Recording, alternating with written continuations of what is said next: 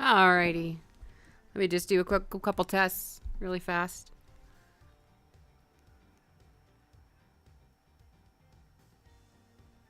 Oh, that music's real quiet. Hold on.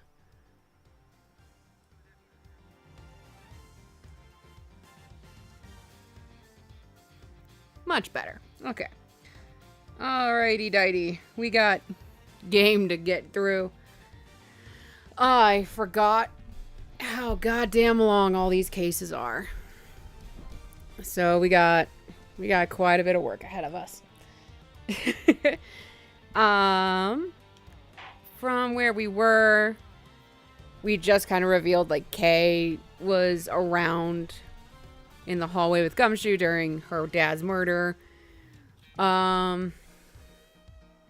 We still don't know much after that. So let's see. Yeah.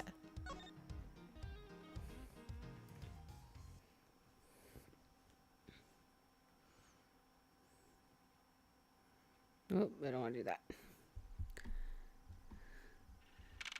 Alrighty. So now, oh yeah, we were gonna do an investigation of defendant lobby number 1 next door to the murder scene. It's a long day. What is this incredibly overpowering sweet scent? It smells like flowers. You weirdo. Uncle Bad, is this it? Hmm? Is that Detective Bad and Kay over there? It looks like she managed to escape the bailiff. No, that's not quite right. That's not quite it. Aw, too bad. But it's so pretty. I think you're still a bit too young to be wearing that. But since you found it, I guess I can let you keep it. No, Bad. I don't know. Not how this should work, my guy. Thanks. I'll treasure it always. Those two seem to get along rather well. Oh, here. I've got something else for you. What? Oh, yeah, a Swiss roll. Yay! Thank you, Uncle Bad. Earlier, I ate one of these with Gummy. Gummy? Oh, you mean Gumshoe. Gummy is... He was trying to be nice to me because I was going to get in trouble. And then he got in trouble because he lied to protect me. Gummy. I know he didn't kill Daddy. Immediately starts eating again. Don't cry. Faraday would be sad if he saw you crying. I'm not crying. That's a rule or something. Okay. Oh, it's the mister from before and the lady too. Don't you think it would be a good idea to go home for the time being? You're not involved in the investigation, so it's for the best if you do. Actually, I'm Uncle Bad's assistant. You're always somebody's assistant. You're never your own woman. Okay. So I'm related to the investigation. Is that so, Detective Bad? Yeah, I guess. What? You were just scolding us like kids to not mess up the crime scene. And now you let this child run free? Why? People are free to investigate things outside of the actual crime scene. You also had a few things you wanted to look into. Got a problem with that? Ugh! I don't have a problem with that, but I am curious as to what Miss Yu is looking into. Uncle Bad, I'm gonna go look somewhere else now, okay? All right, I'm counting on you. Oh, that's right. Hey, mister. Yes, what is it? I know Gummy really isn't that bad, isn't the bad guy. I mean it. So please, find the real bad guy, okay? No. I haven't fallen in love with him in this timeline. I think I'm still straight right now. I don't awaken to my gayness until after the 4th case of the first gay. I won't forgive whoever did this. But in the absence of the perfect piece of testimony and evidence, there is no one else who could be the true culprit other than the Detective Gumshoe. She wandered off while I was pondering. Yeah, it's boring. You're boring, Edgeworth. Those are napkins and shit. Hello, TV. This television is the same model as the one in defendant lobby number 2. Detendant, what? Looks like the 2 rooms are basically the same in terms of layout and supplies. Yes. The 2 rooms are basically the same, huh?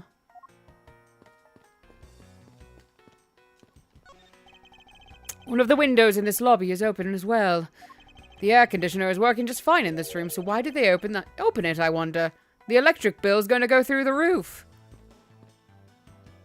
Hello. Detective Bad, what exactly was Kay searching for? Nothing that concerns you, boy.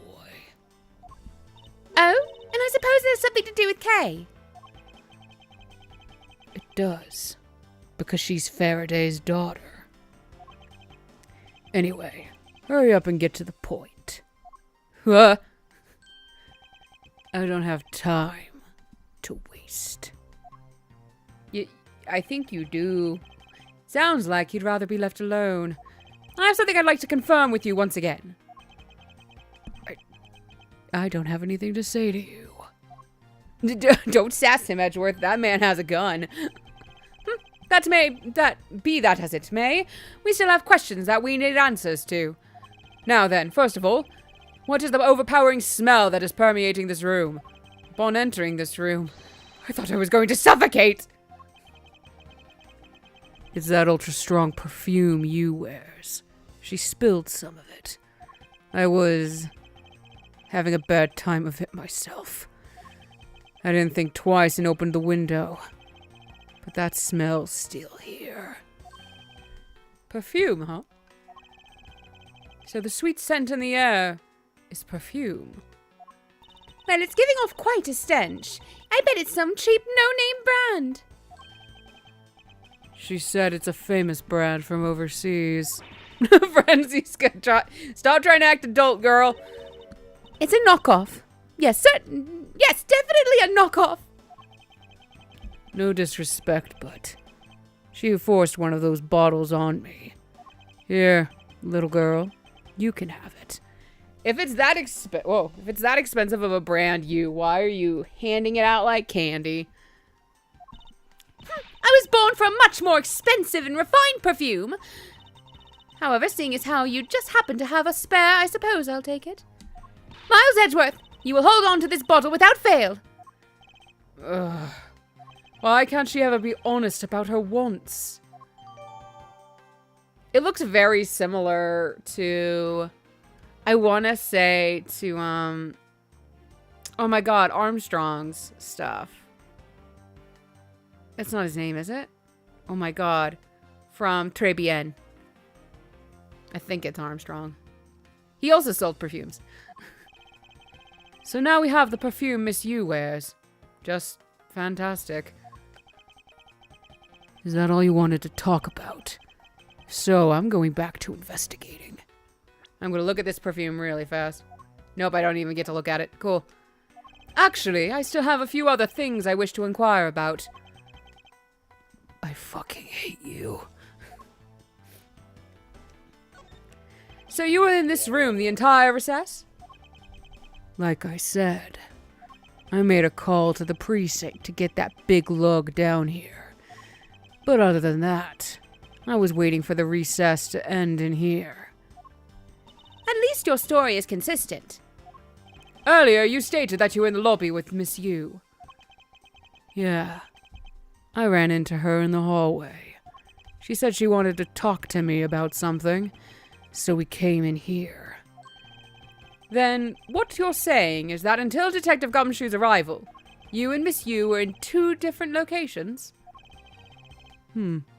Guess I am. Interesting.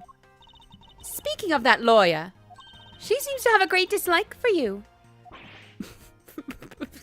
Why did that hurt you bad? You shouldn't care. Let's see. Miss Yu is the sister of the victim of the KG-8 incident. And as I recall, Detective Bad was the lead detective on that case. I wonder if the reason for her disdain isn't simply because you failed to guard Cece, but because you were the lead detective on the case. You knew? I also know that today's trial involved the Cadopian Embassy's staff member. Is being... What? What? Hold on. That today's trial involving... Yeah, okay. Is being referred to as the second KG-8 incident. Now then, Detective, I believe it's time you were honest with me. And told me the truth behind your relationship with Miss Yu and Mr. Faraday. And the KG-8 incident. If you already know that much, I guess it'd be alright to tell you. Now then, I'd like to ask you a few questions about the KG-8 incident. It's not exactly a happy story. Other than the people who were directly involved. You two will be the first to hear what I'm about to tell. I love that it looked like he was smoking, like, I know it's like toothpick is the detective thing, but it's so funny to me that it's a sucker. The honest truth behind the KG-8 incident. Faraday, you, and I. As you already know, we three were involved with the KG-8 incident. Faraday and I, we were originally on the trail of a smuggling ring. You mean the smuggling case involving one of the Amano Group secretaries? That trial was just a front. A facade? Francisca, you don't need to come in with the thesaurus to make yourself look smarter. Yeah, but the case became tainted.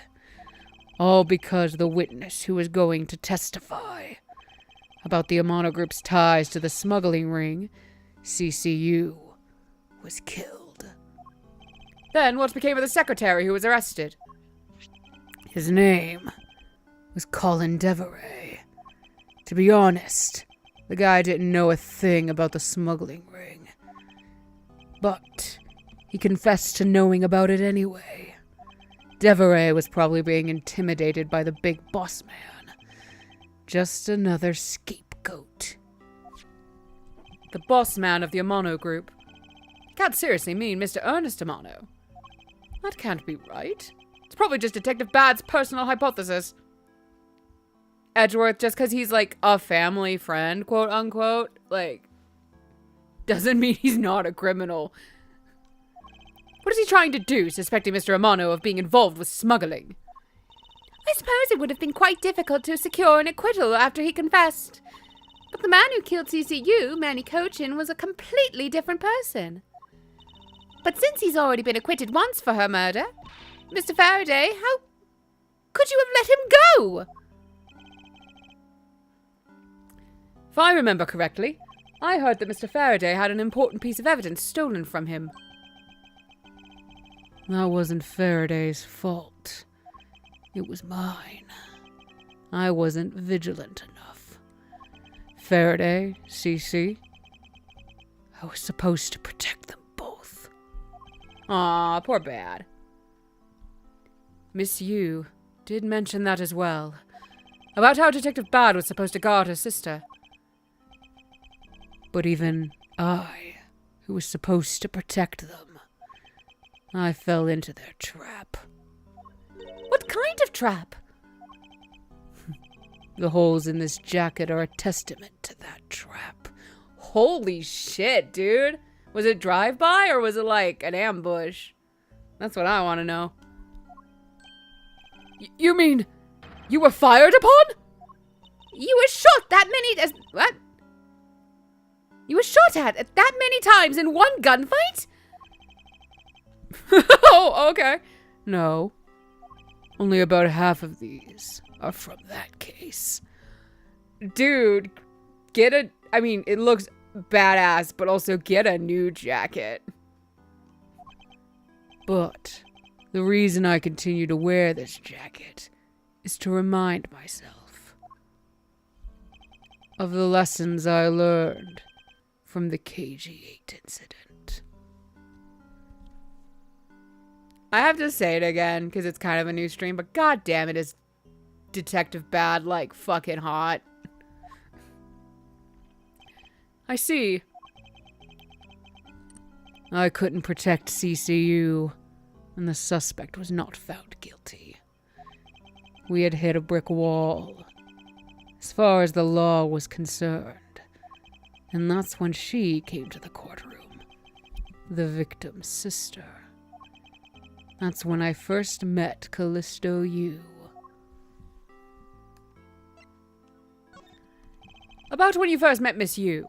It was on the day the verdict of the KG8 incident was handed down, was it not? Yes. Faraday and I. We apologized to her from the bottom of our hearts. It was all we could do. But just saying you're sorry won't bring my sister back, she said.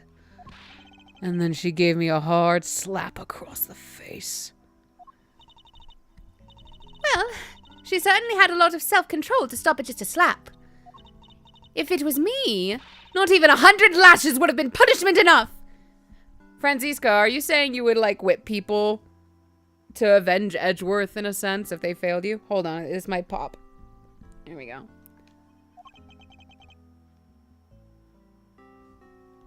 I suppose not. You said it herself. That she never wanted to see either of us ever again. But after that, you've seen her many times over, correct? How has she not gotten a restraining order on your ass? Yeah, Faraday and I. Even after the KG8 incident had come to a close, we continued to hunt down the smuggling ring and got involved in a variety of cases. But it was no use. We cracked so many different cases. But the result was always the same. We couldn't find the real mastermind behind the ring. Is the ring really that bad? Yes, Edgeworth, it must go to Mount Doom immediately. It was in the pursuit of the ring. I know we're talking about the smuggling ring, but now all I can think of is they're talking about the one ring. It was in the pursuit of the ring that we met you once again. It was during another trial related to the smuggling ring. Faraday was the prosecutor, and I, as the lead detective, took to the witness stand. She appeared out of the blue as the defense attorney. Her client was related to the smuggling ring, and she was defending them. Yeah. You was pursuing the ring as best she could as a lawyer. But I think she defended Rel this time. For the same reason. Come to think of it, Miss Yu did say something to the same effect. I'm going to skip through this. I know it was yesterday. But still flashback, and flashbacks add to the time this all takes. Pause if you want to read it, I guess.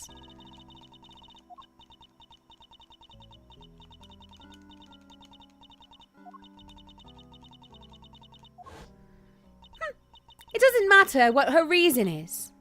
Helping a criminal is just despicable. You're so naive, little girl. I could have stolen this lollipop from you. That's how naive you are. How dare you insult the daughter of a Von Karma!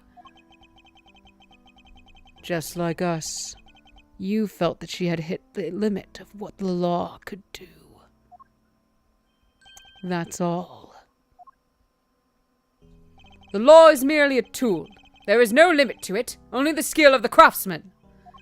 You two are still too young. But one day, you'll know what I mean. But enough sidetracking. What matters is that we met you again in pursuit of the smuggling ring. That's all. So what was your relation to Mr. Faraday? You even seem to know Kay fairly well. I met him when he was a rookie prosecutor. Known him ever since. And Kay, I've known her since the day she was born. Faraday and I, we cracked quite a few cases together.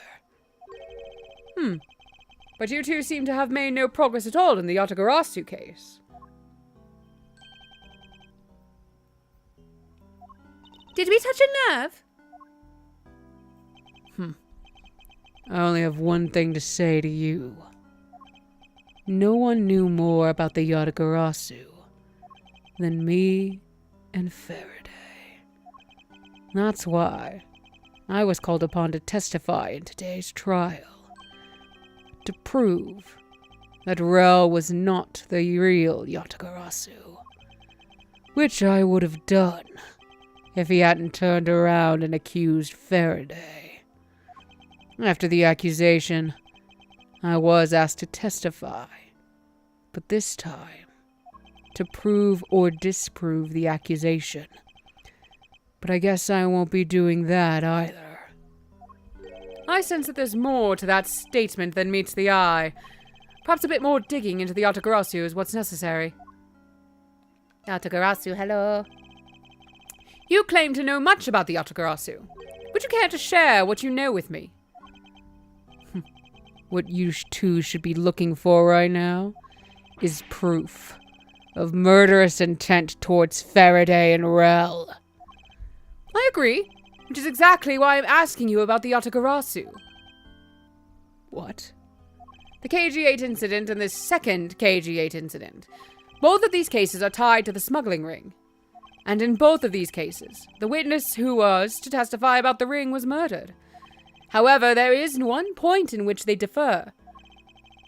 It's not defer, it's differ. There is a difference between those two words. Oh boy. And that is the presence or absence of the great thief Yatagarasu. Mr. Rel claimed to be the Yatagarasu. However, in the middle of the trial, he suddenly declared Mr. Faraday to be the real Yatagarasu. Then, during the recess, they were both killed. Don't you find that to be the least bit odd? Miles Edgeworth! Stop beating around the bush and just spit it out already! I believe that there must be some reason that the two men suspected of being the Yatagarasu were both killed at the same time. A reason, huh? And so, in order to catch Mr. Faraday and Mr. Rel's cold-blooded killer, I feel that I need to learn as much as I can about the Yatagarasu. If it will help you solve this case, then I'll tell you. I'll tell you the reason why we've never caught the Yatagarasu. What was that sudden outburst for? You almost made me whip you by accident. That was on purpose! It still accidentally whipped me anyway! Oh my goodness, hold on. I'm gonna sneeze, I think.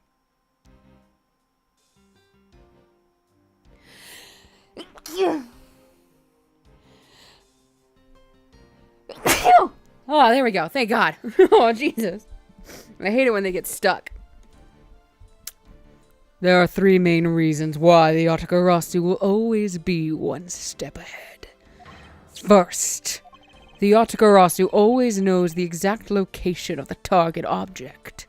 They're psychic. Second, the Yatagarasu always knows exactly how to disarm the security system, because they invented it. And third, the Yatagarasu doesn't leave a single shred of evidence behind.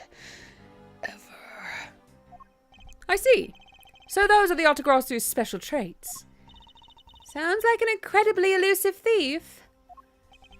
The Yatagarasu has never been caught on tape, never tries to draw anyone's attention, and would never do something as lowbrow as commit murder.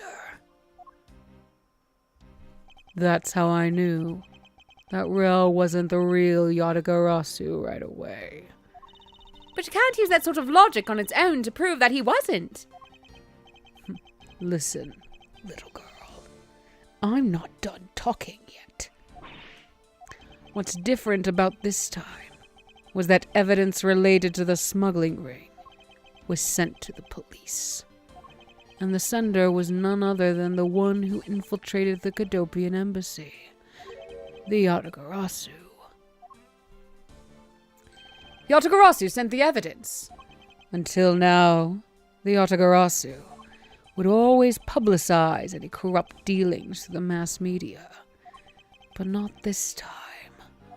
The evidence this time was something only Faraday and I, and a select few others knew about. In that case, how can you be so sure that it was the Yatagarasu who sent it? That's easy. A special card that only the Yatagarasu uses was attached. That's how I could be so sure. And just what sort of card is it? A lot of villains use these cards. We had the Master Mask, we had Shelly Tequila. I mean, I don't know about these things yet, but I do. Here, take a look at this article. Whenever the Yatagarasu wants to publicize something, a white card is sent along with the stolen information. But when we questioned Rel about what was sent along with the white card, Rel had no idea what it was. Ah, and that's how Detective Bad knew that Mr. Rel was a phony. Thank you very much. I have a much better understanding of the Yatagarasu now.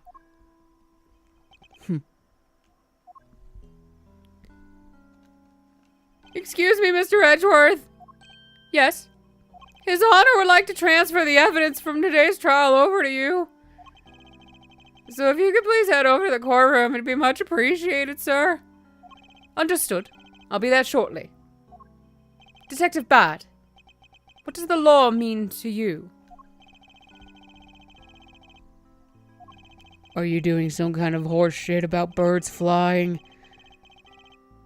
I swear to God, I hear it all the time. Finding the answer to that question is the only reason I'm still alive. I became a prosecutor to find the answer to that question myself, and to play a part in ensuring that all criminals everywhere are found guilty. Oh, hello, Your Honor.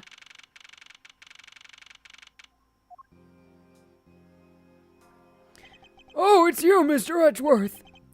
It appears that His Honor is still a bit dispirited. For the first time today, I experienced what it's like to stand at the witness stand. Now I have a greater appreciation for just how hard it is to give testimony. Well, there's no reason for you to be all depressed about it, Your Honor. As a judge, no one expects you to think about anything other than the verdict. Franziska, there is no need to further depress His Honor. But I'm not trying to, Miles. Your Honor. Your Honor, I've come to collect the evidence that was to be transferred to me. Your Honor. The evidence? Are you dying? Are you having a stroke? Your Honor! Oh! You! Yes, can I help you? I'd like to collect the evidence now, sir. Your Honor, do you think you can stay focused long enough to at least do your job? Yes, I'm sorry. And I would, except that the defense attorney has yet to arrive. She is busy with the investigation. So let's keep this brief, shall we? Very well. In that case, please confirm that all the pieces of evidence are present. How would I know if they're all present? Do I have a list? I mean, we've talked about having lists before in the past, but still. Furthermore, the evidence that was used in the murders of Mr. Faraday and Mr. Rel are also included. So please go ahead and use them in your investigation into their case. Understood, Your Honor. The pieces of evidence that were used in the murder of those two men. This could be a very good chance for me to find new leads regarding their case. And maybe even something that will finally lead me to the truth. I've placed all the evidence over at the prosecutor's bench for you. I see. Thank you very much. I will go and confirm that they are all accounted for. But I want to read this. Oh, the lag. Hi. Evidence that Miss Yu prepared is just sitting here on the table. You know you can't just walk off with it, right? Of course I do. Miss Yu must have been caught off guard by our client's sudden accusation. I wonder how she would have defended Mr. L in that case if he was still alive. I wanted to look at it, but it's fine, whatever. So this is the evidence related to today's Cadopian Embassy trial for Mr. Faraday's bag. You mean the evidence bag that was on the table in lobby number 2, right? Yes. Finally, we can now take a look at the evidence itself and not just data about them. Let's be sure to thoroughly examine them while we have the time. Agreed. I want to take a good look at all the evidence from the embassy murder, too. And why is that? Because I still don't fully understand what today's trial was about! Ah! Oh, that was Edgeworth. That whip hurt. Don't point your crop at me just because you don't know something. And don't you try to order me around just because Papa chose you today! Stop yelling in the sacred hall of law! I see someone is still sore about not being picked by Mr. Von Karma. It's also real. To see the knife up close. So we have a knife, the gun, an envelope, and what's this organizer doing here? Oh, that's right. I completely forgot to tell you. About what, Your Honor?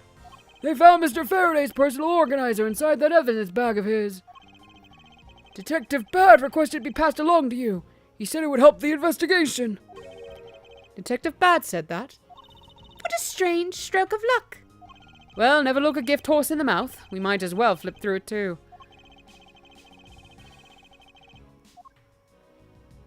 Hello. It's the knife that was used to kill Mr. Faraday. Who would have thought that such a beautiful piece of art could be used for such a cruel act? And it never crossed your mind that you use your riding crop for the wrong purpose?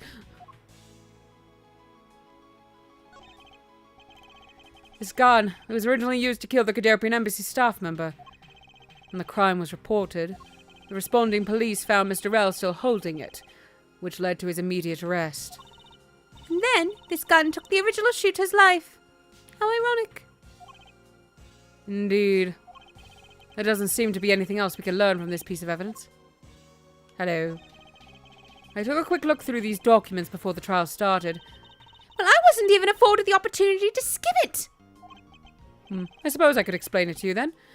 Yes, you should. Perfectly, and perfectly and in its entirety, if you please.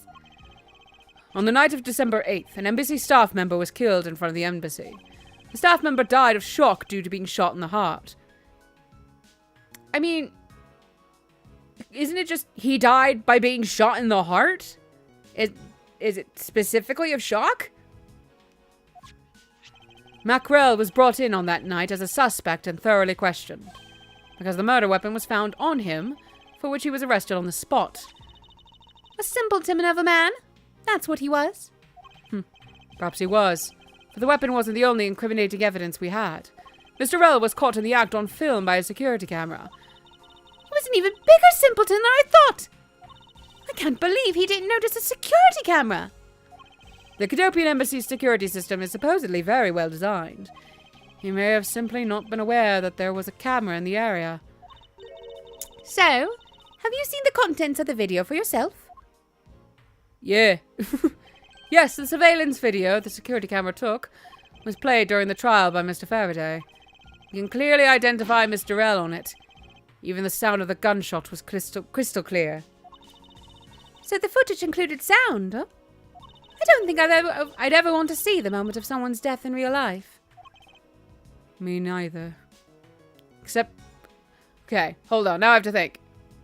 Edgeworth hasn't witnessed the exact moment of the murders. And neither has Franziska, but they've all seen, like, attempted murders.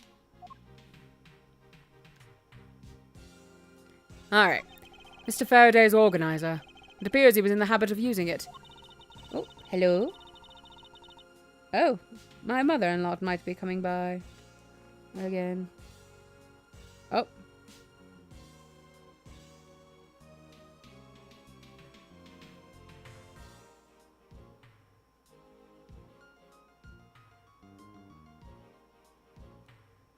So I will be having to pause the stream, probably in the next 5-10 minutes.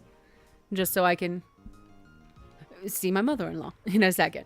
Yeah, it probably won't take too long. Looks like he wrote his strategy for getting Mr. Rell convicted down in here. What the fuck was that? Holy shit, that scared the shit out of me. Was that a fire alarm thing? Is the battery dead?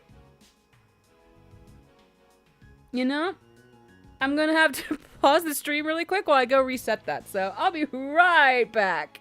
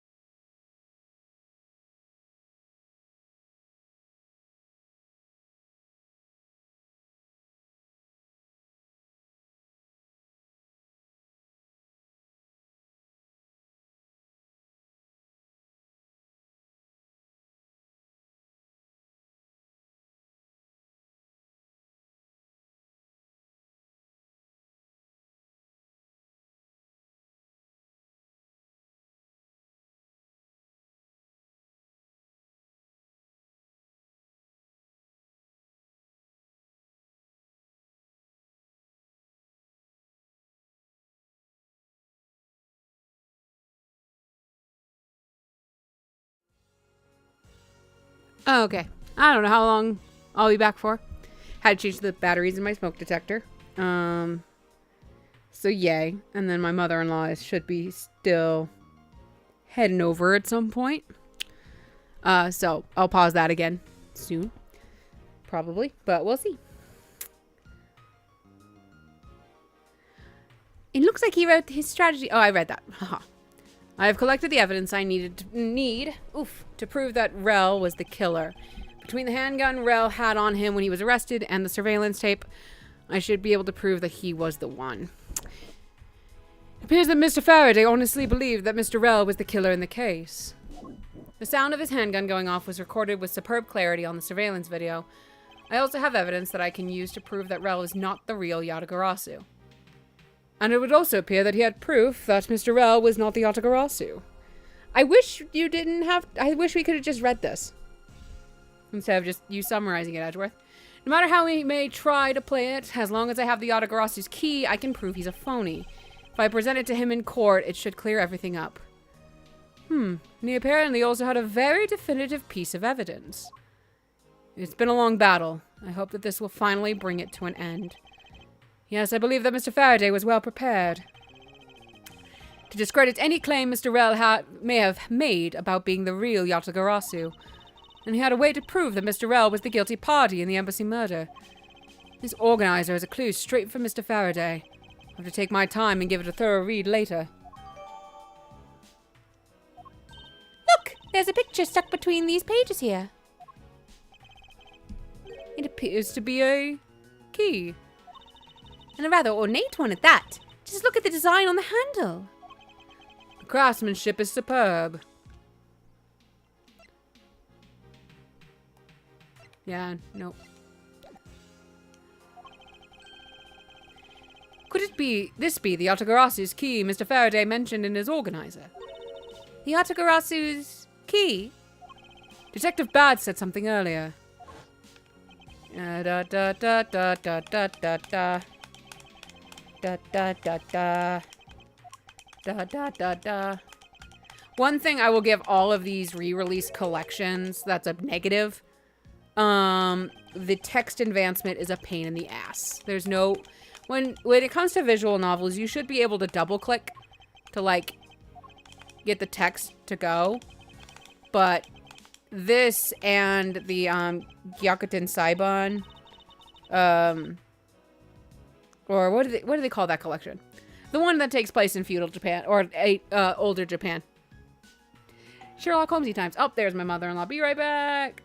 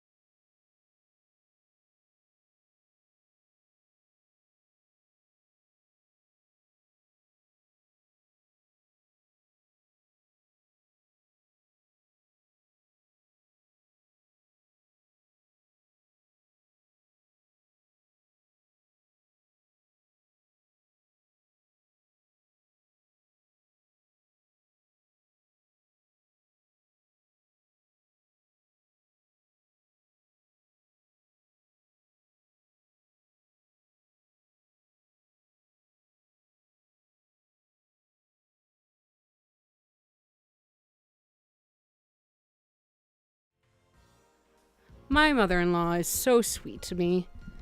And to us. She brought me snacks. When she goes grocery shopping for her for her house, sometimes she'll just like buy us all things. And it's really sweet. But because we live, woo, messing with my mic. But because we live closer, like all of her kids live close, but we're like the closest. So she always just like, hey, I just stopped by the store. Do you mind if I drop some stuff off? And I'm like, yeah, come on over. I'm not going to turn down free groceries. It's very sweet. So now I got chips and dip. I'm going to eat some while we go. Once my setup stops fighting me. I got up too many times. Mr. Faraday must have been trying to keep the secret key safe. As the prosecutor on both the Yatagarasu and smuggling ring cases, that's to be expected. You don't want your stuff being stolen.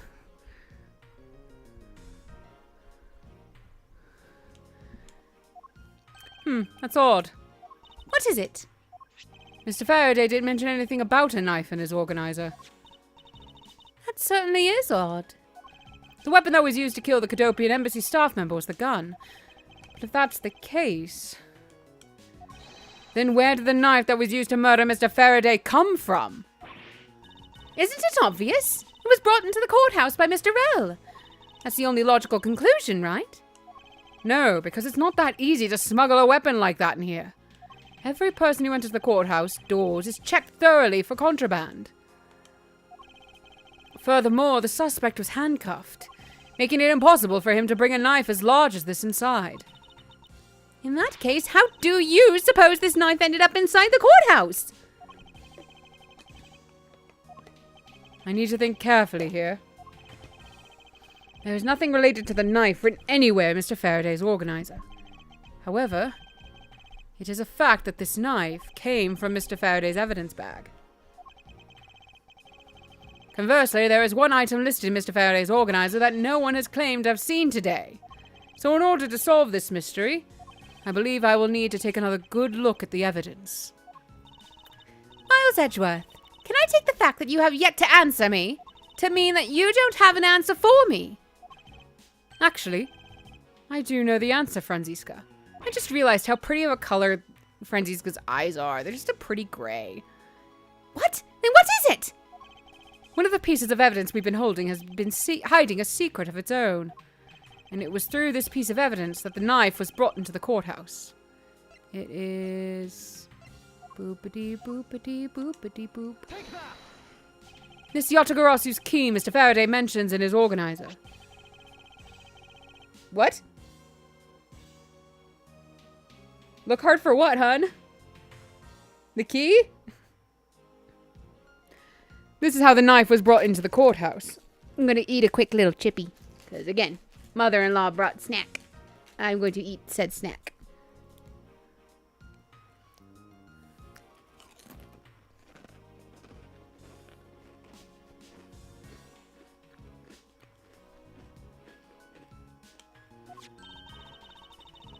You're not making any sense, Miles Edgeworth.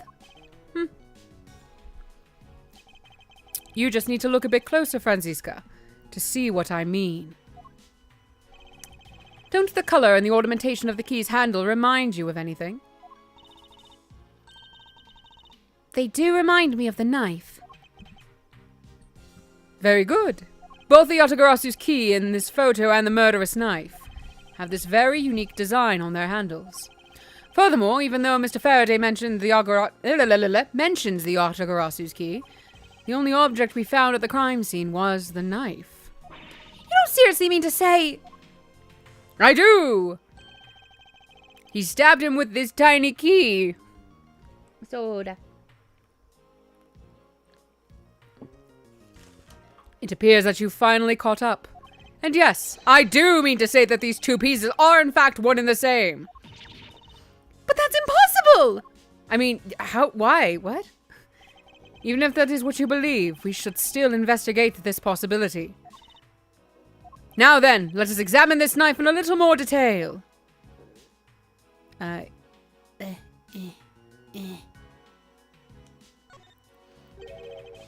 the weapon that was used to kill Mr. Faraday. The handle and the blade itself both have beautifully designed designs worked into them. I can read. Look, there's a flower. Even a flower-shaped design in this gold section here. If this hadn't been used as a tool for murder, I'd want it for myself. She seems to be drawn to the embellishments. Too bad this isn't mine to give.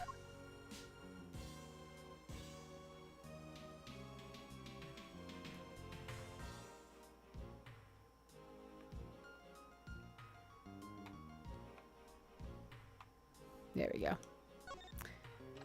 Whee! I can't believe it turned into a key. To think there was such a trick to this thing. So the weapon used to kill Mr. Faraday is actually the key the Yatagarasu stole.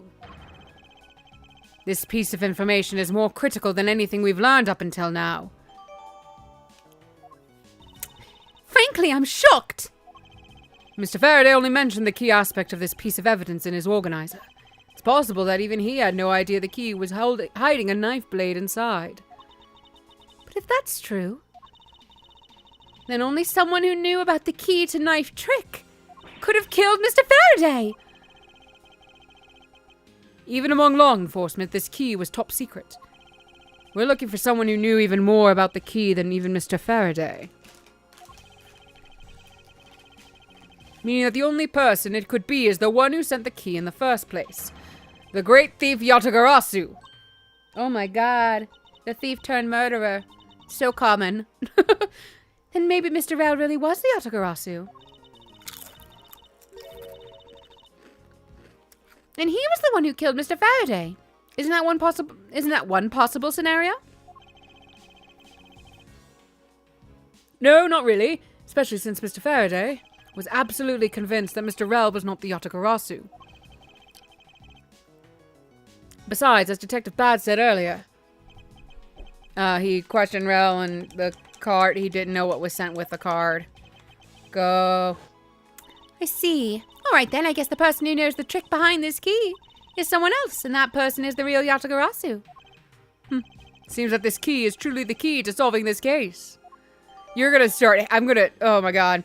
I'm starting to get flashbacks. You're gonna hate the word key by the end of this whole game. Ugh. It's bad. That's odd. We're short of one piece of evidence. And the piece that's missing is the surveillance video that was played in court. A surveillance video? How could a piece of evidence just disappear? Where did it go? The video showing the moment in which Mr. Rel committed the murder. Where could it have gone indeed?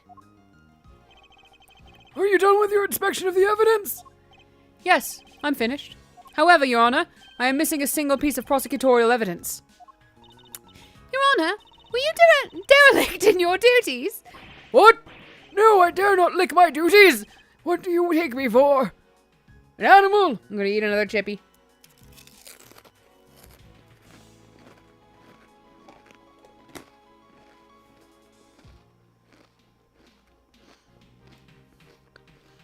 See, it's lunchtime. I'm not gonna eat lunch. I'm gonna eat a snack.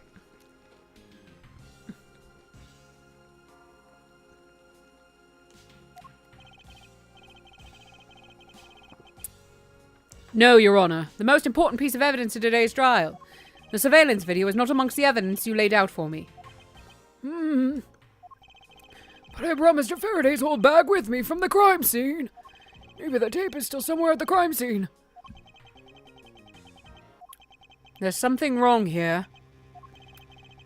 Something about this missing piece of evidence. It would appear that for me to find the answers I seek, I will have to pay another visit to the scene of the crime. Defendant lobby number 2. Right, now I remember how this murder was done. Oh, hey! It's you! Yay.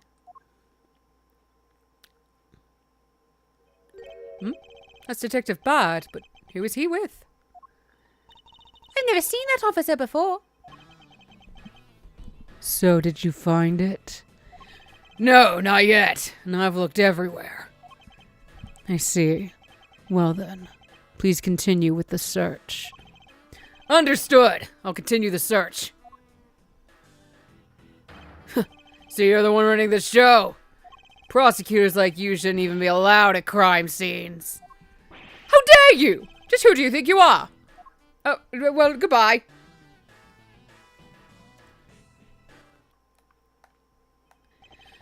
What was that all about? And who was that man just now? Whoever he was, I've never even... Whoever he was, I've never seen a more impudent officer in my life.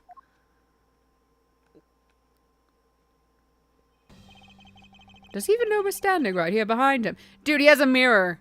I mean, I know it's a small one, but knowing a detective, that moving of his head is, yeah, he could be checking out his beard, but it's like, no, he's checking his behind. He's looking behind him. I know you're standing right behind me. What do you want, kids? Looks like you were paying attention after all. Of course I was. I have eyes in the back of my head. Ah, so that mirror isn't for vanity's sake. At least you've picked it up, Edgeworth. It's for him to keep an eye out on who or what is behind him at all times. So tell me, Detective Bad, who was that rude man just now? The guy came here from the Republic of Zhangfa to study. He's Agent Lang. I wonder if it's Zhangfa or Zhangfa. I'm very bad with pronunciations. He's trying everything he can to revive the lost honor of his family. He's traveling the world to study different philosophies of detainment from scratch. By visiting various police departments around the world, he has a lot of dedication. At least he got to knock out 2 in 1 with us here in Japanifornia. He's still just a rookie cop, but I sense a strong grudge of some sort from him. The guy's more useful than Gumshoe, even if he is rude. Well, he sure has a lot of guts to come to this country and give prosecutors a hard time. I agree. However, I can think of one young lady that statement also applies to. Anyway, what was that agent looking for, Detective Bad? Earlier, that little girl was poking around in lobby number 1 as well. Like I said before, it's got nothing to do with the two of you. I highly doubt that. It has nothing to do with me. Fine, if this is the game I must play, then I will take this opportunity to draw out what he's been hiding and what happened in this room straight from him. After I think I can look here. I want to look here. This is one tiny TV. Detective Gumshoe was rather shocked at this and said it was huge compared to his own. Oh, poor people! Anything you compare with something he owns will always be grandiose. Speaking of grandiose, I'd say that ego of yours could use a little deflating. Okay. I thought I could. Okay. We have to talk to. I suppose it's impossible to enter or exit. What? No, I wanted to talk to him, to Bad. Fine. Thanks to these bars. I suppose you're right. Actually, that's not true. I bet a person of small stature could slip in. Franziska, would you care to help me test my theory? Drat! I must remember to be more tactful around the vertically challenged! Oh, she didn't even whip you. She just whipped you with her mind? Okay, hi. I want to talk to Bad. Earlier, you were in lobby number 1, and now you're here in lobby number 2. You are quite the busy man, Detective Bad. Multiple returns to a crime scene brings about success. That's what we detectives say. Oh, hello, Muffin Boy.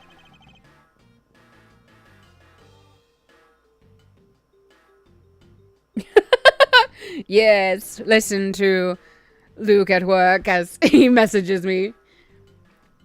Hold on, go take a sip. There we go. You wouldn't mind if I asked about what happened again, correct? I don't have anything left to say to you, boy. Boy? You'll see. I will draw my answer from you one way or another. We're so easily insulted as baby Edgeworth. Would it kill you to help us even a tiny bit in our investigation? I gave Faraday's notebook to the judge earlier. That's help enough, don't you think? Please, we are asking you for just a bit more of your cooperation. Don't push me, kid. I'd like to ask once again about what happened around here at the time of the crime. I refuse to answer. Any more investigating you do would be a waste of time. Besides, how am I supposed to answer questions about things I don't know about? Things you don't know about? But aren't you supposed to know everything? Franziska, no. He should. Edgeworth, no! Wait, is it possible? Maybe he doesn't know about the trick behind that piece of evidence. I should try showing it to him. It may prove to be the key to getting some answers from Detective Bad. Oh, excuse me.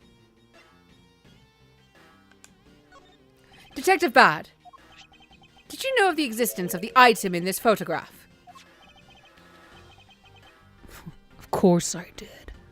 It's my job to know everything related to the Yatagarasu case. In that case, let me ask you something. Did you know that the knife that killed Mr. Faraday and this Yatagarasu's key are one and the same? What? That's impossible! Looks like you didn't know after all. You should have asked this question differently.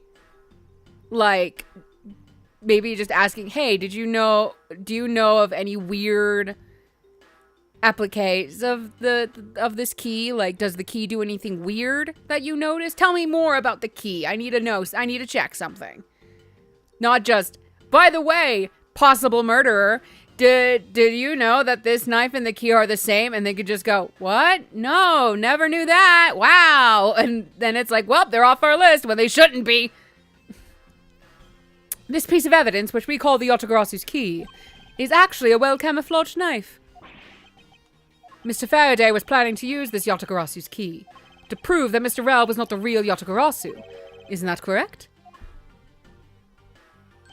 I guess so. However, Mr. Faraday had no idea that it was, in fact, a knife. Yeah, I have to admit, neither or one of us knew that fact.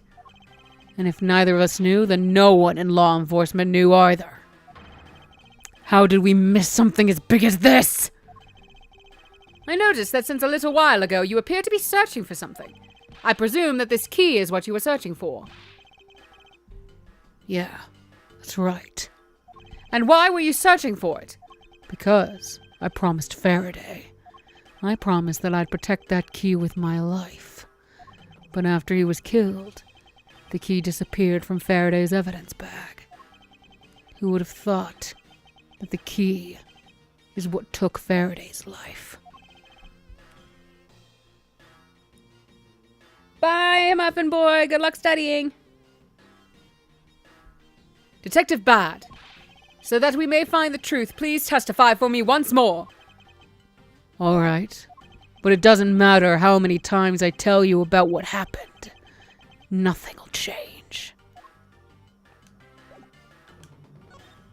Detective Bad, I ask that you please testify once more about what happened in lobby number 2 and what you experienced in lobby number 1. My answer is still the same. And this is the last time I'm going to do this. That's fine, because I only need this one last time to clear everything up and find the truth behind this case. Gonna take a little chip. Snack.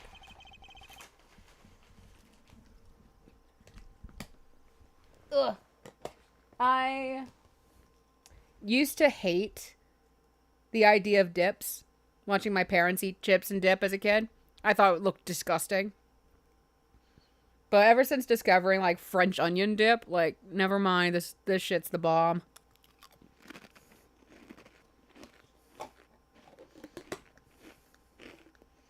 Or,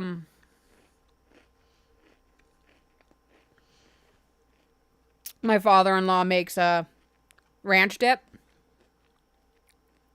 And that shit slaps too. But he does like the sour cream and ranch packet thing. That shit's good. I don't know if I'd like the Lay's bottled ones or whatever. Those feel like too artificial because they don't need to be refrigerated, which is weird.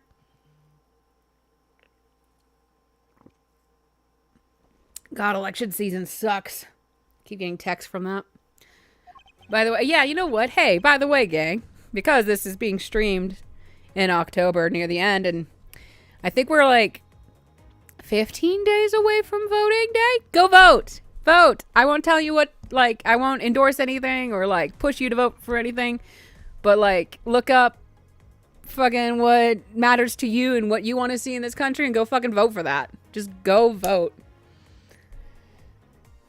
I was in lobby number 1, talking with you. We were talking about some trivial things.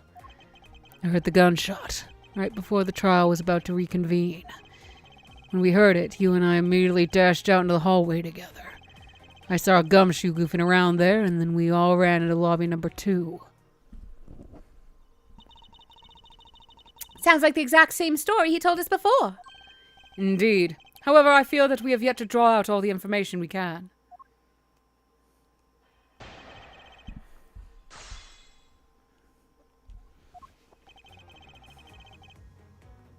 Alright, we knew that. I want to talk definitely about this. Hello. What kind of trivial things? I was hoping you could expound on what exactly you were discussing with Miss Yu. Trivial stuff. It was nothing important. That's for me to decide!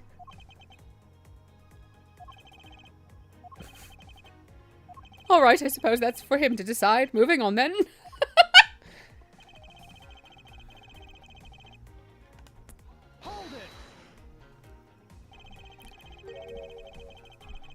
Until you heard the gunshot, did you notice anything else that was out of the ordinary? I didn't hear any other strange sounds until that gunshot. The gunshot Detective Bad heard was really the one from the murder. That could give that one other piece of evidence an entirely different meaning. It does? What other piece of evidence? The balloon? I guess.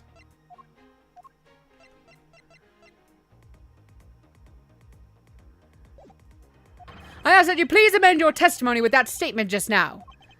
Sure. I didn't hear any other strange sounds until that gunshot. I guess I'm assuming I'm presenting the balloon here.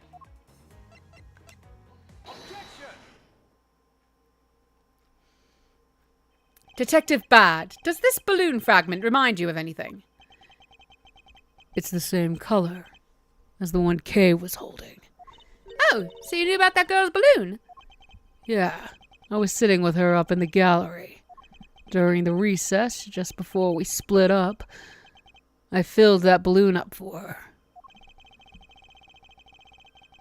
The way it floated, like, dude, is your lungs filled with helium? Am I doing your voice wrong?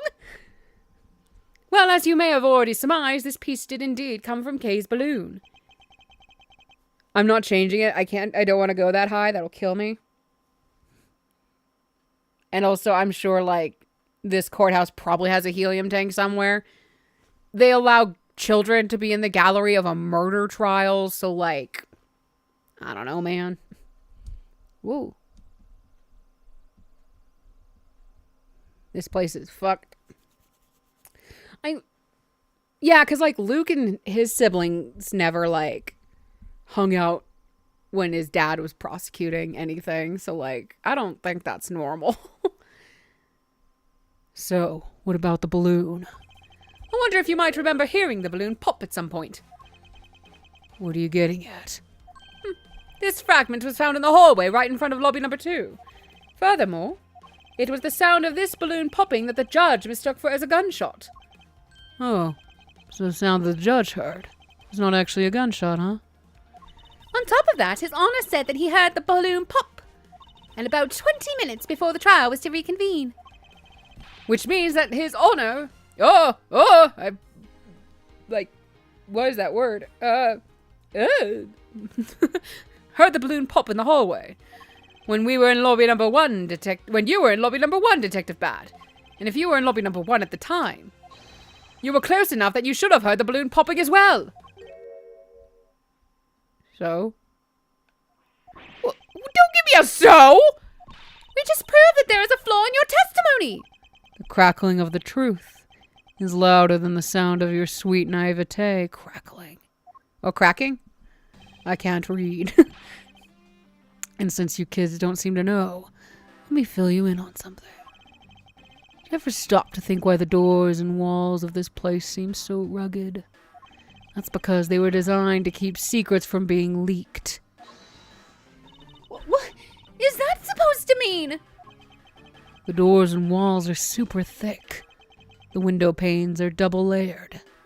To top it all off, even the curtains are made of a special sound-absorbing material. Then you mean... Since I was shut up inside lobby number 1, there was no way I could have heard that sound. You dumbass. Holy shit, Bad. Bad, you gotta be better about this dude. No! I knew that he was going... Then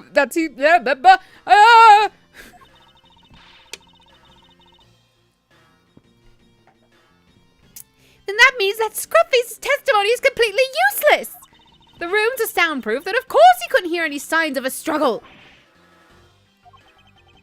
That's also why it's only natural that I didn't hear the balloon popping. Now, do you get it, kids? Miles, I thought we were supposed to be the ones finding flaws in his logic. Not the other way around. The other way around? Oh my god, I'm gonna fall in love with this and be very annoyed at the same time by that exact turning of thought. Ah, Phoenix Wright! It's not possible to hear the sound of a balloon popping if one were in lobby number 1. However, if we examine the situation in reverse, a person standing in the hallway should not be able to hear a real gunshot either.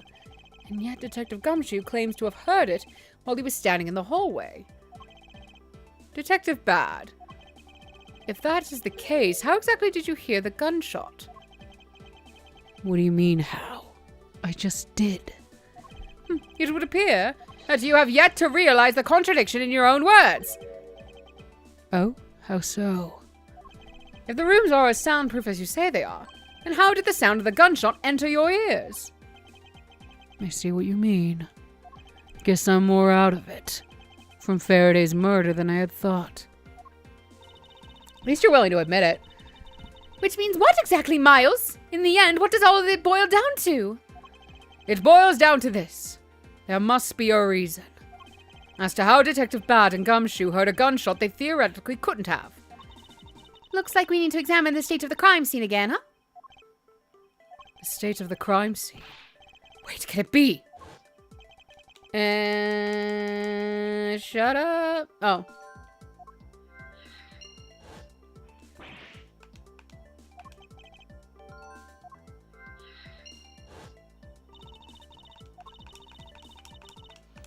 Logic.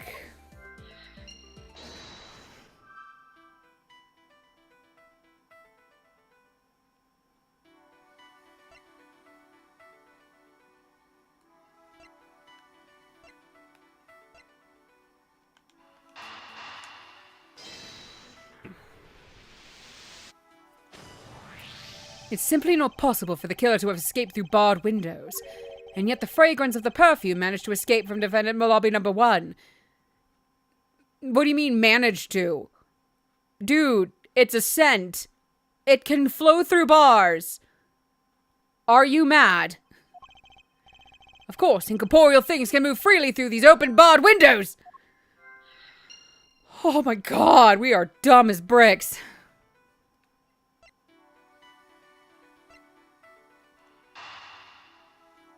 I think I matched these first. Yeah. Now then, what else besides the smell can go both in and out of an open barred window? The answer is sound! I'm sorry, I have to take a second. This game... Like, the other Phoenix Wright games, they also have these, like, really dumb moments where it's like, yeah, no shit. But at the same time, they're not when you're presenting, like the one I'm thinking of specifically, but I think worked fine because it's like, oh, it's obviously obvious. And so it makes it like, oh, the killer is missing something. Was game 2, case 1, with the killer not being able to recognize a yellow catcher's glove for what it was. He thought it was bananas, and that was trying to lead us to go, oh, he's nearsighted, I think is the right word. He's nearsighted, so it's a blurry mess right now because he doesn't have his glasses. Oh, well, he says he doesn't have them. He doesn't know where they are. But we found crushed lenses under the body. And so, you know, that's about as dumb as I remember the first 3 games getting. This is so dumb. Like, yeah, sound. We have to logic this. We have to technically present evidence to this. And that's so stupid. I'm so mad about it. So no matter how careful the killer was, if the windows were open, the jig would be up. And since the windows in both defendant lobby number 1 and in the hallway were open, that explains how the sound of a gunshot could be heard in both locations.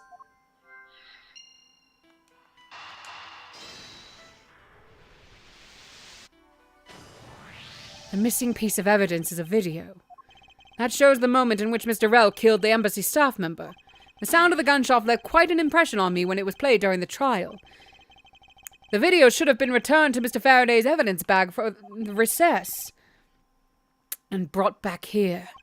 If it disappeared after that time, it's possible that the tape is still here in this room. Eureka!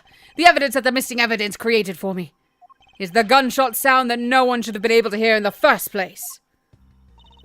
Miles, what have you been thinking about? Stop wasting time thinking and let's start looking again.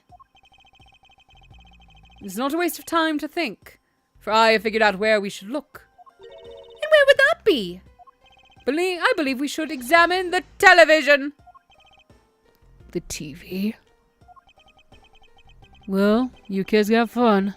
Go ahead and examine whatever you like.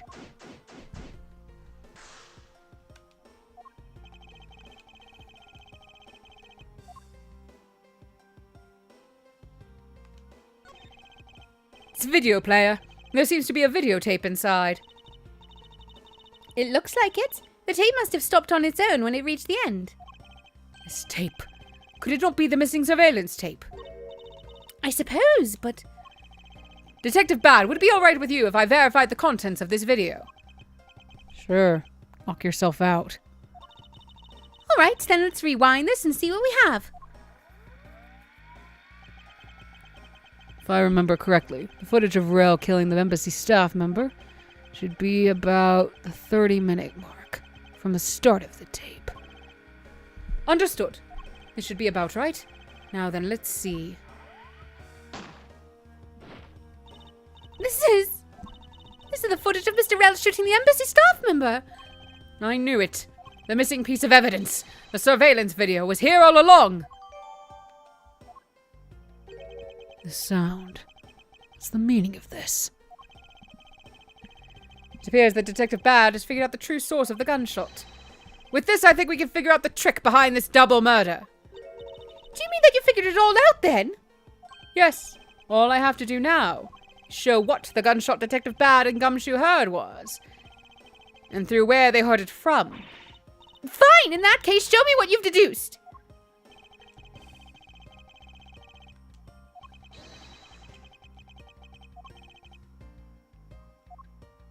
Oh, this is where it came from.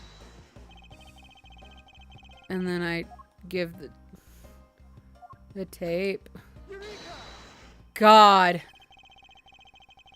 you have to... If the door and windows to the crime scene, namely this room that we're in, were closed, the killer could have used the gun and no one would have been the wiser. That's true. This courthouse does seem to be well designed for such a thing, as it were. However, what happened in reality was, Detective Gumshoe, Detective Bad, and Miss Yu All three of them heard the gunshot. Well, the windows in lobby number 1, 2, and the hallway were open. So naturally, the people in those locations could hear it. Ah, but then, why would the criminal open the window in the first place? To allow the gunshot to be heard, I suppose. Correct. That's the only logical conclusion we can draw from this. But why was that necessary in the first place? I want a real answer, Miles. I demand satisfaction. Very well. I believe that the killer wanted to manipulate our perception of a certain fact. It was when the crime took place. The killer wanted to fabricate the time of death to their precise wishes, and they used the gunshot in the surveillance video to do so. So that's why the tape was left running. You mean the gunshot I heard was from this video? Yes, which means that the murders really occurred at an earlier time than we thought. Must have been during the recess, but before Detective Gumshoe was on guard duty. Someone who has no alibi for that time period, and planned this crime out in advance. That person is the real killer.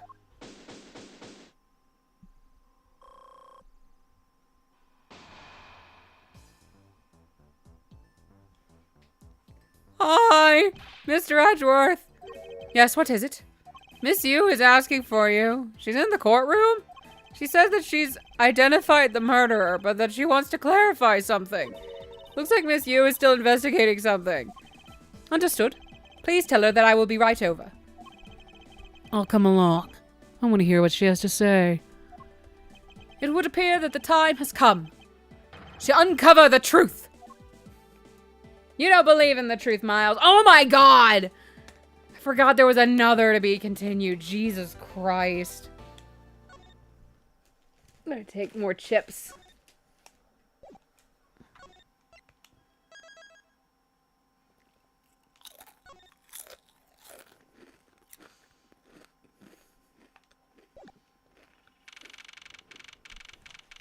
One more chip, and then I'll focus.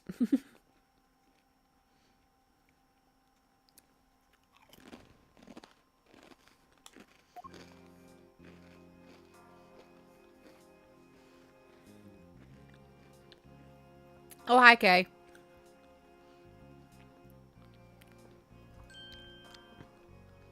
Kay, what are you doing here? Oh, hello, mister. I'm still investigating. But the object you're looking for has already... Kay, don't mind him. Please continue with your investigation. Okay, you got it. Detective Bad, haven't we already found what you were looking for? If it means I can keep her in the dark just a little longer, any little task will do. Oh, you're more sympathetic than I thought. Shut the fuck up. No, Bad should have been in the witness stand. I've been waiting for you, Edgeworth. I've also been waiting for the moment in which we can finally lay this case to rest. The moment we can Wasn't that when we placed Detective Gumshoe under arrest? I think we've more than solved this case already. Don't you? Well, see?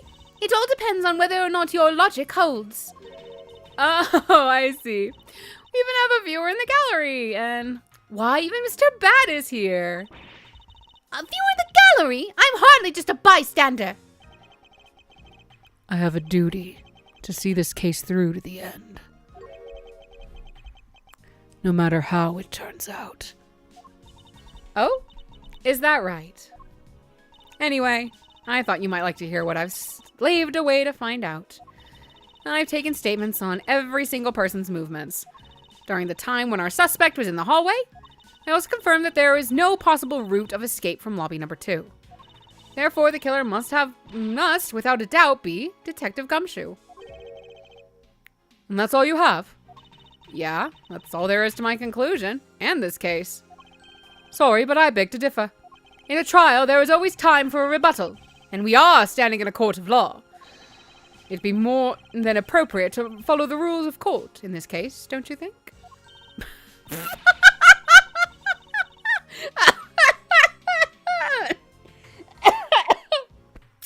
Oh, how absolutely like a rookie to think such a thing. But all right, I'll play along. I'll give you a proper testimony. If my logic is correct, then I've already won. All I have to do now is prove it by showing who the real killer is.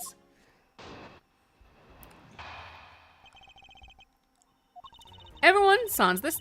Whoa, God. Is it sans or sans? Everyone, sans the suspect, has an alibi for when the gun went off. Furthermore, the areas around the crime scene have all been thoroughly investigated, right? I also confirmed that there is no possible escape route from lobby number 2, which leaves us with one unshakable conclusion. The Detective Gumshoe is the killer. Now that you have your testimony, I expect a good rebuttal, Edgeworth. Better actually be fucking good. But of course, there is no need to confront her logic head on right now. I should instead focus on drawing out any trump card she has up her sleeve.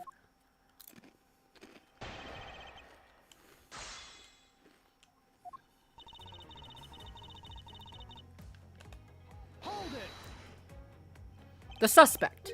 But I thought that Detective Gumshoe's alibi has already been proven. Are you joking, Edgeworth? I assure you, this is no joke. Look, I know you heard from the judge earlier, but the detective was in the hallway with Mr. Faraday's daughter eating a Swiss roll. Yes, that is correct. But see, that was 20 minutes before the real gunshot went off, right? And the problem is, there's no one else who can corroborate or what he did since the snacking. I see she's done her research well. Which means that I should focus on drawing out whatever trump card she's withholding.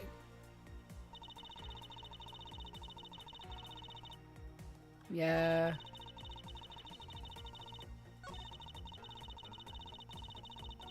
Nope, I gotta just press everything. Whether they have been thoroughly investigated or not is for me to decide. The scrunched eyebrows and lines on your forehead are back. Oh, Jesus. Anyway. Even if you believe it hasn't been exhaustive, the crime scene lobby number 2 has no way out other than the hallway Detective Gumshoe was standing in. And because he claimed to be there, that makes him the only possible suspect. But isn't it also possible that someone escaped through a window and into the garden? That's the first place everyone looked, silly. Oh, the police aren't a bunch of lazy bums. They looked into every possibility, you know. Isn't that right, Mr. Bad? Yeah. There wasn't a scrap of evidence to suggest someone used one of the windows. There also weren't any footprints or anything in the courtyard garden. I suppose they really did check everything that could be relevant to the case. I was in a tiny world.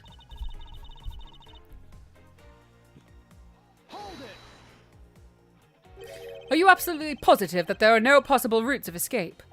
Of course I'm sure. Why are you so certain? This is a courthouse, the place where criminals are brought to be judged. If there was an escape route, I'm sure every criminal would be using it to escape. It's just common sense. Miles Edgeworth, I suggest you use a bit more of it in the future. Ow! You bitch. You may think it's unshakable, but to me, there are still too many unanswered questions. For example, who was it that placed the gun in Mr. Faraday's hand? But you're the only one who's still wondering that. Oh, Detective Gumshoe probably had no idea which hand Mr. Faraday used to write with. Even if you know someone, it doesn't mean you'll know which hand they write with, right? I mean, I certainly don't care about that sort of thing.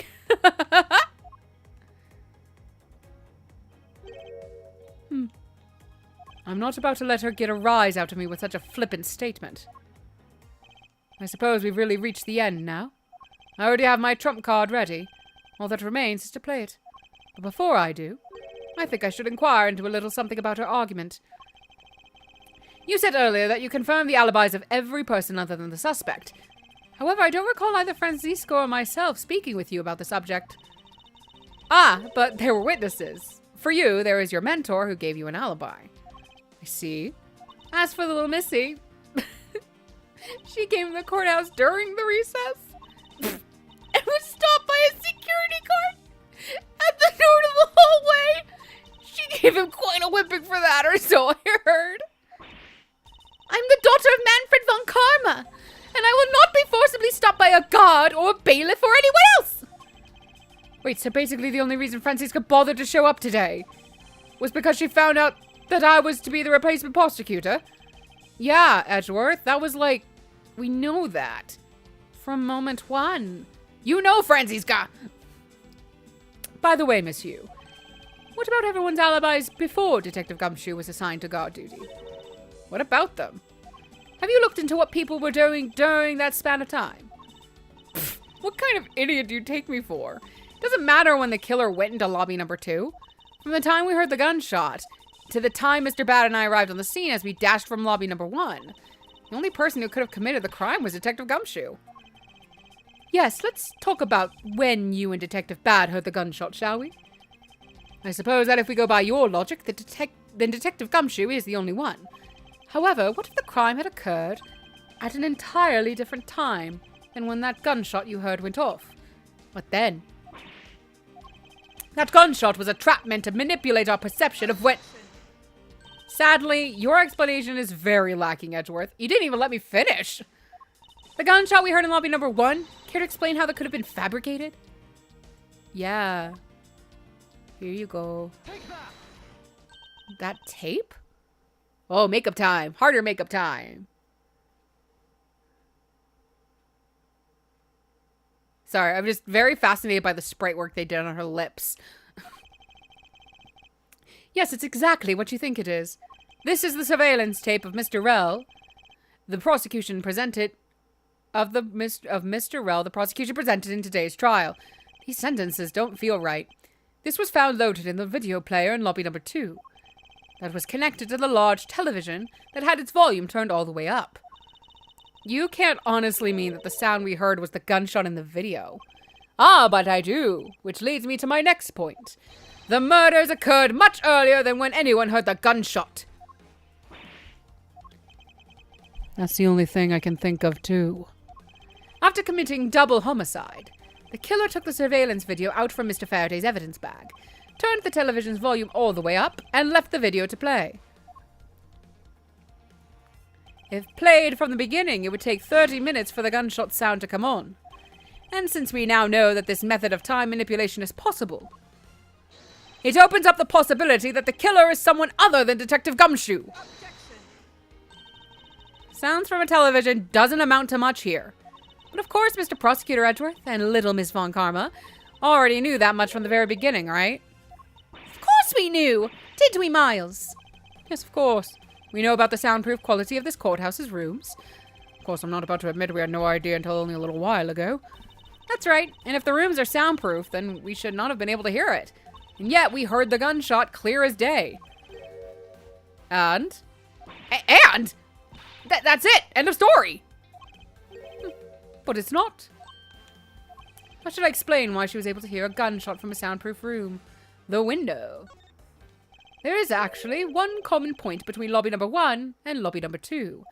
And it is that despite the fact that both rooms have air conditioners installed, a window was open in each. Now we know that the window in lobby number 2 was opened by the killer. However, a window in lobby number 1 was also opened. It's probably just coincidence that they were both open at the same time. It was no mere coincidence, I assure you. Why was the window open in lobby number 1? The answer is that a certain person did something to cause the window to be opened. And the person who triggered that action, that person is the real guilty party. The real killer in this double murder is...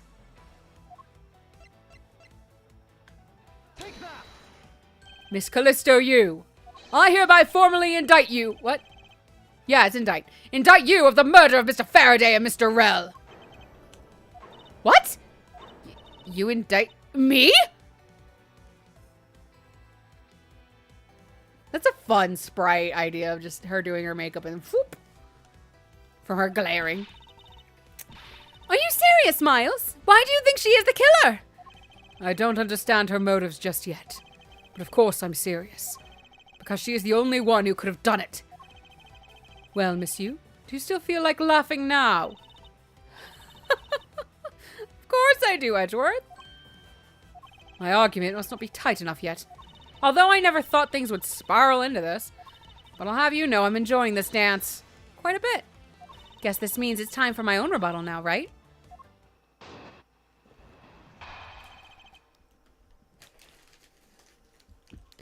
You argue that the window was open. However, do you have proof it was I who did that?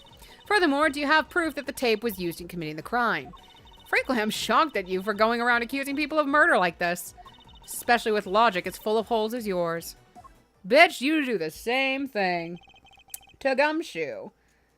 God, I hate these hypocritical assholes. This is where it really starts.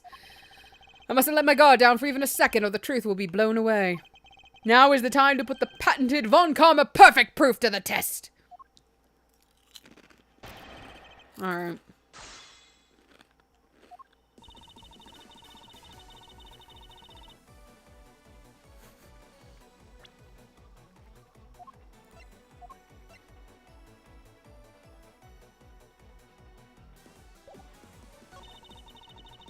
I want to say I could just present the perfume here.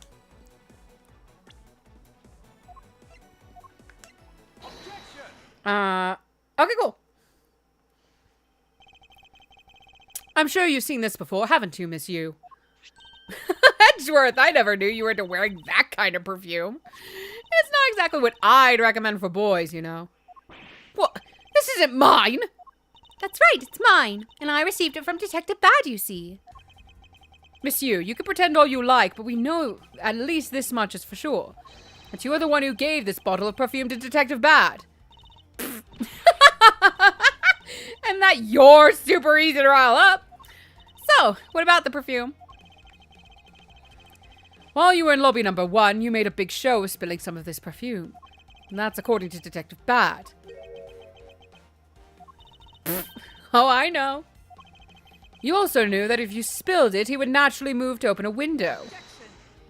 Come on, come now. I've already told you that's all just a big coincidence. After we opened the window in lobby number 1, I just left it open, you know? So maybe it was just dumb luck that we heard the gunshot through the window. The timing of when you were going to spill the perfume is something you could control. And the most important fact about this case is when people were made to hear the shot. Furthermore, it would have been pointless if you didn't have an alibi for yourself at the time.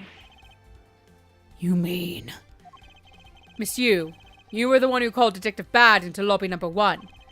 When you saw him bring Detective Gumshoe into the hallway. Is that correct? All of today's premeditated events could only have been thought of by you, Miss Yu.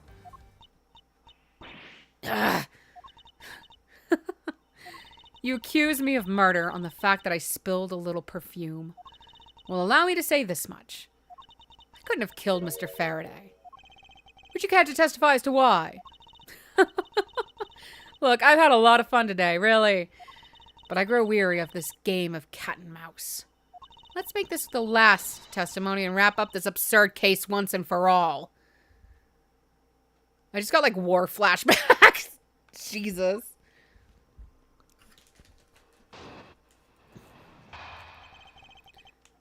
Accusing someone of murder over a spilled bottle of perfume is a bit over the top. But I suppose forgery of evidence is to be expected of a disciple of Von Karma. In any case, it simply could not have been me who killed Mr. Faraday. After all, I don't even know where the knife that was used to kill him came from.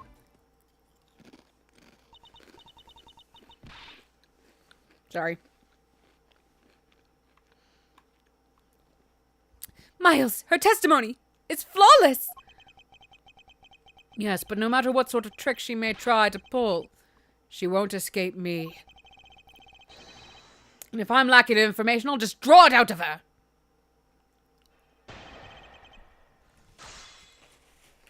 I'm gonna have one more chip.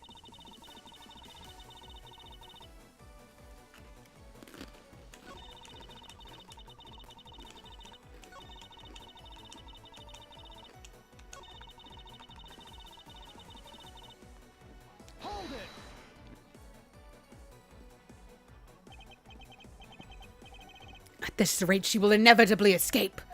But if she really was the one who killed Mr. Faraday, then she must have known about the existence of the knife. I'm sorry, monsieur. Maybe you weren't aware. However, the knife that was used to kill Mr. Faraday was taken from his evidence bag.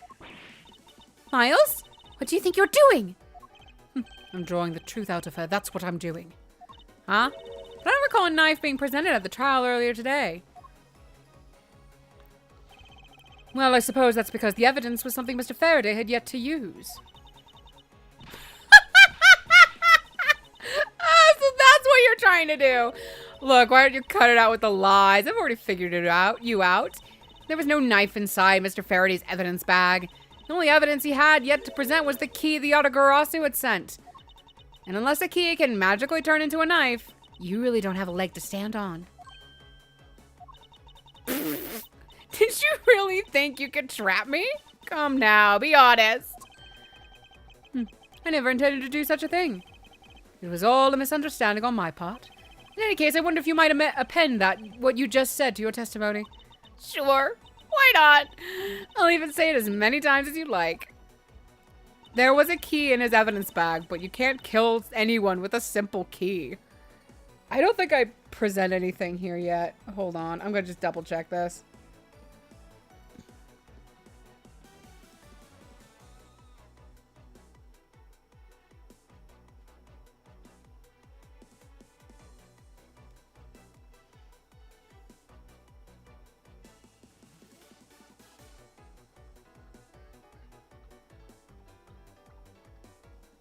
Oh, nope, I do. Okay.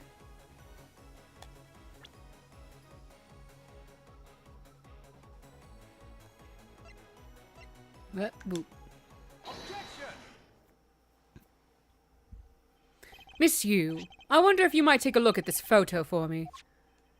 This is a picture of the key the Yatagarasu sent to the police. However, while it may look like a key at first glance, it in fact has the secret ability to transform into a knife. Which means that what was inside Mr. Faraday's bag was both the Yatagarasu's key and the murderous knife. You knew that the key was inside Mr. Faraday's bag, did you not? Yes. Well, with the Yatagarasu's key alone, it's more than possible to kill Mr. Faraday. Do you understand now? Just knowing of the existence of the Yatagarasu's...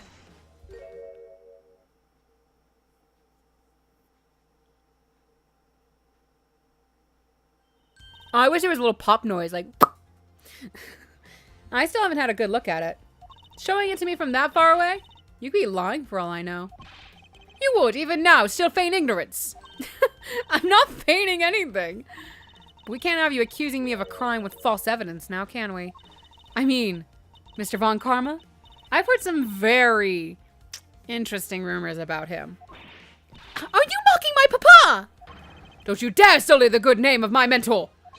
Now take a good look. This piece of evidence is more than real. Wow. You knew there was a trick to this thing. Are you satisfied now? But of course you knew from the very beginning, didn't you?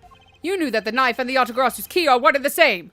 Otherwise, someone like you, who isn't a member of law enforcement and who would never have even been privy to this trick, would have never known about it to begin with. Furthermore, for something that the Yatagarasu sent to the police, how did you have knowledge as to what it was? Actually, I heard it from Mr. Faraday. Just before he dragged Mr. Rull off, he told me. Oh, that's right, I almost forgot. He also told me about the key turning into a knife at that time. But he didn't tell me about how the key actually transforms. What you are saying is simply not possible. Oh? Why not? Because Mr. Faraday himself didn't know about the hidden knife within the key. For within these pages, he mentions nothing about a knife. I'm not sure he would have written everything in his organizer, you know. Wouldn't something of this importance be better left to oral communication? Unfortunately, that is also impossible, because Detective Bad didn't know about the knife aspect either. What would have been highly classified information even within the police force, and is something that even the lead detective on the case didn't know. Why would Mr. Faraday have felt the need to share such information with the opposition? Yeah, I guess he wouldn't have much of a reason to. Looks like I gave a pretty lame excuse, huh? How can you laugh at a time like this? She probably just realized the flaw in her logic and is actually in a panic over it. But that's not something we need to concern ourselves with. I suppose you're right. Miss Yu, I'd like to state that I also know how you know the real nature of the knife. Do you now? Well, how do you put your money where your mouth is and show me? Oh, I will. And I'll wipe that smile off your face by the time we're through. This is it. The moment of truth. The secret behind the Yatagarasu's key. Only one person would have had knowledge of it from the get-go. Who would know from the start that the Yatagarasu's key could change into a knife? Yeah. There's only one person who would have known about the dual nature of the key. And that is? And that is the person who sent the Yatagarasu's key to the police. That is to say, the Yatagarasu herself! Are you saying that this lawyer is the great thief Yatagarasu? Miss Yu, you used Mr. Rell to lure Mr. Faraday into a trap, didn't you? You who profess to bear a grudge against criminals. Why? Why do something like this?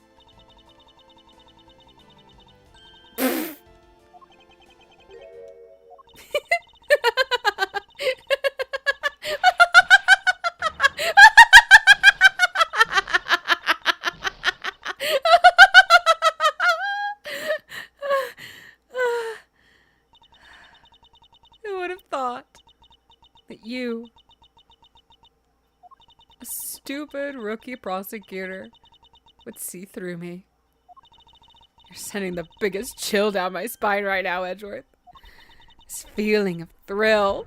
It's even greater than when I sneak into someplace. You killed Faraday. Why? Answer me! Callisto, you! Callisto, you. Huh? That's not my real name. Because my real identity is, yes, the great thief Yatagarasu. Let me tell you something, Edgeworth. Mr. Faraday was one difficult man to deal with. For you see, he had discovered my true identity, which is why I had to erase him from the world of law. I made Rel an offer, an acquittal for a little favor in return. All he had to do was accuse Mr. Faraday of being the Yatagarasu in court. But once we entered the recess, Rel was dragged off by Mr. Faraday, which threw my plan into a complete mess. I chased after them and eavesdropped on them through a crack in the door. That Rel caves to only two things: money and authority, just as all thugs do. I feared my plan was going to be ruined if Mr. Faraday held on to Rel any longer. Plus, if I had let them continue on the way they were, I would have been found out. That's why I had no choice. I had to kill them both. Why didn't you say that you despise... But didn't you say that you despise criminals? But I do. But do I really? Have you forgotten about the KG-8 incident too? Maybe. What sort of woman would... So then what... Was it your plan to kill Mr. Faraday with the very evidence that you sent? Well, I had a good idea of what Mr. Faraday was going to do. I anticipated that Mr. Faraday was going to prove that Rel wasn't the Yatagarasu by using this Yatagarasu's key as evidence, and that he would bring it with him. Which is why I thought to use the knife portion. With a weapon as well disguised as this, no one would be the wiser. Because who in their right mind would think something like this could be a weapon?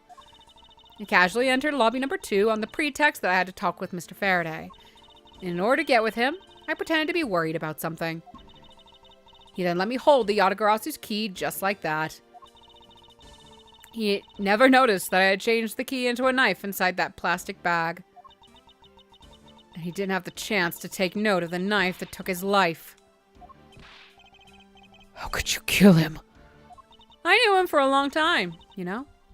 At the very least, I thought to give him a quick and painless death. But if you killed Mr. Faraday first, there was no need for you to kill Mr. Rell as well. I believe I mentioned why when we were placing Detective Gumshoe under arrest. Something about having accidentally created an eyewitness. And now that led the killer to think about setting them up as though they'd killed each other. And the trick with the surveillance tape. Yes, I hadn't actually planned to use a gun. The risk was too high that I'd be caught. However, that's when I remembered the existence of that surveillance tape. Which is why I had Rel help me set up the crime scene. And after all was said and done, I rewarded him for all his hard work with a bullet. You're a defense attorney, aren't you? How could you? How could you betray a client? Client? If you want to talk about who was a client of whose first, it was me. I was the client in the murder of the Codopian embassy staff member, Dade Man. You ordered a hit job? You still haven't figured it out, Mr. Bad. I had Dade Man killed because he was about to give away info about the smuggling ring. Now, who exactly do you think would benefit from such an assassination? It can't be. You're... That's right. I'm a member of the smuggling ring. What? How could this? You don't mean you're working with Manny Cochin too, do you? Maybe not. Guess you'll never know. The Otogarasi claims to be noble, but you're just another cold-blooded murderer. That's right, little girl. The Yatagarasu is just another killer. Be quiet. You... Yatagarasu! You can run from the law, but you'll never escape it. So just humbly accept the judgment of this court. Hey, Edgeworth. Did you know the Yatagarasu has 3 legs? Do you know why that is? No? Well, let me tell you. It means that the Yatagarasu has more than one razor-sharp way to do her work. Damn, that bitch is cold, stone cold. You really are too naive, Edgeworth. You even handed the Yatagarasu's key right to me without a second thought. Everything may not have gone according to plan, but I'll still gladly take it. You mean The key was your real target? And even after I gave you such great advice, didn't I tell you to always keep a good eye on a criminal? Or you may regret what comes of your negligence. You two, get down! Oh, poor Franziska. My body. It can't move. Hey, mister, to your right!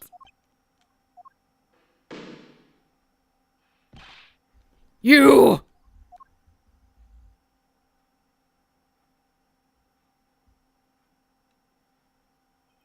Are you all right, Franziska? I'm perfectly fine, Miles. Her voice is shaking, but it looks like she's unharmed. Where did Kay go? That's a gunshot!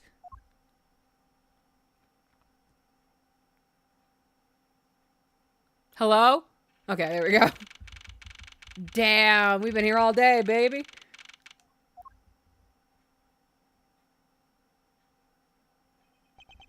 Sorry, but it looks like she got away. I called the precinct. They should have a perimeter set up soon. Detective Bat, are you all right? I heard a gunshot.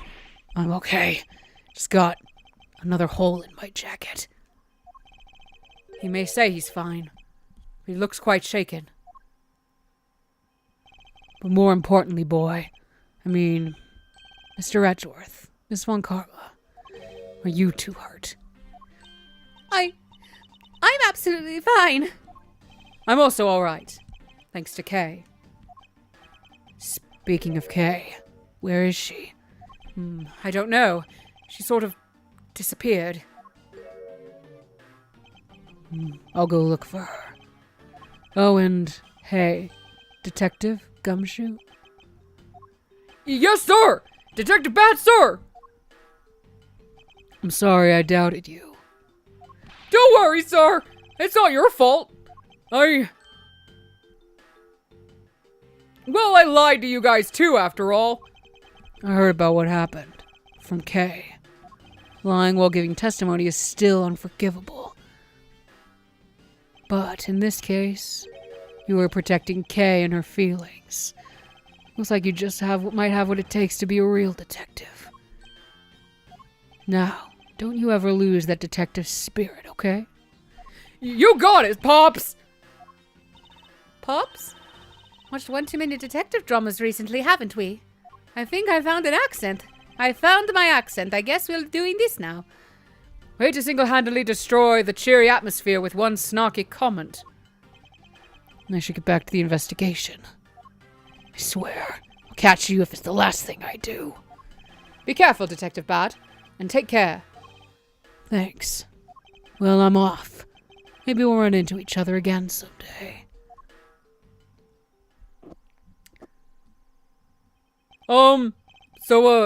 Thanks a bunch, pal. You're the best. You really did find out the truth behind everything. Yes, well, I'm glad we solved everything before you were taken to prison. Excuse me. Little hiccup. Aw, sad judge. I can't believe how much trouble I caused you with my testimony, Detective Gumshoe. It's no problem, really. I mean, I lied too, so I didn't help anything. It's really not your fault, Your Honor. Well, even if we didn't take his owner's testimony, I think that lawyer would have found another way to get you convicted on her behalf. Yeah, I can't believe I was about to get fired during my first week as a detective. Well, so long as you're not fired, you should work hard, give all that you have, and perform your duties well. Oh, and one more thing. Kay left a present for you with me. She did? Oh, what is it? It was a Swiss... Oh. Where's the Swiss roll? Take that! It's a courthouse special Swiss roll! Can I really have it? Yes, it's a present meant for you, after all. Thanks a bunch! You have no idea how happy this makes me, pal! I'm gonna eat this right now! Sure, go ahead. Swiss rolls Detective Gumshoe and Kay bought together.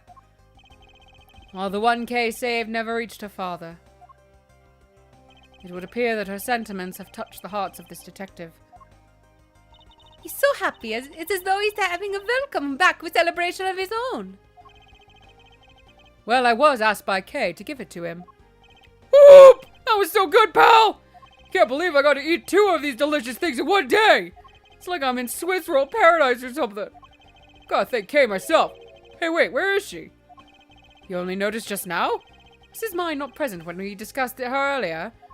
Detective Bad left to go search for her earlier. Maybe you should go join him. Yeah, you betcha, pal. I'm gonna go help him. Oh, but first, you know what, pal? Actually, I guess I shouldn't be so rude to you anymore, huh? I'm gonna stick right by your side from now on, Mr. Edgeworth, sir. I have a feeling this will be fine, but right now I regret everything. I sense nothing but a most troublesome relationship from that ominous statement. We should go home too, We should go home too, Miles. We have to hurry and report what has happened to Papa. Agreed. Well, I'm afraid we must be going now, Detective. Roger, sir! And don't you worry, I'll investigate the next case we're on real well! I'll, be counting on you. The scent of trouble is definitely in the air. Thus, like a bad dream, my first outing at court came to a disturbing end. A few months later, I was finally able to properly stand in court as a prosecutor. The detective in charge of the investigation was, as I dreaded, Detective Gumshoe. After that, he became my direct subordinate. I have tried, but words fail to describe the immeasurable suffering he has caused me, though I love every moment of it. But I suppose that's just how things are. As for the little girl who suddenly disappeared, she's now...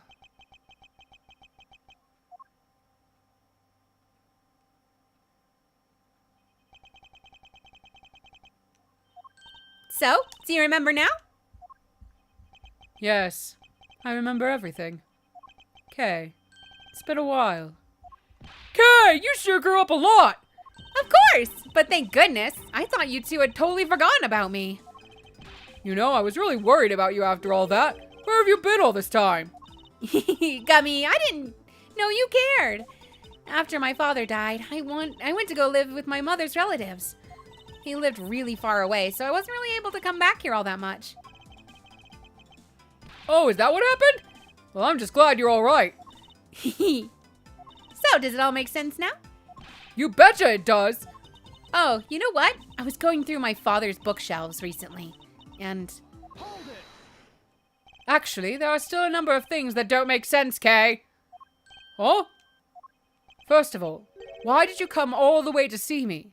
And second, why are you calling yourself the Yatagarasu? The Yatagarasu is Callisto Yu, the woman who killed your father. No, you're wrong. The real Yatagarasu was my father. Mr. Faraday was the Yatagarasu?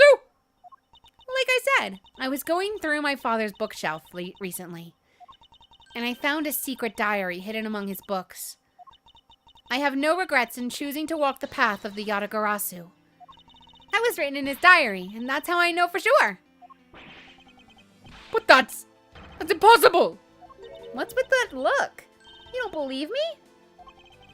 It wasn't just the expression on my face. I clearly said it was impossible just now. All right then.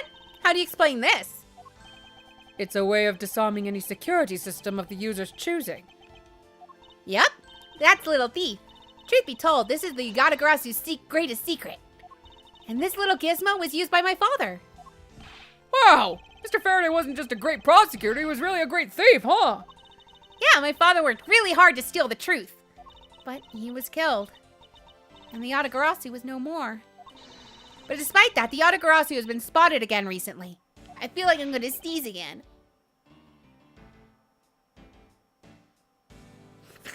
I'm fine. Someone other than you. Here, Mr. Edgeworth. Take a look at this article. The Yatagarasu sent the embassy a calling card. Yeah, meaning this person's a fake. I'm almost certain that Callisto Yu lady is behind this. Because the real Yatagarasu would never send something like a gaudy card out. They only send it after. But the Yatagarasu did send a white card along with anything to be publicized. That's what Detective Bad told me 7 years ago, if memory serves. Well, as soon as I heard the news, I got all wound up and I knew I couldn't just let it go. So I searched you out so that I could obtain the truth behind the Yatagarasu. Because if anyone can help me find it, I figured it's you, Mr. Edgeworth.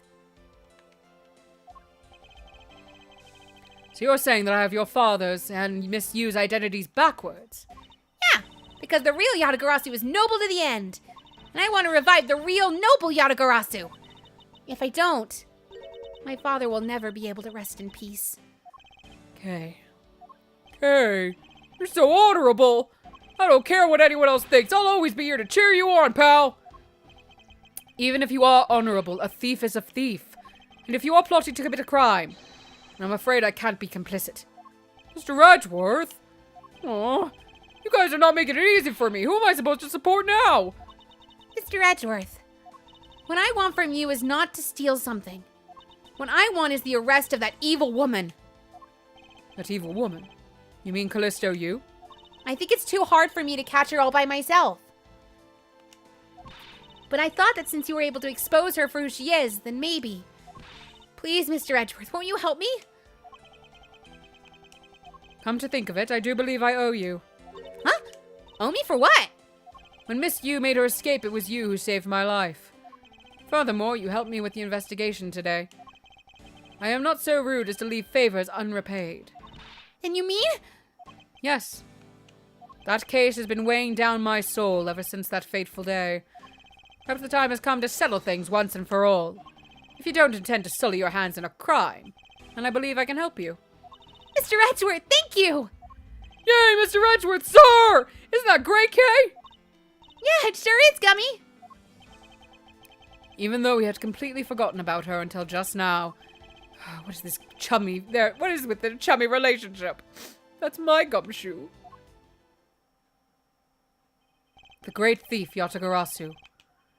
After all that time, the true identity of the thief sank back into the darkness. Burn Faraday, Callisto U, and K. Faraday. The phantasmagorically... What? Yeah, phantasmagorically changing identity of the great thief Yatagarasu. And the Yatagarasu's real goal. It would all come to light the day after I made that promise to Kay. Yay!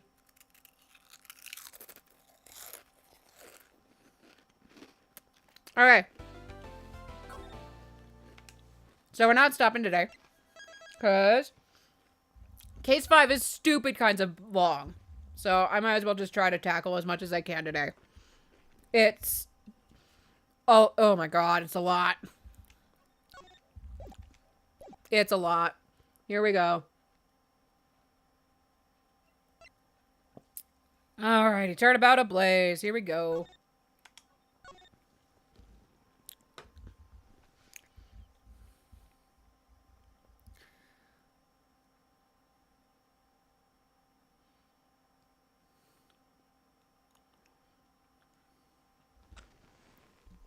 A manch.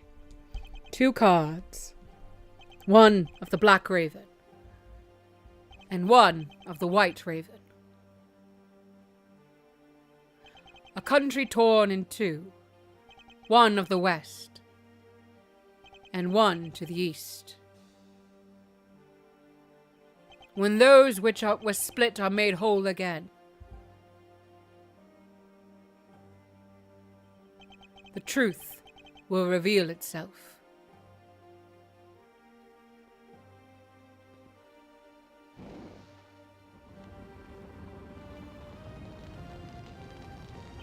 It's the Yatagarasu! The Yatagarasu's here!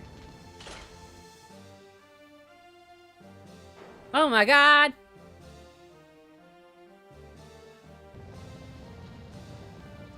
You accursed Yatagarasu! Kay! You! 8 hours earlier. There's always a flashback of some kind. Ah, tea on the couch. Well, I'm here with as an American with chips and dip on a couch.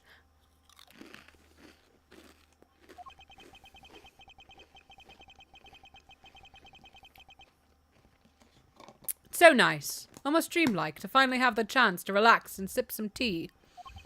Especially after what a whirlwind of the past few days have been. On my return flight, I was dragged into a case involving an Interpol agent's murder. The next day, I investigated a kidnapping and a murder at the Gatewaterland theme park. And later that night, a detective's dead body welcomed me back to my office. Along with a thief who was out to pilfer files related to a case from 10 years ago. How did I manage to find myself in the middle of so many cases back to back? Well, at least I have today. All I ask is that I be allowed to spend it quietly. Mr. Edgeworth! Oh, just kidding. It's Kay. Hi, I thought it was Gummy. This is big. Big, I tell you. Hey, what's wrong with you? Where's your enthusiasm? And suddenly, the phrase, the fragility of dreams, comes to mind. What are you talking about, fragile dreams? Come on, let's go. The fake Yatagarasu isn't gonna just find herself, you know. Well, if you must know, it's possible that I was paid a visit last night by your fake. Say what? Unfortunately for us, the thief managed to escape. But even now, we're still looking for this criminal. However, I must warn you that we've only had a few hours to search for so far. So I must insist that you be patient on this one, Kay. What's with you today? Are you sure you weren't sleep talking to me right now? Anyway, I've got something much more important that I wanted you to see. Oh, and that is? Take a look at this. You've shown this to me, but all right. On March 14th, I will be there to steal your dirtiest secret. That's quite a bold declaration to send to an embassy. I suppose it was inevitable that a newspaper would catch wind of this. The date the card mentions is today. Today, huh? Come on, we gotta hurry. The embassy awaits. I suppose it is quite an urgent matter. However, do you know which country's embassy we should be investigating? Well, it's some really special country, and I'm actually really fuzzy on the details. But never mind that. Where's all your energy? Why are you so lackadaisical today? I'm not, Kay. You're just too wound up. Well, then you should get too wound up too. Because this just might be our chance to catch that woman. You mean Miss Yu? The woman who killed Kay's father, Byrne Faraday, 7 years ago.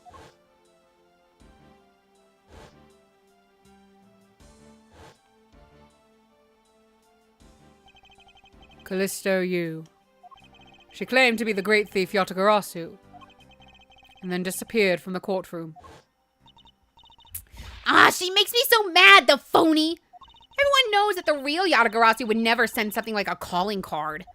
Until a company's underhanded dealings are made public, the target is always totally unaware that the Yatagarasu has paid them a visit. That's what makes the real Yatagarasu so awesome. Yatagarasu's card that's shown in this article looks to me as though it could be genuine. See, that's the thing. Whoever it is, that person isn't the real deal but has knowledge of the Yatagarasu. If this isn't a clue that that woman's involved, then nothing is. Come on, Mr. Edgeworth, out the door you go! Wait, there are a few preparations I must make before we go. There's something interesting about this card we found last night here in my office. It's of a different color than the one in the article, which makes me wonder why. What's up? Any reason why you're boring a hole through the newspaper with your eyes? No reason at all. Very well, seeing as how Miss Yu is also someone of a special nature to me, I agree there is some merit to be found in investigating this. I knew you'd come around.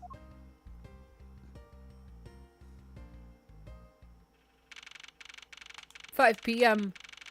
Oh, God. This case, in game time, takes more than 12 hours.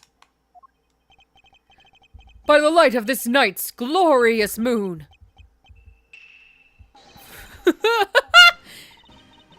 Ready to embark on our nightly outing.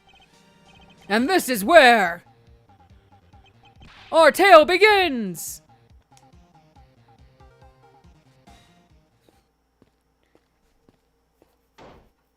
Yeah, they do. Kay's whole outfit I actually really don't like. It feels very loud for a thief. By the way, hi Josh. I know. it's bad. This case is notorious.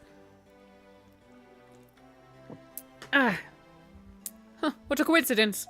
Who would have thought that a Steel Samurai stage show would ever be held at such an elegant theater inside a foreign embassy? Yeah, the climax was really awesome. Steel Samurai Sushi Slash! I got chills down my spine when he pulled that move out. I suppose it really is more impactful to watch a show in person than on television. I have to say, though, this embassy is set up kind of funny. I mean, they have 2 countries sharing the same building. Well, as you said yourself, this place and the countries it houses are very special. Even this theater is special in that it is a neutral zone shared by the 2 countries. So let me get this straight. The Steel Samurai show just now is being sponsored by one of the 2 countries.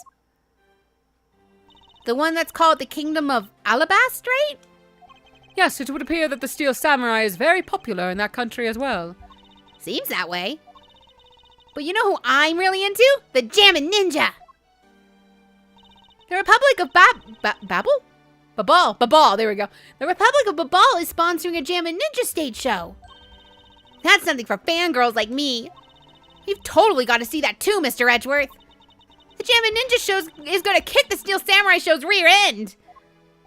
You know, ever since I first met this girl, I've always had this inkling that what she really wants to be is not a thief, but rather a ninja. Yeah, that tracks. So anyway, about today's event, what is it called again? The Kingdom of Alabast versus the Republic of Babal's Goodwill Jubilee. The small European countries of the Kingdom of Alabast and the Republic of Babal. These two countries used to be a single entity that was abundant with nature. And it was called the Principality of Cadopia. Oh yeah, no, Edgeworth loves the Steel Samurai. It's a like a dark secret, quote unquote, of his. He has a statue of the Steel Samurai in his office. He fangirls a little bit, like, kind of quietly when he meets the actor of the Steel Samurai in, like, case 1 and 2. Yeah, no, he's a Steel Samurai fanboy. Is everything all right, Mr. Edgeworth? Yes, I'm all right. Moving on.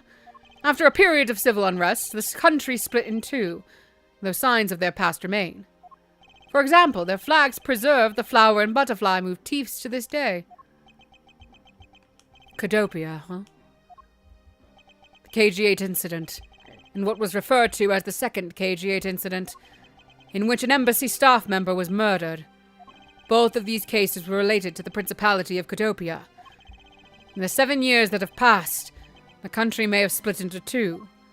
However, the Otagarasu still sent a calling card here. What could it all mean?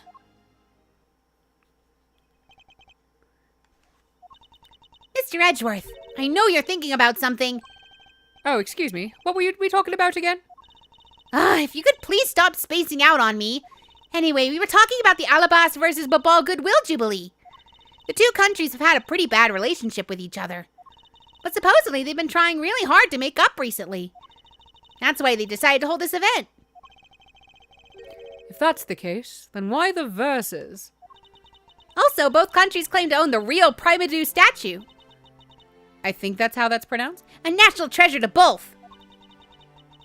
They're planning to have them publicly evaluated today to see which one's the real deal. Okay. Need I remind you to take care and not succumb to your thieving desires, though you have never stolen a single thing once. Well, when it comes to treasure, I can't help myself. You know that. She had better be saying that in jest. Hey, I can read your body language, you know, and you've got it all wrong. Look, I'm here to do some investigating. Investigating, I tell you. I know.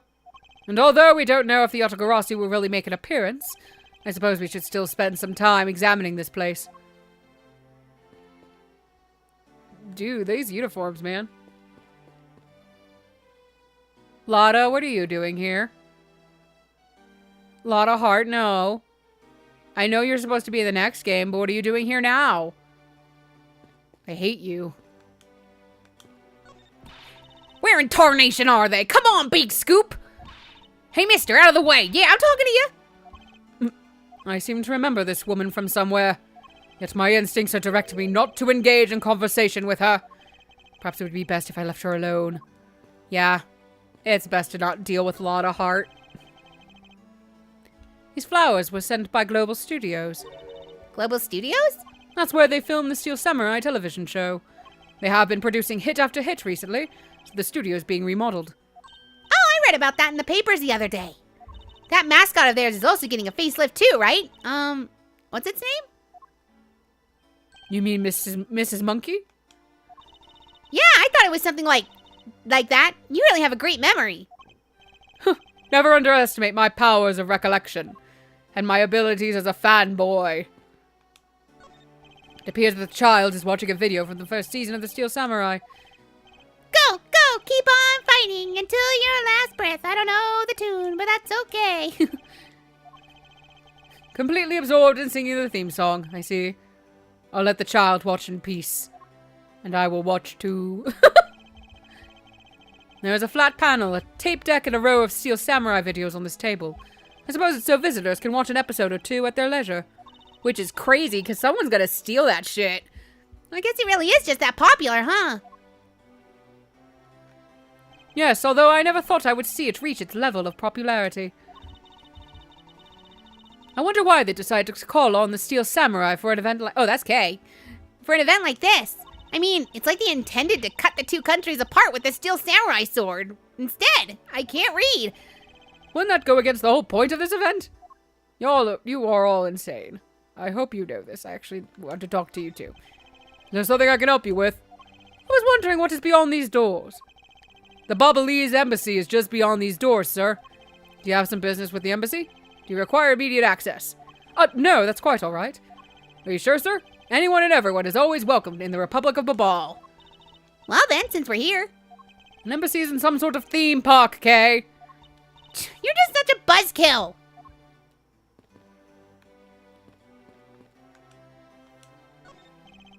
Okay, that's good. All right, now give me a dramatic slam right there. Ah! Okay, I'm sorry, I was in the way, Jesus. Okay, was that my fault just now? Well, he's obviously working. Guess we should leave him alone. What is happening? Who's being filmed? Are you being filmed? And we're here reporting live from the Theatrum Neutralis. That's a wonderful name for a theater. As you can see, tonight's audience is full of enthusiasm. Let's see what this member of the audience has to say. Well, okay, that was good. Let's do one more run through. Excuse me, but when are you ready to film for real? Would you mind giving me a call? I sense that you didn't hear a single word I just said. She is a robot.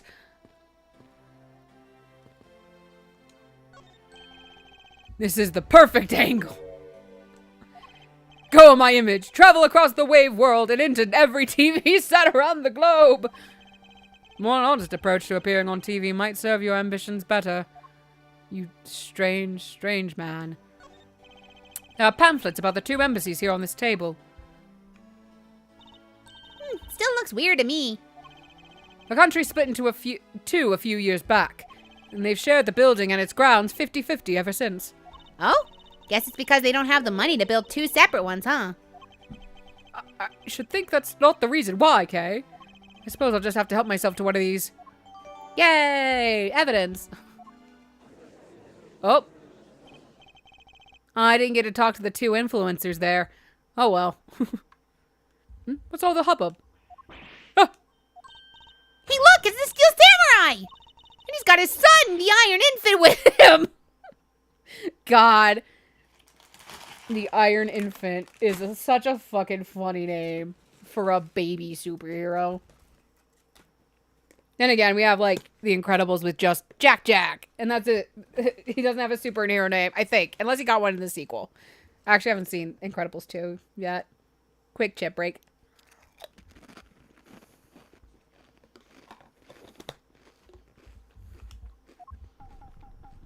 Hey, gang.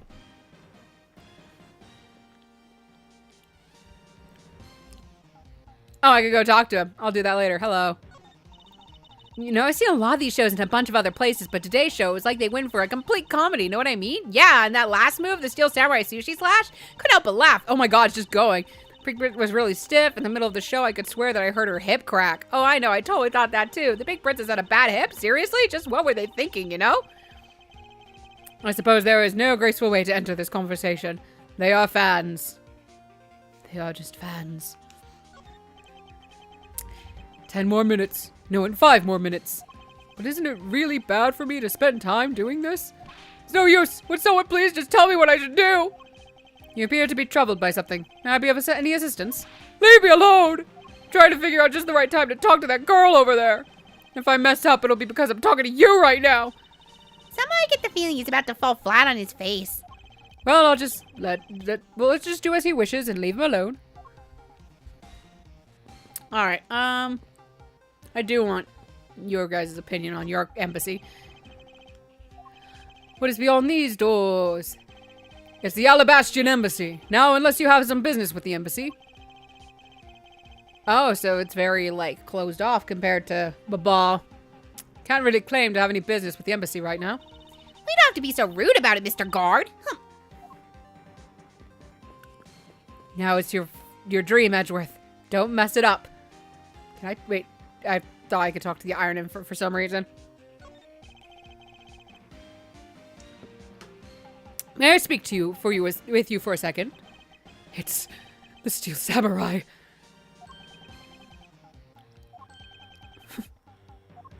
Mr. Edgeworth, what are you glaring at him for? Please excuse me. It's just that I've never seen a superhero up close before.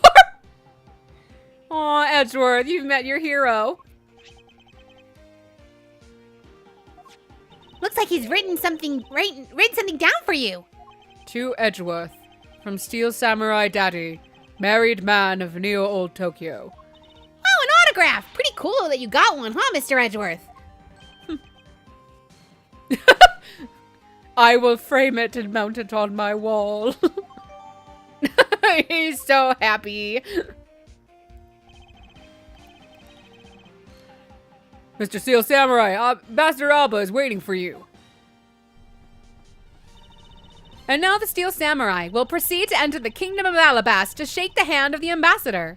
The Steel Samurai isn't only here for the two countries tonight, but rather can be thought of as a goodwill ambassador from our own country as well. There he goes, off to spread goodwill to the world. He really does seem like a goodwill ambassador, doesn't he? Okay, we're shooting the next segment now. Cue camera. In just a few seconds, the Jammin' Ninja stage show is set to begin. After the show, the Jammin' Ninja will enter the Republic of Babal. He is set to meet with the ambassador of Babal at that time. Ah! The Jammin' Ninja show's about to start! We gotta get back to our seats! You know, I'm not surprised, but also I'm still a little shocked that the Jammin' Ninja still exists after the scandal with the final case of Game 2 with Unguard. I think he was the Jammin' Ninja, if I'm remembering right. And the murder of the other Sentai-esque show.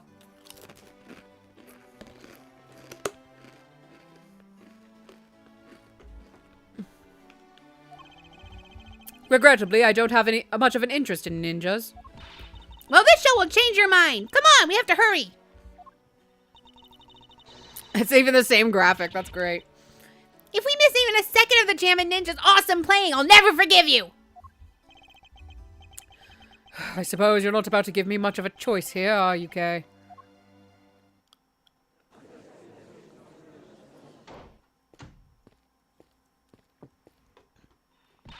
I could listen to that ninja marked for death's lullaby song all day. His superb playing and that sad melody really brought a tear to my eye. And his heart-wrenching voice, now that's the Jammin' Ninja's greatest weapon. It's not as good as the Steel Samurai, but whatever. Those pieces of Jammin' Ninja merchandise over there, I gotta have them! I especially want the hair sticks they're selling exclusively at these shows. They're exactly like the one the heroine Princess Misola wears in her hair. Misola. Is that like a musical thing? Because, like, it's Jammin' Ninja, so, like, isn't it? I don't know. Anyway. Anyway? Hold it right there, Mr. Edgeworth. Yes. You're thinking of going home, aren't you? Well, it doesn't seem likely that the Yatagarasu will be making an appearance tonight. Most likely, it was simply a prank. No way, I just know the Yatagarasu will show. But I thought you said that the Yatagarasu doesn't send calling cards. I did, but... I figured from the very beginning that this would wind up being a wild goose chase. But the card she sent was a genuine fake calling card. A genuine fake. How can I word this? The Yatagarasu's mark that's on the calling card is exactly the same as my mark. Get it now?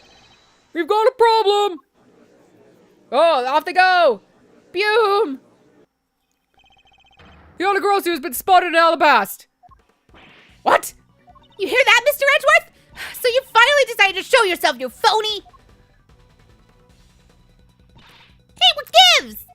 I'm sorry, but I will need to search you before you may enter. What the? Hey, the Steel Samurai just waltzed straight on through without one. Now, if you don't hurry up and let me through, my phony is going to escape. Okay, a country's embassy is considered to be part of the country itself. If you don't go through the proper procedures to enter the country... Mr. Edgeworth! I'm going to enter through Babal and climb over the wall into Alabast. Hold it! That's a crime! You would tell a prosecutor straight out that you would intend to illegally enter another... Okay, are you listening to me? Okay, Ferret. Okay, Faraday, I'm coming through. Yes, and welcome. Someone stop her! Anyone! Oh my god!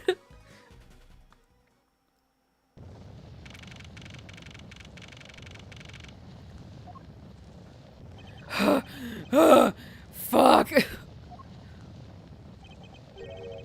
Okay, where are you? Sorry, I have to read this sign now. Safety helmets, boots, and high vision vests must be worn at all times. Yeah, that tracks. All visitors and drivers must report to site officers. I don't know what the red and yellow are. Strictly no admittance to unauthorized personnel. I don't know what the yellow sign says. Don't tell me you really did find some way over this fence.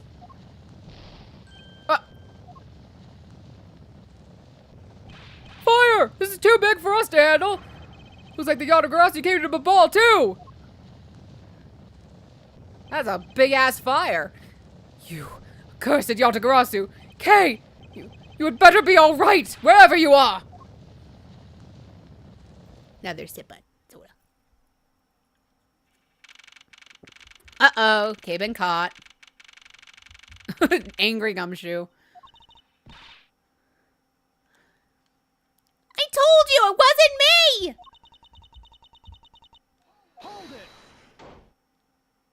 Hold it! I need to exercise more. Kay, are you all right? Do I look alright to you? Now can you do something about this woman? Mr. Edgeworth! Detective Gumshoe, what is the meaning of this? Well, sir, it's, this. Oh my god, it's Manny Cochin. It wasn't me! He was already dead when I ran in here, hot on the heels of the fake Yatagarasu. Look, I only came in here because I saw a suspicious person at the open air stage. A suspicious person? A long black coat and a hood over their head. I dare you to tell me that's not suspicious. When I saw that person, I immediately thought they must be the fake Yatagarasu. So I chased after them in the embassy, then into here, and then lost sight of them. But I just know that person is the one who did it. What are you so worked up over? There is no reason for you to be this loud. Correct me if I'm wrong, but you're Agent Lang's secretary. Sheena, I believe your name is, correct? And if you are making an arrest, I assume you have evidence that it was Kay who committed the crime. Is that also correct? You refuse to answer! I don't need to answer. You are merely a prosecutor in this country, meaning you have no investigative authority. Hey, pal, just what the heck does what you just said mean? Huh? If it happened here, it's under Mr. Edgeworth's jurisdiction. The end. And seeing as how this building is sitting on our soil, we can investigate wherever we'd like. Unfortunately, Detective, embassies are a different matter. Huh? This office is considered to be part of the Republic of Babal, which means that anything that happens in here defaults to the control of the Babalese government and Babalese law, giving them exclusive extraterritorial rights. Oh, we have to deal with that shit. Okay. What? Extraterrestrial rights? Sir, do you believe that the truth is out there? Oh my god! Gumshoe, no! Basically, our country's laws do not apply inside the embassy of another country. That's what was agreed to by our respective governments. Our authority to investigate was effectively nullified the second we entered this building, which means we can do little here in this situation. No way, sir. Please leave this matter in Interpol's hands and go home. Mr. Edgeworth? Hey, you're not Mr. Edgeworth! Excuse me. In that case, allow me to join your investigation? Oh, hello. Miss Von Karma! Ah! I was gonna give you a hug, man! Ambassador Paleno, I truly appreciate you allowing me to join the investigation. It's really nothing. Manny was my secretariat, so of course I want to help you as much as I can. In fact, it's a blessing that Interpol agents were able to make it so quickly. Franziska. Well, I never imagined that I meet you here of all places.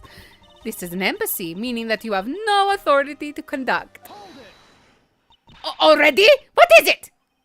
Ambassador Paleno. And you are? I'm Miles Edgeworth, public prosecutor. I ask that you please allow me to investigate this case as Miss Von Karma's assistant. Assistant?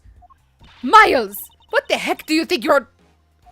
Please, I implore you, Ambassador Poleno. Very well, I'll be counting on the two of you, Miss Von Karma and Mr. Edgeworth. What do you mean by you'll be Miss Von Karma's assistant? I don't exactly have a choice, do I, Detective? If I don't become Franziska's assistant, I can't participate in this investigation. There you go again, running at the mouth with that aloof expression on your face. Franziska, please. I don't know what you're planning quite yet.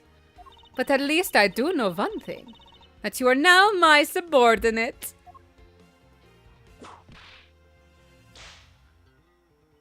Just remember that my whip is always ready to wake you should you have a brain lapse. Of course, I'll keep that in mind. If you are done playing games. Right, let's begin the I can't. What is my accent? Here he is. Let's begin the investigation. Ah. By the way, Detective, I suppose it's a bit late to be asking, but why are you here? Sheena, rip Kay's arm off. It'll be funny. Well, better late than never, I guess, sir. I was placed on guard duty for the Babalese embassy today. And why are police guarding an embassy? Well, on account of the card they got from the Yatagarasu. They called us up and asked for our help, sir. Oh, and because we've been searching for the Yatagarasu these past 7 years. It was a more or less mutually beneficial arrangement, if you ask me. Except for how mutually unbeneficial this has all turned out to be, I suppose. It looks like you failed to competently perform your guard duty yet again. Look forward to your next salary negotiation, although it's out of my hands. But sir, if it gets cut anymore, I won't be able to buy even instant noodles anymore. This poor man. Oh my god. Dude, instant noodles are $1. Or they were back in this game's release. Jesus. We'll start over here. Oh, hi, Gumshoe. Looks like this was once a magnificent grandfather clock, but it has fallen victim to the fire. Hey, Mr. Edgeworth, is it okay for me to talk about the clocks in my house, sir? If they're unrelated to the case, I hope that you will refrain from sharing, but... Well, there's this one clock that I made by myself, but the timer on it... That's quite enough, Detective! Wait, what does the timer on it do? Manages to auto what? Auto what, Detective? These shelves are lined with American souvenirs and memorabilia. Excuse you, Edgeworth, that is called Japanifornia. So we have a Statue of Liberty, the Space Needle, that's the Arch from Seattle. I don't know what that statue on top is. It's really strange, isn't it? I mean, I thought this was the Babalese embassy. So, why are there so many American souvenirs, sir? Perhaps the Babalese are studying American culture and our tourism industry. They have plans to make the Babalese tourism industry truly flourish. And they would need to observe and study other countries' methods, I suppose.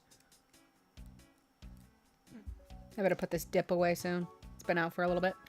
Actually, I'm going to do that really quick. I'm not even going to put the be right back up. I'm just going to go do it. So give me just a second.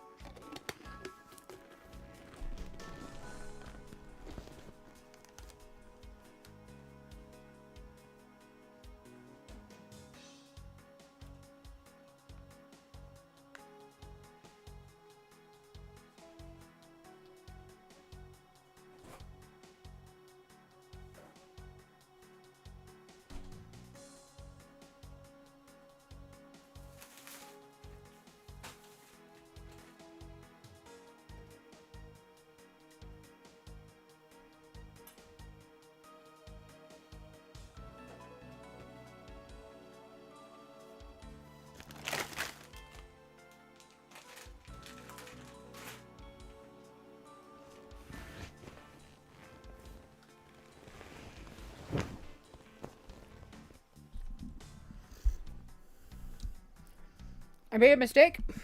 I got a brownie. It's hard to chew it.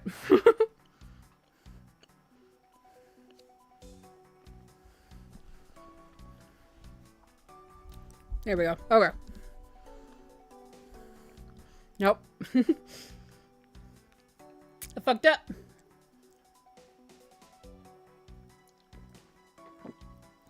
There we go. Speaking of tourism, I got these from the blonde guy earlier, sir. He said that if I bring these with me to Babal, I can trade them in for a few buffets. Oh, so how do you expect to travel to Babal? Well, the whole world is connected by the ocean, sir. And for an all-you-can-eat buffet, I'd swim all the way to Babal if I had to. Can a few simple coupons really motivate people to do such fantastic things? I guess. I'll need to talk to people. Mr. Edgeworth, there's still something on this display rack, sir. Knives, huh? Although the blades are all that remain of them, unfortunately. I guess the handles all got burned off by the fire. Ah, so even the knives fell victim to the fire. Ambassador Paleno, are these knives yours? Why, yes, they are. They are a special set of ornamental knives featuring the national symbol of Babal. These butterfly-themed knives, along with the Alabast's own set of knives, are comprised of 3 knives each. But I can't believe the Bubblese ones have been reduced to this state. Ornamental knives, huh? Well, there's a small release on the tang of this blade. Man, back in the day when I used to play this, I had no idea what the fuck the tang of a blade was. Now I do, and I'm... Yay. Ambassador Paleno, what is this notch here for? Oh, that? It's a feature of these knives wherein you can freely exchange the handles on them. So that we can change how they look to fit the situation, of course. I see. So these knives were constructed so that the handles could be easily removed.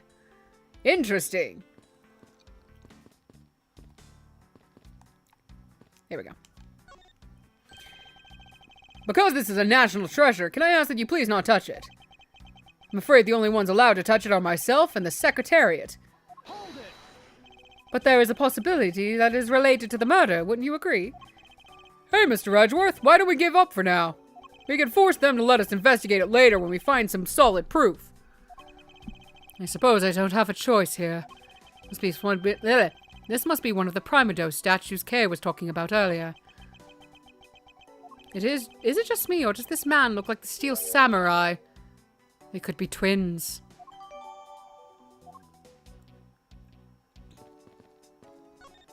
Hey, it's another butterfly!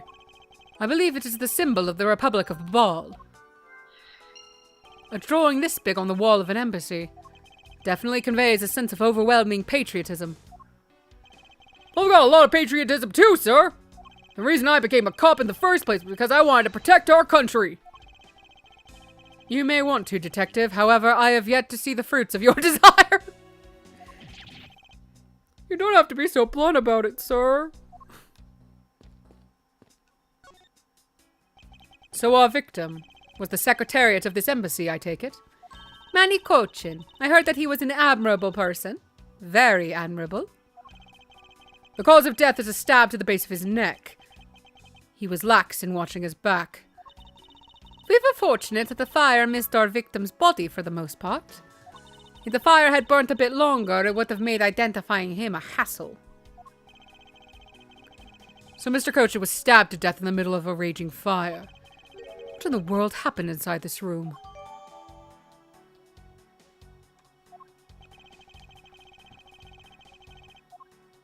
Niff. Is this knife the murder weapon? Some preliminary testing has been conducted. According to the results, the blood on that matches the victim's blood. The blade shape was also found to be consistent with the stab wound. I suppose this means that we now know that the crime was committed with this knife. This knife's got some really fancy ornamentation going on, huh, sir? This thing practically screams artsy at me, too! Although it also covered in blood, just like the last thing that I said was artsy. What is the last thing you said was artsy? But the handle is pristine. There's not a single drop of blood on it. Speaking of the handle, I believe it has a butterfly motif. It's very beautiful.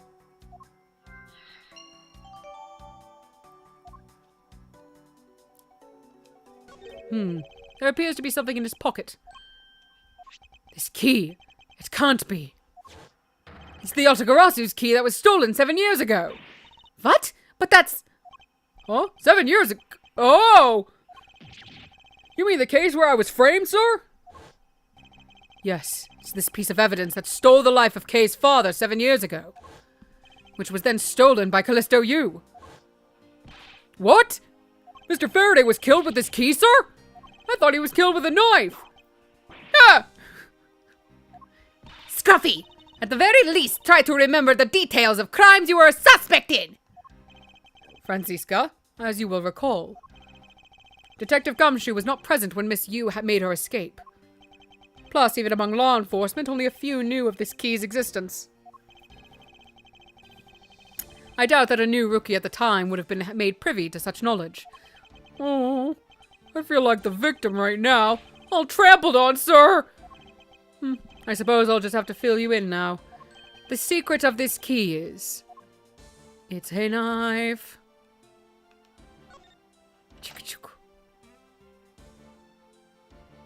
Which one? That took a while!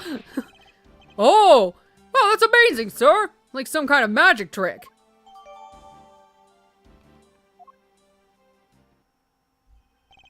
I knew it. This is the same exact piece of evidence that Miss Yu took with her. I remember this beautiful pattern in the blade. I remember this as well. It's a vine motif, isn't it? Yes, it looks like two interwoven wines? Wah! Let me try that again. Blah, blah. Yes, it looks like two interwoven vines crisscrossing down the blade. Vines, sir? I think it looks like a bunch of stars, if you ask me. I don't see it, Gumshoe. It's one of those six-sided stars, just like the police mark on our IDs. I really don't think you can call these stars. To say that the detective's art sense is underdeveloped would be an understatement. The real question is, why was the Bubbly's Embassy's secretariat holding this? Well, we don't know how Mr. Cochin came to possess this key. We do know that this was stolen by the Otakarasu from the Cadopian Embassy. That's right. Mr. Faraday had written that fact down in his organizer. I believe this means that further research is required into the country of Cadopia. Why don't you ask Ambassador Paleno about what he knows? Supposedly, he was a candidate to be the next Cadopian ambassador once long ago. He should be able to answer any specific questions you may have. I guess look at the body. This man. Where do I know him from? Okay. That's all you needed about the body.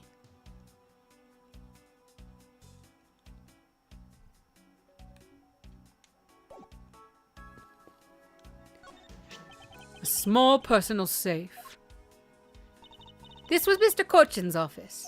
Or perhaps he stored his most important documents in here. Ah, of course, it's locked, because we won't be able to open it without the key.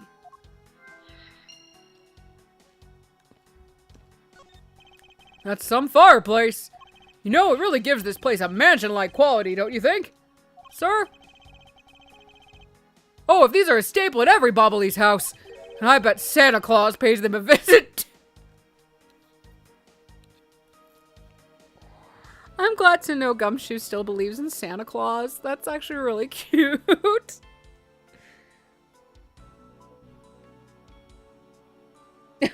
Okay.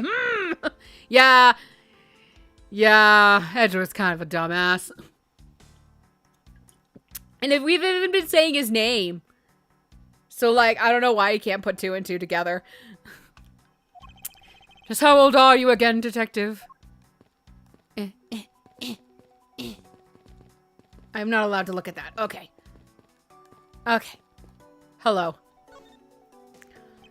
I can't believe that Manny fell among thieves tonight. I don't know what voice this is, but it's what you're getting. It's just a weird rhythm. Without him, I have no idea what my schedule for tonight is. Dude, He's dead. What the fuck? Ambassador Plano, I believe your schedule tonight will consist of listening to reports from the police. That and only that. I ask you to cooperate not only for your own sake, but for Mr. Cochin's as well. That dude is handsome. Oh, okay. You're a rather strong man, aren't you? How fascinating! Here, I know it isn't much, but I'd like you to have these. I'm sorry, but it would be against my principles to accept a bribe. Oh, no! These are simply coupons we distribute to promote Babal.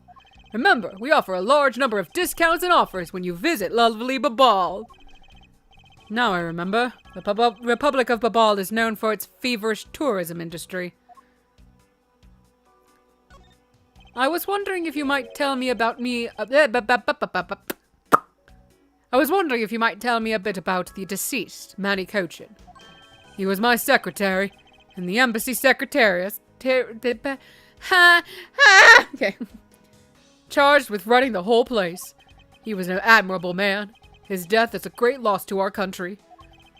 He was in charge of everything. Accounting, printing, taking care of our national treasures.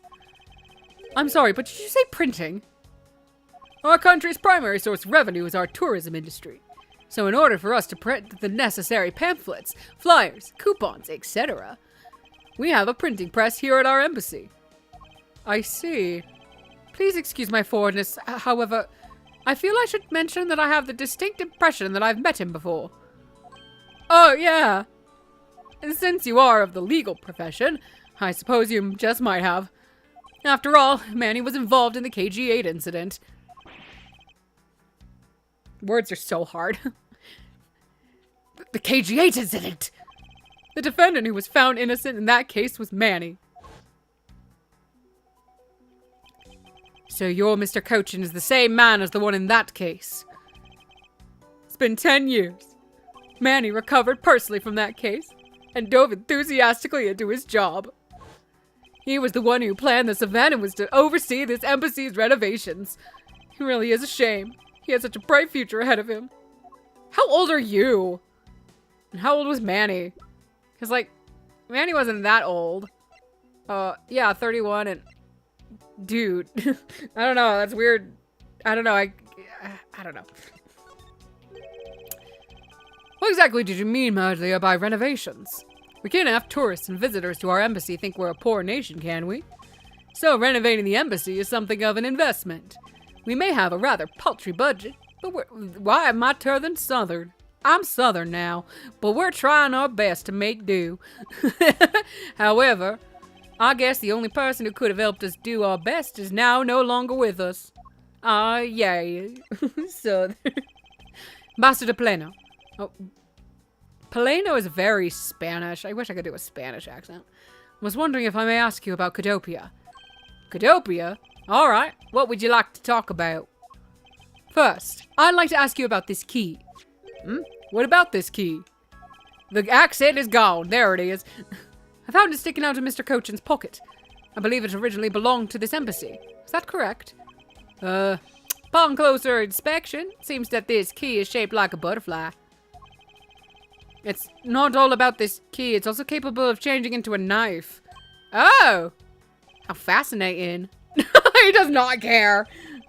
Is it possible that the ambassador didn't know about the existence of this key? In its knife form, there is a flower mark at the base of the blade. I guess this knife might be from when we used to be a part of Cadopia. And how did you come to that conclusion? It has both of Cadopia's national symbols, the butterfly and the flower. Hello, demons outside my window. How are you? I suppose Manny used this key here at the embassy back when we were still Cadopia. Ambassador Paleno, this key was stolen from the Cadopian embassy 7 years ago. But Callisto Yu, otherwise known as the great thief Yatagarasu. Oh, really? Damn. You were not aware that Miss Yu had broken into this embassy at that time.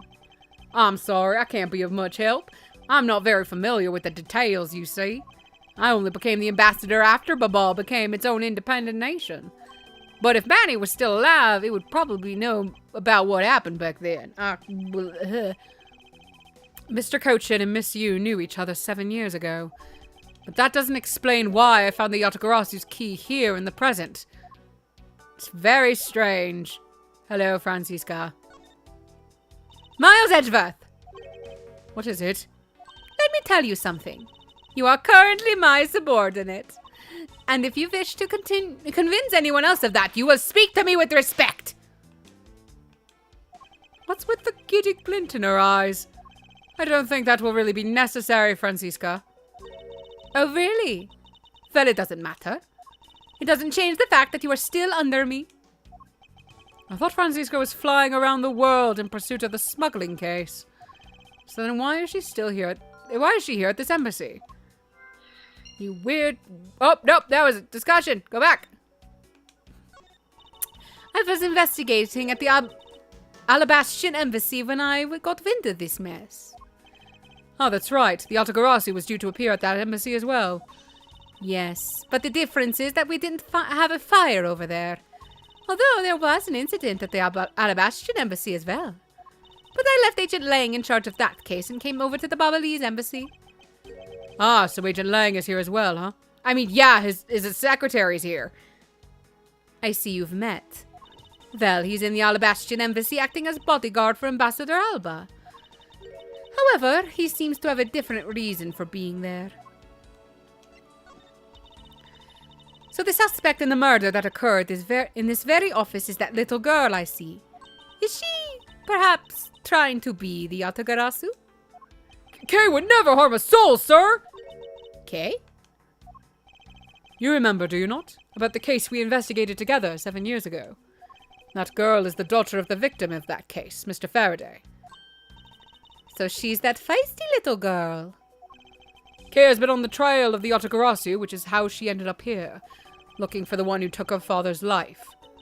I see. Kay's trying so hard, but you know what? The Yatagarasu just keeps on tricking us all! How so? The Yatagarasu sent a card saying, I will be there to steal your dirtiest secret. How is that tricking anyone? But all we've had is an arson and a murder. The lab boys are going in circles. You know what this is, sirs? It's a breach of contract and it's going on the rap sheet. If you ask me, I'm perfectly fine with the fact that nothing was stolen tonight. I do wonder, though, if Callisto Yu really is the Yatagarasu. Hello, Kay. Oh, you survived. That's not what I wanted. Shut up, Gumshoe. I love you, but shut up. Kay, are you alright? You believe me, don't you, Mr. Edgeworth? You don't think I did it, right? Yes, of course I don't. And I promise to prove that that it wasn't you. That's enough chit-chat. You can investigate all you like, but it's only a matter of time before we take her in. It would be wise of you to give up while you can. No, I don't think so. Kay isn't lying, and my investigation will prove that to be true. Go ahead and try then if you're that... Oh, go ahead and try then if you're that confident. Can't allow this to continue on this way. I must prove her it is at post-haste. Hello, what's going on over here? Sorry, but Interpol is still conducting its investigation beyond this point. I'm a subordinate of Miss Von Karma. Is there some reason why I'm being denied access? My superior clearly stated, don't you dare let anyone near the site, you got it? If I let you examine this site, my superior would get really angry at me. And I don't want him to yell at me. I'm done being yelled at.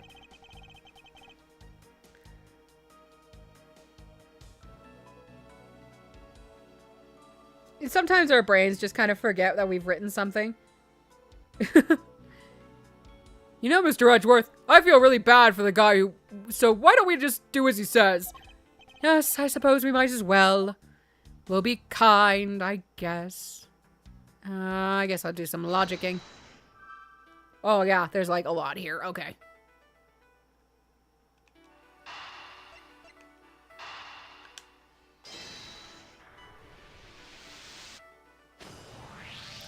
The design on the knife's handle. It greatly resembles the special Babalese species of butterfly. It does, doesn't it? Plus it says right here. This knife is property. Edgeworth, you didn't. Oh my god. This knife is property of the Republic of Babal. Perhaps this means that the knife used in the crime was found right in this room.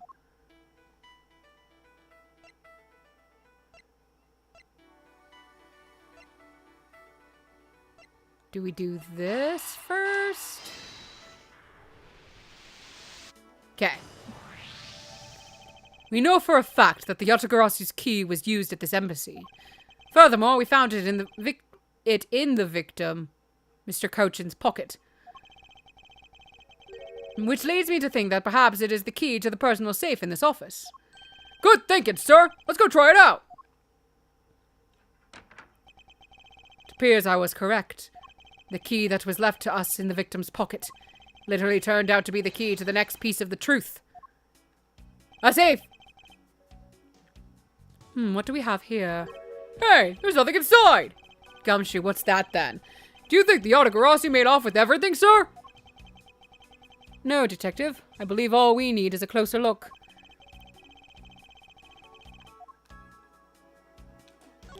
What is this here? Looks like the ripped corner of a piece of paper, sir. No, I don't think it's ripped. It seems more to me like it's stuck in the safe. Hey, you're right. It won't budge an inch, not even when I tug on it. But I don't think I've ever seen paper stuck on the inside of a safe before. Detective, I think you have it backwards. It's not the paper that's strange. It's the safe. What do you mean? What I mean is that the secret of this safe is that it's completely empty. It has a crack there. Yeah, no, it's got 2 compartments. Even just eyeballing it, you can see that the inside is a bit too shallow. Furthermore, with the unnatural way the paper is stuck at the back of the safe, I'd say that there is an extra bit of space behind the back wall of this safe. In other words, this safe has a second compartment. I've said safe way too many times. What? I suppose that you are correct in asserting that the paper is stuck in an unnatural manner.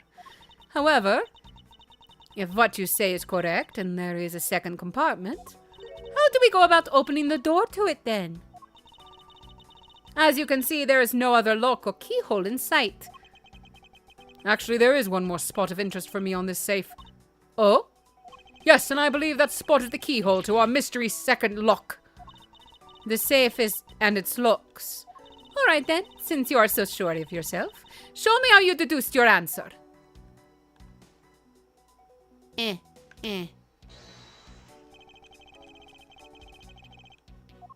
Where is Manif?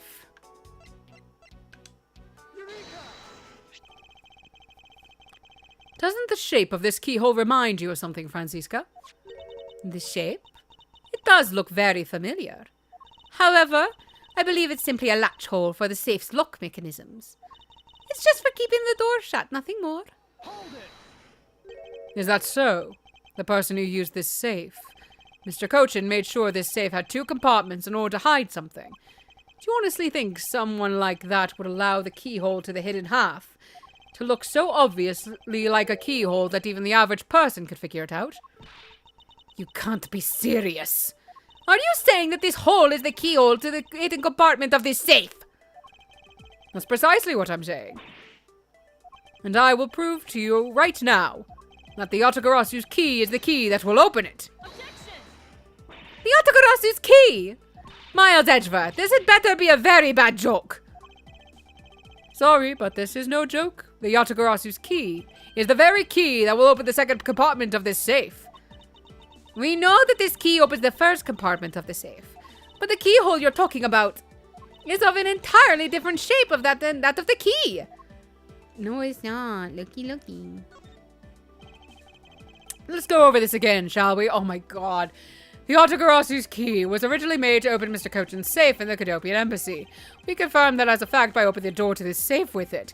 Now let's take a look at the back end of the key. Looking at the knife portion head on, what do you see? What are you talking about? Ah! It appears that you've come to understand what I'm talking about. Okay. Sorry, I'm more annoyed with this than I used to be. But just because it's like reading it out loud again, it's like, oh my god, we're saying so much of the same shit over and over and over again. When viewed head on, the knife's blade is the exact same shape as the keyhole. The real function of the knife portion is to act as the key to the hidden portion of the safe. But that's preposterous!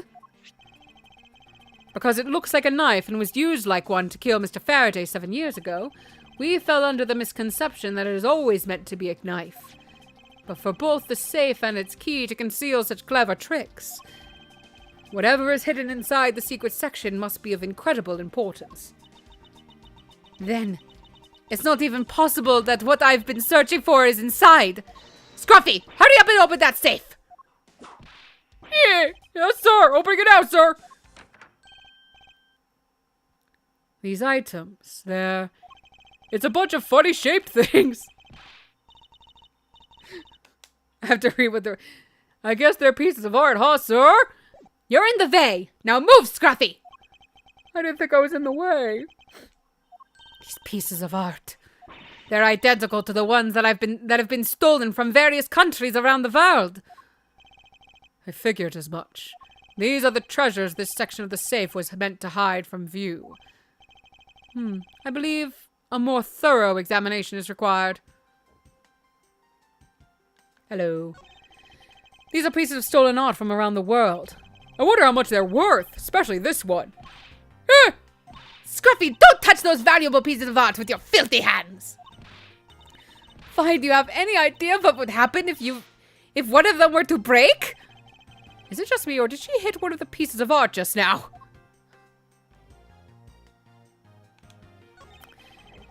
This is the document that we thought was stuck earlier. Wonder what it's about. Beats me, sir. Why don't you take a look at it first before we give up, Detective? Mr. Cochin's name is written here on the last page. Wonder what the significance of this document is. Is that it? I guess that's it.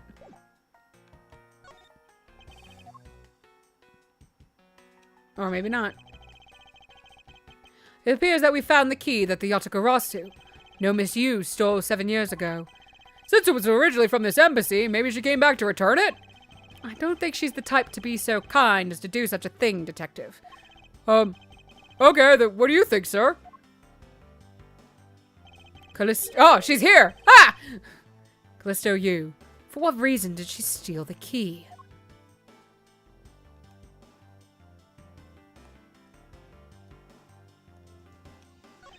To build this sort of trick into one's safe is really something. Yeah, it's neat how this safe has 2 compartments, but what's really impressive is that the other end of the key was another key. I totally hadn't noticed. I wonder if Mr. Cochin was just paranoid, or if he had secrets that are of that great a value. Speaking of paranoid, I once sharpened both ends of my pencil. What? But then, when I went to erase something, I got all paranoid that I was going to stab myself. I mean, yeah. Please refrain from dispensing your special brand of unrelated stories while on duty. Yes, sir. Yeah, no, that's it. Logic.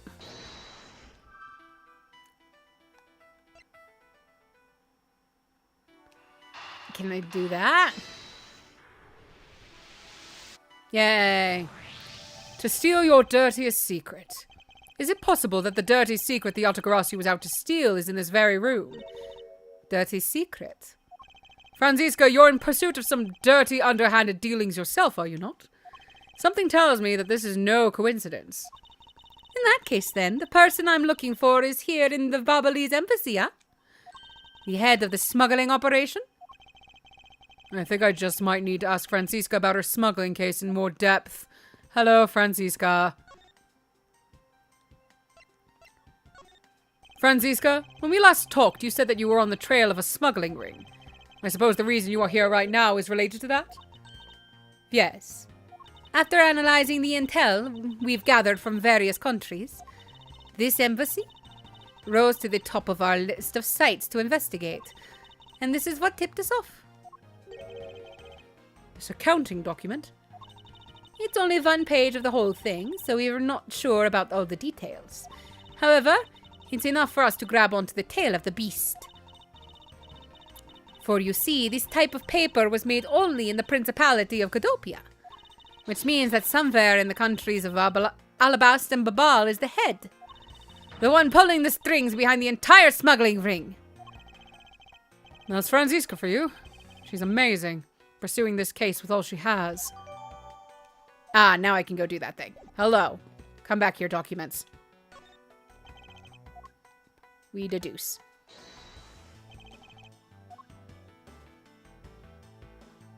I had to really think about that for a second. Take a good look at these documents, Franziska. It says that there are 3 pages in total, and yet there are only 2 here. Correct. Now take a look at the smuggling activity document in your possession. Tell me, is it not possible that your page was taken from this set of 3?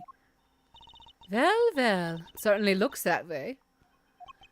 By putting our multi-part puzzle together, we seem to have arrived at an answer. I'm gonna adjust really quick. I just want to get my legs up on the couch. Getting comfy, getting comfy.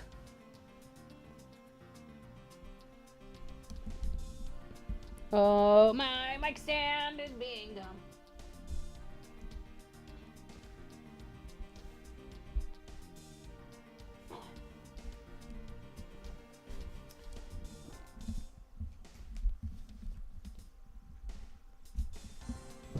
There we go. A little better.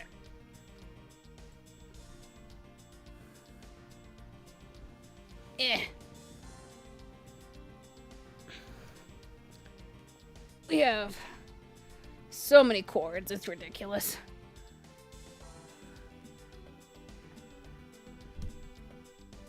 There we go. A little bit better.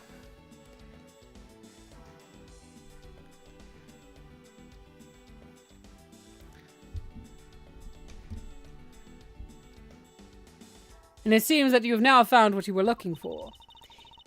Yes, and with this, it has become crystal clear that Mr. Cochin himself was responsible for this mass smuggling of Bubbly's ink. Bubbly's ink? Bubbly's ink is a special product of the Republic of Babal. However, due to a special reason, only a limited volume is ever exported. And that reason is? That's classified. It's on a need-to-know basis, and you don't need to know. In any case, it seems that the head of the smuggling ring was our victim, Mr. Manny Cochin. My German accent is garbage. His base was in an embassy, thus it was hard for both our country and his to interfere, making it the ideal conditions under which to run a smuggling operation. But it's so frustrating. I lost the person I was to rain judgment down upon with my whip of justice. Well, even if he is dead, we still have a responsibility to look into his misdeeds. You expect me to whip a dead man? Well, I'm not interested. Oh my gosh! Franziska, you must know that Manny Cochin was the suspect in the KG-8 incident. Of course I know. On top of being the head of the smuggling ring, there is the matter of what really happened in that case that needs to be resolved. Hooray! Are you done investigating? You realize now, don't you, that this girl is the only one it could be. Whoa, we all teleported! Now come along quietly, Yatagarasu. Kay Faraday. You are under arrest for the murder of Manny Cochin. Mr. Edgeworth! Please, you have to believe me. I didn't do it! I chased the fake Yatagarasu in here. And he was already... You have the right to remain silent. Anything you say can and will be used against you. Oh, I guess I'm letting her go because you startled me or something. I'd like to help you reduce the number of mistake in arrests Interpol makes. What is that supposed to mean? I believe I told you that Kay Faraday is not the culprit of this crime. Very well. I suppose I have no choice. I'll show you just how foolish your claims are. Oh, here we go. Even your police confirmed that the Yatagarasu infiltrated the Babalese embassy tonight. Utilizing the confusion caused by the fire, the Yatagarasu snuck into this embassy. Furthermore, this girl claims to be the Yatagarasu. And most importantly, other than her, there was no one else in here with the body.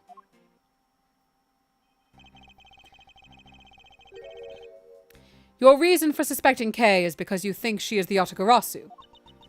Exactly. But it isn't just me. She calls herself the Yatagarasu. Look how many times do I have to tell you? I was only out to capture the fake Yatagarasu.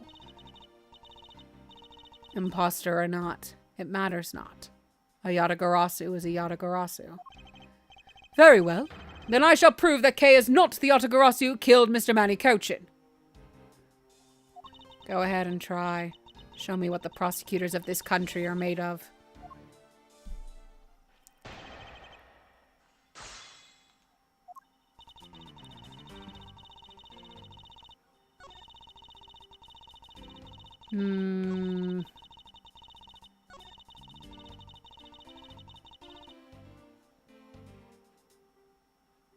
Okay, I think I just gotta have to press everything.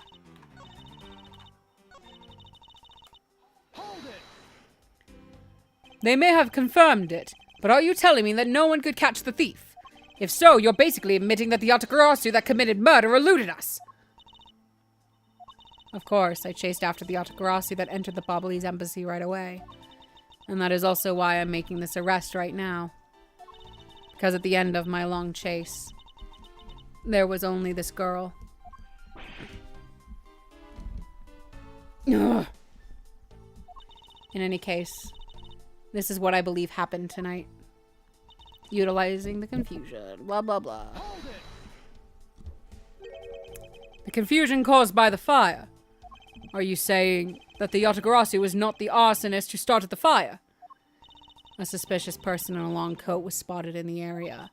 Officers in the area claim to have seen that person start the fire. It sounds like we have a phantom in our midst. Yeah. In a way, he could be considered a phantom with the way he randomly appears. What? What was that whole thing? What? Oops.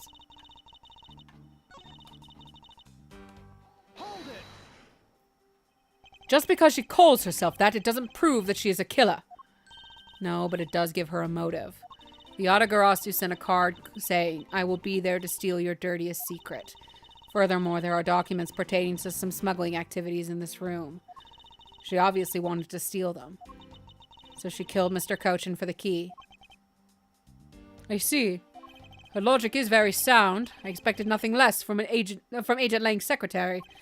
However, that statement just now didn't sound right. Might just be the opening I need.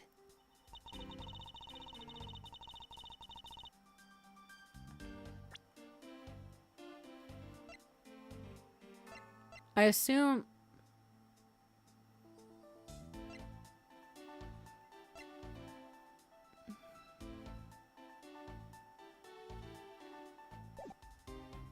It doesn't say that those were only in the safe, so I'm going to just press this really quick. And then if not, I'll present the document. So you're claiming that Kay knew that a foreign country's embassy had such documents? As stated in the calling card, the Yatagarasu was out to steal a dirty secret. Which means that the goal tonight was to steal those smuggling activity documents. You have it all wrong. It was the fake that sent that card. Your words are meaningless. If you are truly innocent, then let's see some proof. Hey, Mr. Edgeworth, I leave it to you to handle this. Yes, I'd rather you did, because you're such a dumbass. The Yatagarasu's goal, huh? You can claim she's innocent, but you can't change the facts I've already outlined.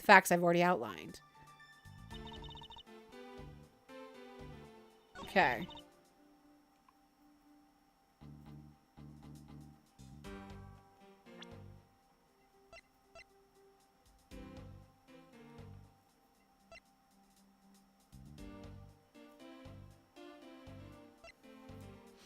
Hold on, I'm going to double check because I just don't want this to go on too long because this case is ridiculous.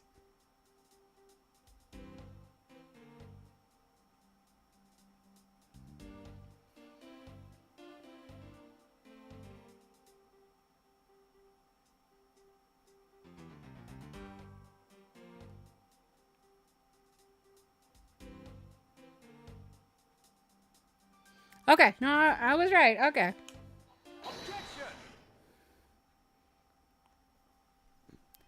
Agent Sheena, I regret to inform you, but there is a flaw in your logic. Let me get back to chat. Oh, God. Okay. Oh? Even if you claim that she is the killer, and that the Yatagarasu, I am certain that securing the smuggling documents is not the motive behind the murder. The key to the safe in this room was found on Mr. Coach's body. Furthermore, the Yatagarasu would not be so stupid as to leave without the documents. Damn, you sweaty. By the simple fact that the documents were still in the safe when we looked.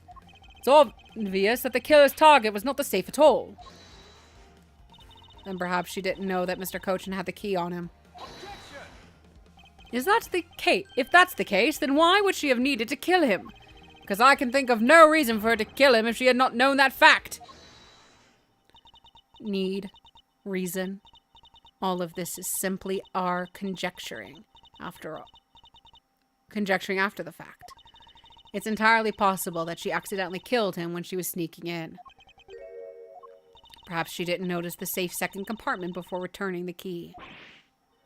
But the fact still remains that Mr. Cochin was stabbed to death. But you have no definitive proof that it was Kay who committed the act! Actually, I do. I saw her holding the knife she used on the victim with my own eyes. What? Allow me to tell you a bit more of the evidence that will put her away behind bars. I just realized there's a piece of evidence I think I need to look at.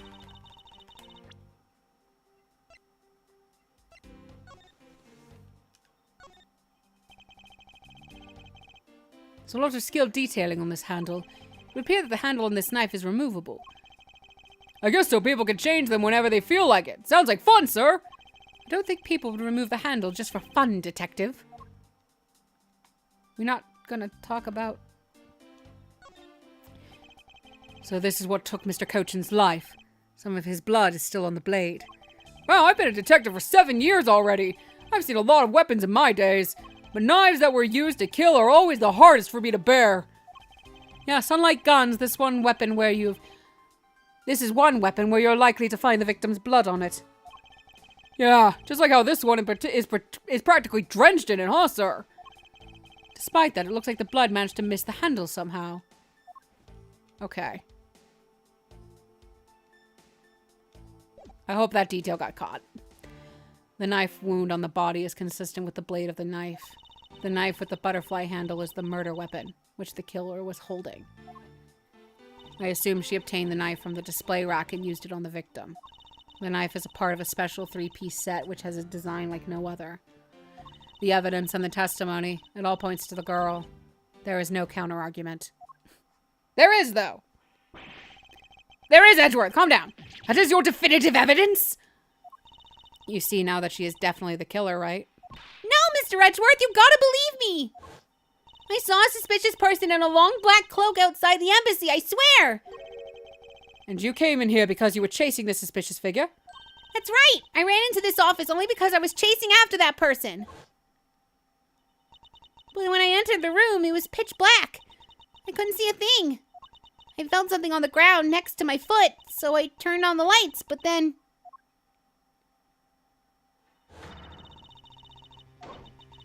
Who's there? Oh, it's Sheena. Hi. This is bad, I guess. I came to this room upon hearing the girl scream, and when I saw her holding the knife, I immediately restrained her. So the object K felt by her feet on the floor was the murder weapon. I had the knife analyzed right away, but we failed to find anyone's prints on it. I do wear gloves! But the suspicious person in the black cloak who came into this room before me! You continue to insist there was such a person. But if there was, where did they go?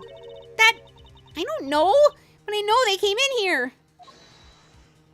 That sounds like the desperate excuses of a suspected killer, not a trustworthy testimony. You understand, don't you? We can't trust this girl's words, Mr. Edgeworth.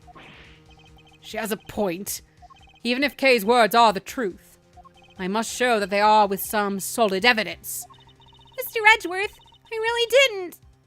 Kay, don't worry. This text is slow sometimes.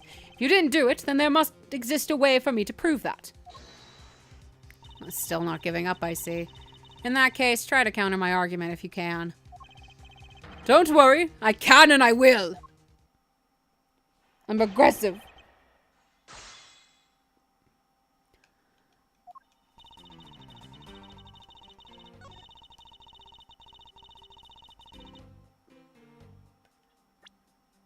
I think because it's not covered in blood.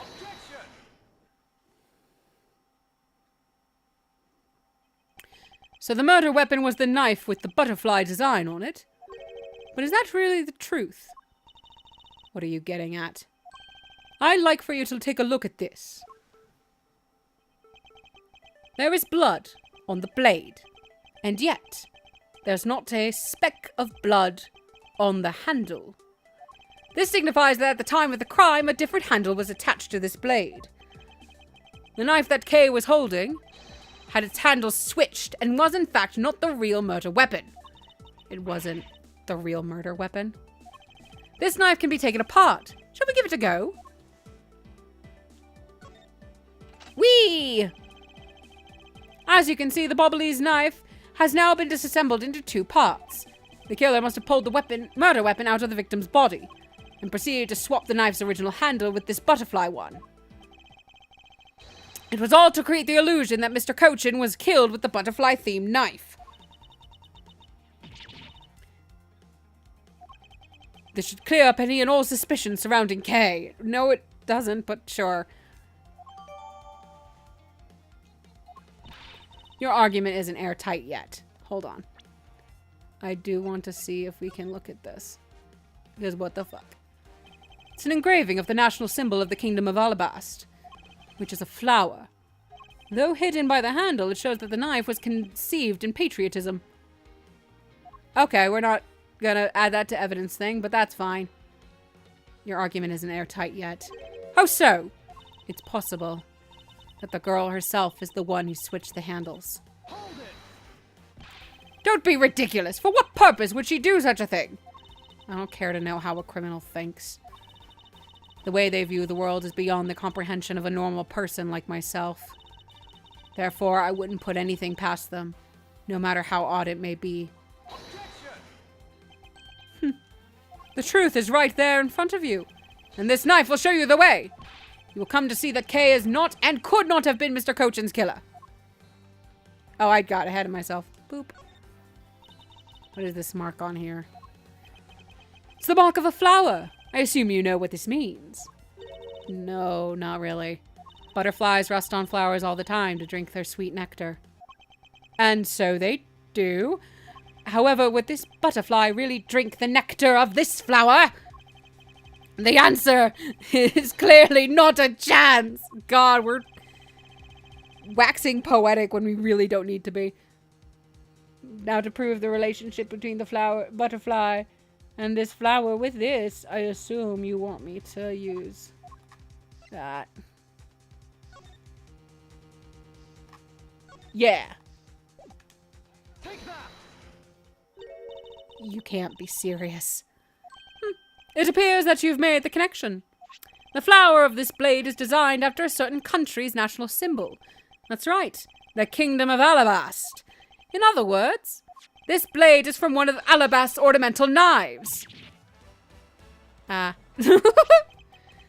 This part of the knife handle has Babal's national symbol of the butterfly on it. Therefore, it is undeniably Bobbly's in origin. But as we both know, you can't kill someone with just a knife handle. Incidentally, when exactly did the murder occur again, Agent Sheena? After the fire had broken out. That's right. Kay entered the Bobbly's embassy after the fire had taken place. Furthermore, she had not been to the Alabastian side of the building before then. On top of that, not a single person passed between the two countries during the fire. Which means that Kay could not have transported an Alabastian object over there. This makes it impossible for her to be the true killer. Whoop! Way to go, Mr. Edgeworth! What a great victory! This is awkward. Huh? Hey, why is everyone so quiet? I'm happy we got this far and cleared Kay's name. What worries me now is what will happen next. What is the meaning of this? An alabastrian knife here! Do you mean, how did this find its way to the Republic of Babal? It didn't just find its way over, rather we should focus on how it was smuggled over. You know what? My brain hurt thinking about it while we're just standing around. Thinking while you're on the run? Now that's the real way of a real great thief operates. Stop saying that in front of fucking Interpol, Kay. Oh, thanks a bunch, Mr. Edgeworth, for proving me innocent, I mean. You believed in me the whole time, right? Tell me you did. No. Not really, but... Come on, you don't have to be shy about it. Your argument is still not airtight. Would you care to elaborate? I understand now that the girl didn't commit the murder. However, there is still the possibility that she is the Yatagarasu. Then again, look, how many times do I have to explain it to you? I am the real Yatagarasu. Kay! Kay, honey! Oh my god! I'm not like the fake one that goes around setting fires, okay? Whether you're the real deal or a fake, it doesn't really matter. All I have to say is this. I have my suspicions that this girl was the one who started the fire. Preposterous! On what grounds do you suspect her for such a thing? The fact that she calls herself the Yatagarasu, that in itself is the most elegant proof. Miss Sheena, Yes. I have no intention of taking back any of what I've said. God, Kay. I am the great thief Yatagarasu, and I refuse to allow some imposter to claim that name as their own. The path of justice that my father pointed me towards, I will walk it the best I can. It's not good to be so stubborn. Hope you can understand that. Thanks a lot for the concern, Miss Sheena. Let me share something with you, too, as a token of my appreciation. Those sunglasses totally do nothing for you, so I'll steal them from you next time, okay? What the fuck? What are you talking about? Well, I guess we better get going. Going? To where? To the Kingdom of Alabast. If we don't go, we won't know for sure, right? I suppose not. You won't get anywhere simply by standing here thinking. To see where the Alabastrian knife came from, we'll have to pay the Alabastrian embassy a visit. You whipped the dead body, Francis. Don't do that. Let's go, Miles Edgeworth. As you are my subordinate, I will not tolerate you bringing the investigation to a halt. Understood.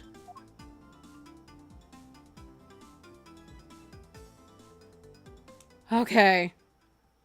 1 part down. 6 to go.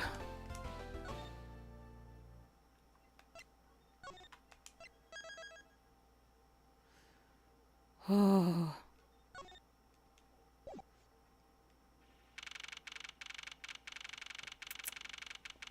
I'm gonna see. My goal, I'm thinking, is either to at least complete this part and get to the next to be continued, or to the one after that and save the rest for next time. Just because I have been now streaming for about 3 hours, which I'm always good to do. And I'm good to go for like 2 more, but I do still have to cook dinner eventually when Luke gets off work. He gets off at 5. And then he takes him like an hour, so yeah. I'll probably quit streaming at 5. Oh my god, the cops. Oh, damn it, it's you. Count off! 1, 1, 1! You did change it. Good job, guys. God. It's so dumb. Shifu, 99 callouts, so all 99 members are most likely here and accounted for, sir! Hey, you. Yeah, you, the second number 1 from my right.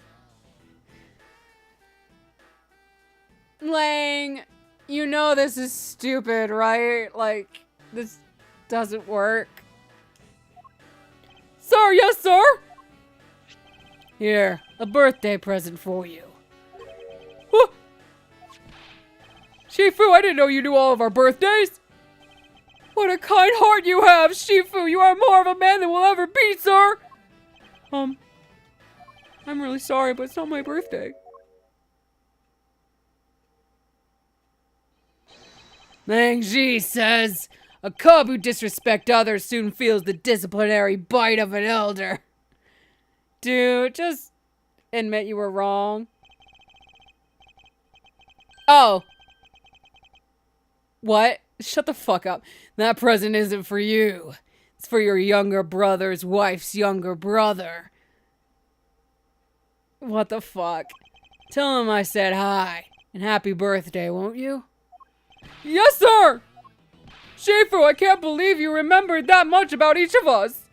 Shifu, I'm so moved that I can't stop crying. We love you, Shifu. I should probably leave them to their alone time. Alright, meeting's over. Everyone, head for your posts. Dismissed! Sir! You're so weird, Lang. Yo, were you guys there the whole time? I got a call from Sheena that she's already filled me in. Sounds like you're out to get in my way again. I have absolutely no intention of interrupting your investigation. I simply request that you grant me permission to investigate the Alabastian embassy. And if I say no? Objection! Agent Lang, this man is my subordinate. As I have received permission from the ambassador, he is to be extended the same rights. Sorry, sis, but it's not that simple. Alabast has the strictest immigration regulations in the world. Or didn't you know? Even among my elite men, about only half of them were admitted into the country. Besides, any more cooks in the kitchen and we might spoil the soup, if you get what I mean. How dare you make such assumptions?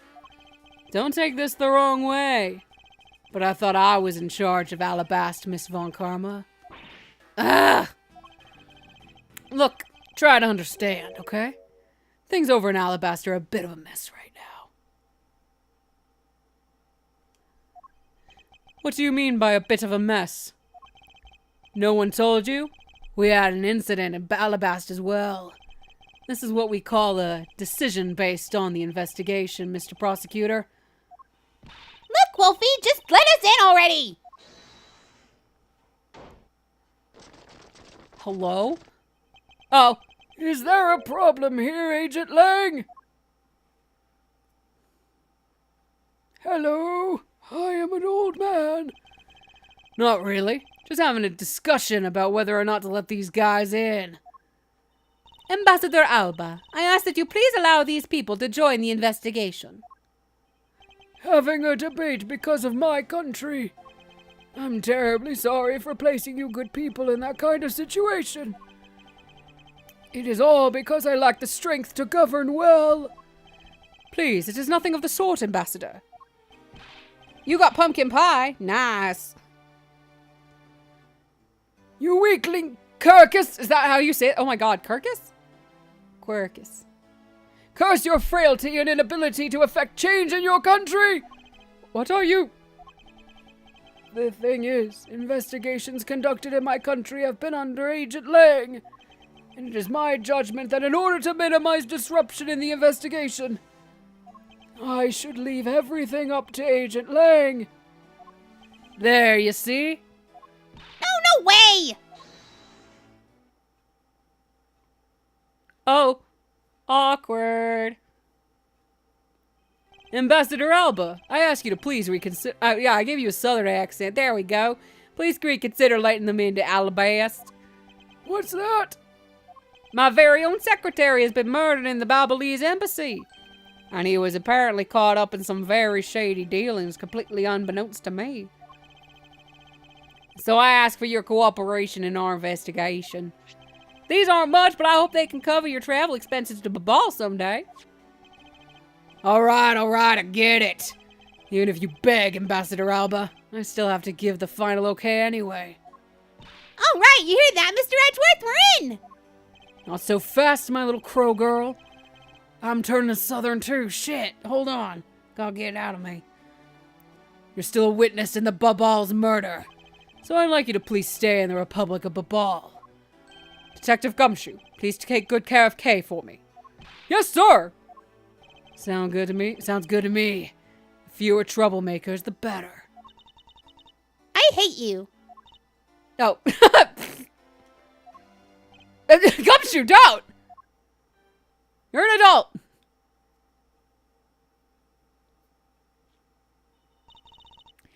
Hey, Mr. Edgeworth. Yes? So I want to ask for a while now, but that lady over there, is she who I think she is? Oh, that's right. I didn't introduce the two of you yet. Franziska von Karma, the prosecutorial prodigy. It's nice to see you again. Oh, I knew it! You're the whip lady! You may address me as Miss von Karma. Miss von Karma, I leave the investigation of Alabasta in your hands. Thanks. Rest assured, I will outsmart both the smuggling ring and the Yatagarasu. The smuggling ring, huh? Perhaps I should ask Franziska a bit more about them before I head into Alabast. And I mustn't forget to thank Ambassador Paleno for all that he has done for me. We're starting over here. Hello. Double checking things. Okay. Hello. Gumshoe. Mwah. Detective Gumshoe, I'm counting on you to keep Kay safe. Yes, sir! You just leave everything to me, sir! And don't worry, I'll take good care of Gummy for you. We'll go investigate into the Babal side of things together. Right, Kay? That's right, Gummy. All they're missing is the last stooge. Edgeworth, was that you? Are you the last stooge? Ambassador Paleno, I am in your debt. No, it's nothing. Because it's about all I can do for you, I'm afraid. I only ask that you please bring Manny's killer to justice. I will, Ambassador. On my honor. Wow, you're so sensational. You've really piqued my curiosity. I know they aren't much, but now that I'm giving them to you wholeheartedly. Oh, no, that I'm giving them to you wholeheartedly. No, that's quite all right. Oh, well, how about this then? And what exactly is this? It's fountain pen ink, known as Babalese ink. It's made exclusively in Babal. So this is Babalese ink. We make it from wit crystal oil, which is mined through our mineral mines. Please accept this ink. One dip of your fountain pen in this, and you can write for hours in your organizer. How fortunate for me, thinking my pen just happened to have run out. I gladly accept your gracious gift. Great! Wonderful! I guarantee to you that writing with our ink is an unforgettable experience. And since we don't export it, if you run out, you are always welcome to come and visit our fair nation. Talk about cornering the customer along with the market. You've made so much progress in your investigation in such a short period of time. It's truly amazing. Agent Hicks, whose help I had requested, was cut down before he completed his task. There is no room for further failure in my perfect investigation. In spite of that, I believe you were able to obtain some insight into the ring, correct? It was burned in Mordor. We are fine. But with the smuggling ring, it was nothing. I simply made some deductions based on the smuggled item I was following. You mean the Babalese ink? But why are there restrictions on the export of Babalese ink to begin with? That's classified Interpol for... Hold it! Franziska, or as your subordinate, I'm a part of your investigation now. Don't you think it would be beneficial if I was as well informed as you? Point taken. Very well, I'll fill you in. Recently, we discovered some very well-made counterfeit bills circulating in Zingfa. Counterfeit bills? Yes, as you may have deduced. The counterfeits are being made with Babal's special Babalese ink. And it's virtually impossible to distinguish bills made with Babalese ink from real ones. Thus, it was only natural for Interpol to keep an eye on the Republic of Babal. That's where this document comes into play, correct? Correct. Mr. Cochin was smuggling large amounts of Babalese ink. Furthermore, he was charged with running the embassy's printing equipment. That's all the evidence I need to know that he was head of the smuggling ring. However, there remains one tiny problem. Let me guess. you still have yet to find the counterfeit bills or the smuggled ink. Yes, and while we're listing things, I might as well add the counterfeit plates to the pile, since we haven't been able to locate any of these items in the Bobbly's embassy. We're looking into the Alabastion embassy next. Doesn't matter where they're hidden, mark my words. I will find them.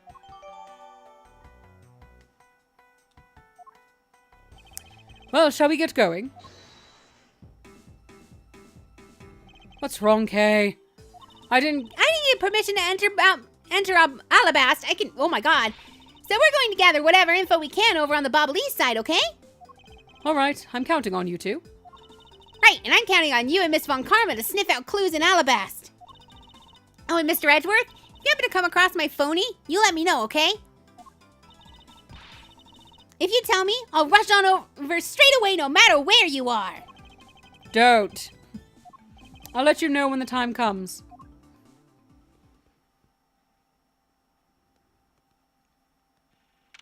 Oh, it's like a mirror. How fun.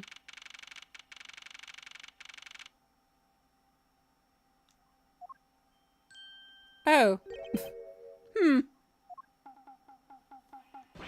Oh! What do you think you're doing to my subordinate? Oh, you killed a man, Franziska. You're... Edgy! Oh, thank the heavens you're here, man! I'm in a really, really big pickle, your lordship! The raven, it appeared, poof, and then disappeared, swoosh! And though I am the steel samurai, my sword, I'm so confused, I don't know what anything means anymore! Who is this fruitcake? I am Larry of the House of Butts, married man of near old Tokyo, milady. Now I remember. This person is one of your friends, isn't he, Miles? Yeah, Larry. I do love Larry. He's a piece of shit, but I love him. Yes, frighteningly enough, he is. Hey, what's up with that answer?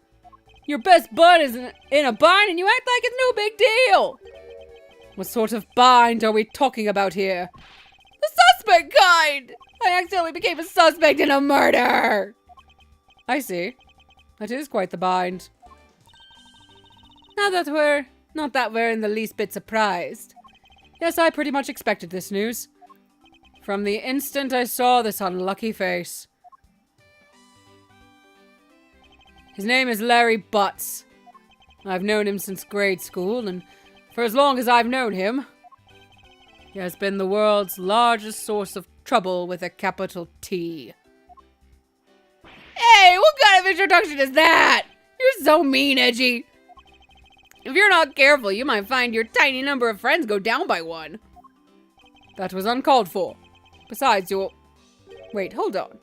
Larry! It was you? You're the one who wrote my Steel Samurai autograph? Oh, you didn't notice earlier? I even winked at you through my headpiece. What's going on? And why are you beet red?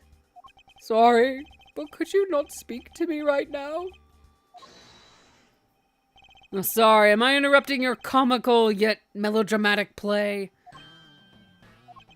So this is the incident you mentioned earlier. Mr. Prosecutor, this man, this childhood friend of yours, is our prime suspect. Of what, you ask? Of the murder of a man who had snuck into the embassy.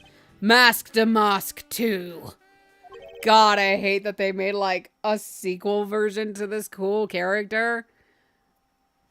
Masque de Masque was a really fun case. And Ron DeLite was just a sweet guy. Masque de Masque 2. Huh. Only Larry could get himself into yet another mess as fine as this.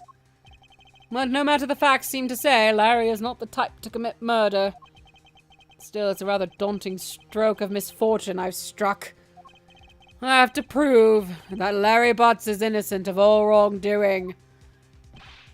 Shifu, we have identified the victim. Good work. I'll take that report now. Agent Lang, would you mind if I take a peek at it as well? What did I tell you earlier, Mr. Prosecutor? Don't get in my way. There's only enough flesh here to feed one wolf, and that one is me. So no, you may not take a peek. But Agent Lang! Yay! It's bad! Agent Lang, will you allow an investigator such as myself to take a look? Yes, of course. You let the detective see the file. You're Detective Bad! You're the prosecutor, Mr. Edgeworth, right? Fancy meeting you here, Detective. You weren't expecting me? Ever since that day 7 years ago, I've chased after the Yatagarasu, non-stop. I even pressured Interpol into keeping me in the loop, in case a card was ever found. What incredible dedication to the case. Detective Bad knows the Yatagarasu's M.O. very well, and his passion for the case hasn't died down in these 7 long years. It's something I can respect. But Detective Bad, I must ask, are you going to make an ally out of this prosecutor? My only goal is to arrest the Yatagarasu. If he can get to the bottom of this case, then I'm willing to share info with him. I'm in your debt, Detective Bad.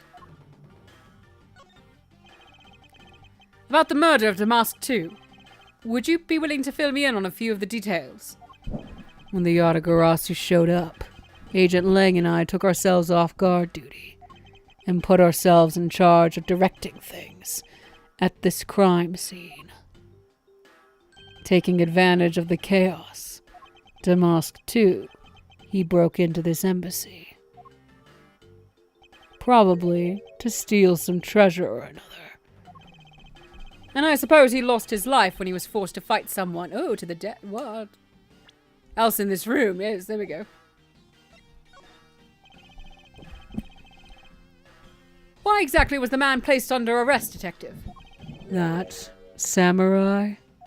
He was born looking suspicious, but not for the reasons you suspect, I assure you. The most he might have is, like, sexual assault or something. As you can plainly see, he is completely harmless. Well, it was just a random guess. It's not like he's actually under arrest. Tonight, here at the Alabastian Embassy, Ambassador Alba was to give a commemorative speech, and that's when the Yatagarasu showed. But keep in mind, the Yatagarasu isn't who I'm talking about right now. Those seats, for the guest who had been called to sit in them, were empty. A no-show? Who was it that failed to take their seat? The Steel Samurai. Until the speech was to begin, each member of the entire Steel Samurai family was to wait in a separate room. However, for some weird reason, that man was spotted in a different location than his assigned room at that time. And where was he?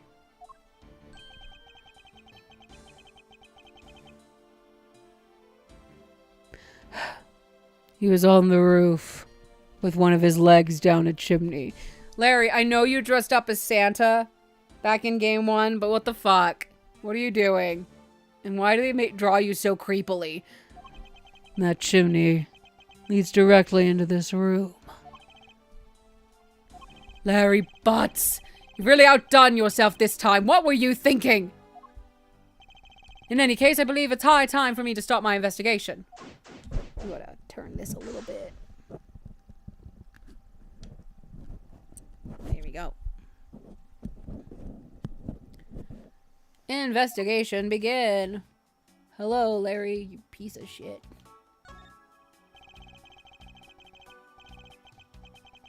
There are some weapons on display on this wall. A crossbow, and under that, a set of knives bearing a flower motif. They must be the counterparts to the Bobbolese knives. Which means that the blades inside these scabbards should match the blade that was used to kill Mr. Cochin. Oh, hi. It's the fucking ambassador out of a plant. What is that plant supposed to be? Franziska, can't you see that it's supposed to be a likeness of Ambassador Alba? Miles Edgeworth, as a subordinate, you have a lot of nerve telling me what to think. I look forward to your salary assessment next month. You are deluding yourself if you think you have control over that. No, look at the... There we go. The Steel Samurai's primary weapon. Samurai spear. Isn't it awesome? I totally fell for this thing. It's sleek and shiny, just like my heart. It comes at you like whoosh. When you hold it, you just want to live life like BAM! You do well to watch what you say, Larry. Although it is just as Larry says, the spear is quite the symbol of valor. However, speaking of spears, aren't you supposed to use them by thrusting the point straight into your opponent? I'm not entirely convinced this spear is up to the task. What's wrong, Edgy? You're just staring off into the distance. Oh, I get it. Tell you what, I'll tell the studio to make you one, okay? But this one's mine. Did I say anything about wanting one? Maybe I can shut him up if I show him the piece of evidence that will point something out about this spear. What? Do I have something? Oh, yeah, I do. So, I guess deduce. The autograph, Larry, about this spear. Oh, are you feeling it? BAM!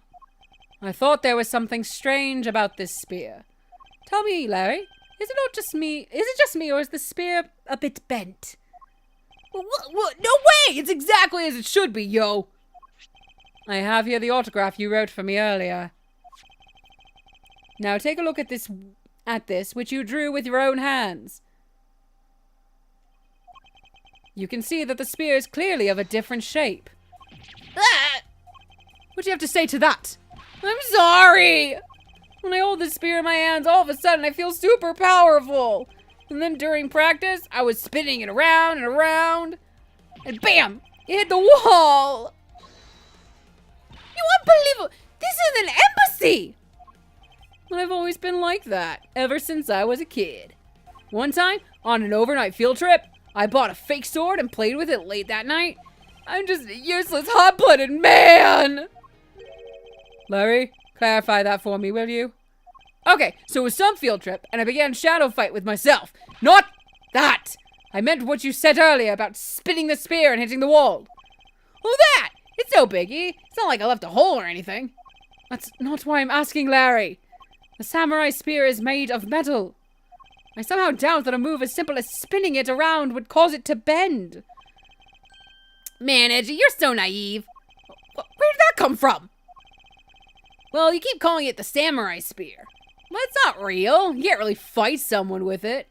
Because it's hollow on the inside. You could hit it against practically anything and it would bend. Is that so? Don't tell me you thought it was real. Oh, but don't take it the wrong way. I just think that part of your personality is cute. I see. Your friendship truly is something special, Miles Edgeworth. That's not friendship. It's utter humiliation.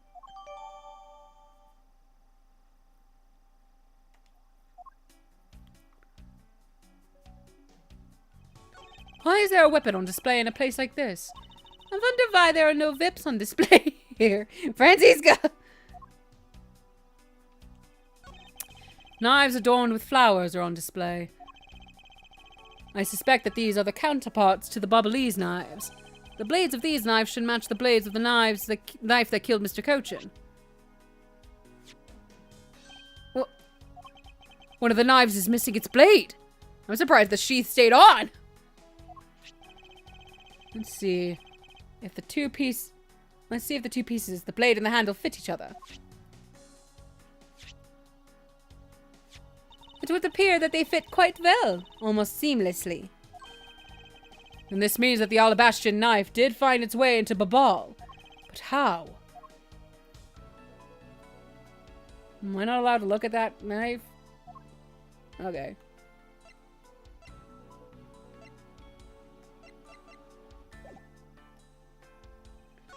I can spot absolutely no difference between this Primadou statue and Babal's. The statue's face looks a bit like that costumed hero you like very much. Only wonder why you Americans have such an affinity for this kind of face. The statue wasn't made by an American, you know. At least, I don't suppose so. Was it?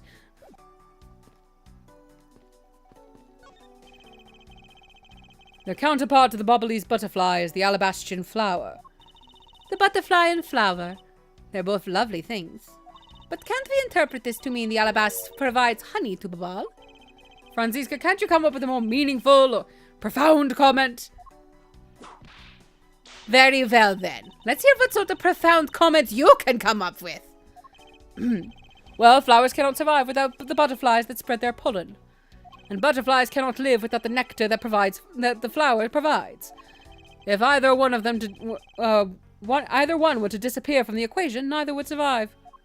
How was that, Miss Von Carver? Your explanation took so long that I nearly fell asleep. Well, let's continue the investigation. Franziska, why can't you just admit I had something there? It was very mean.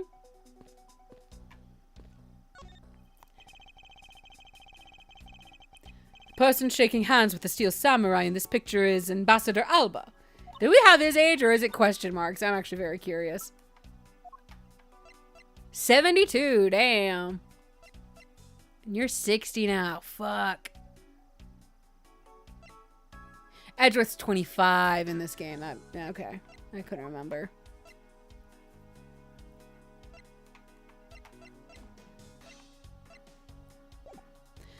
It was taken just before the murder. The Steel Samurai must be very popular. They're even using the National Treasure as backdrop. I just don't understand. What exactly is so great about the top not there? Clearly there is a depth to this show that a young person like you cannot fathom. It feels like a fan of like an 80s TV show talking down to a millennial or a Gen Z. Speaking of young people, aren't young children the target audience of this show of costumed actors? She's just jabbing him.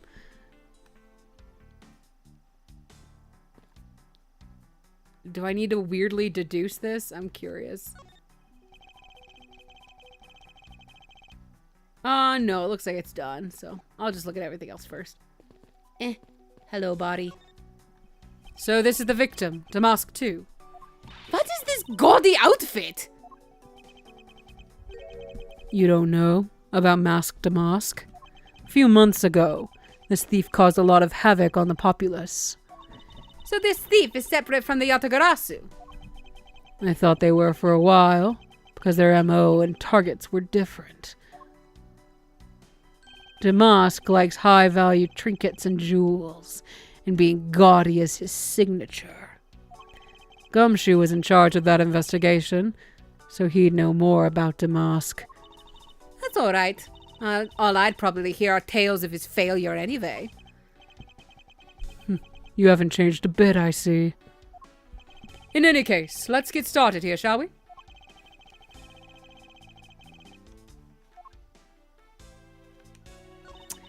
There is not a single shred of fashion sense in Damask's costume. Well, at least I can appreciate the great effort he must have put into making it. You two don't know? You can buy this costume almost anywhere now. It's being sold? Since when?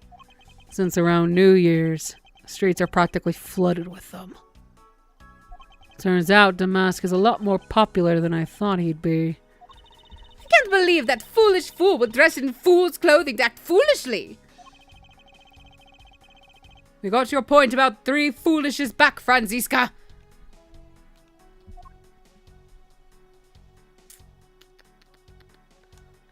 Ooh! Excuse me. Ha! What is he holding? Looks like a piece of paper from a notepad.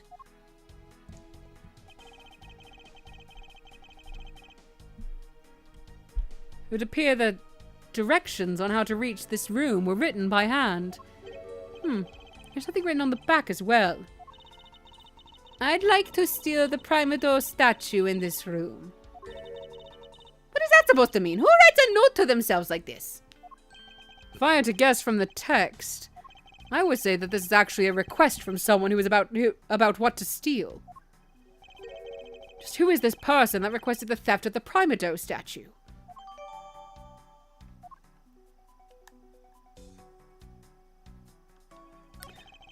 I thought that Damask had quit the business. This guy? He's just a copycat using the name.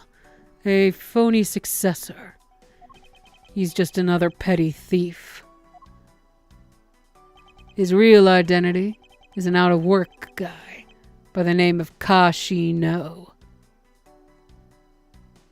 Kashino. Oh, is it now? Is it cash now? Is that the pun? Is it cash now? He's 29 and wanted on larceny charges. From his clothes and what he was carrying, we determined that this guy is the real Damask too. The cause of death appears to be the loss of blood from the back of his head. It seems that he was struck with something very hard. In other words, he was bludgeoned to death.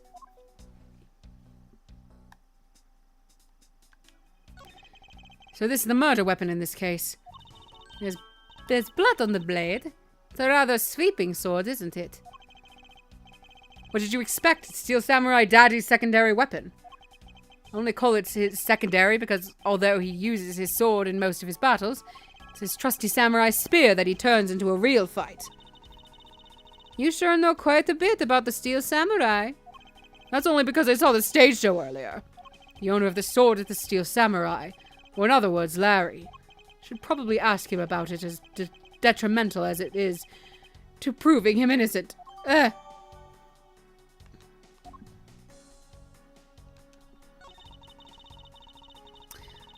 suppose this was the wrapping cloth Damask 2 used to carry his stolen goods. But there's nothing wrapped in it now. Guess he never did manage to get his hands on whatever it was he was out to steal. Anything else?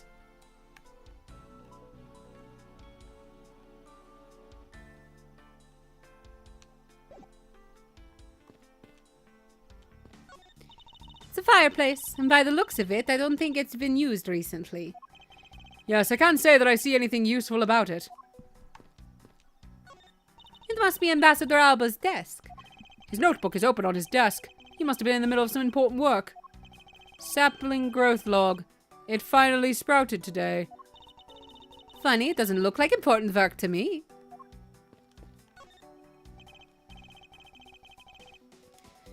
Two gorgeous flowers are in bloom here. I'm sure flowers as lovely as these must have an equally as lovely name.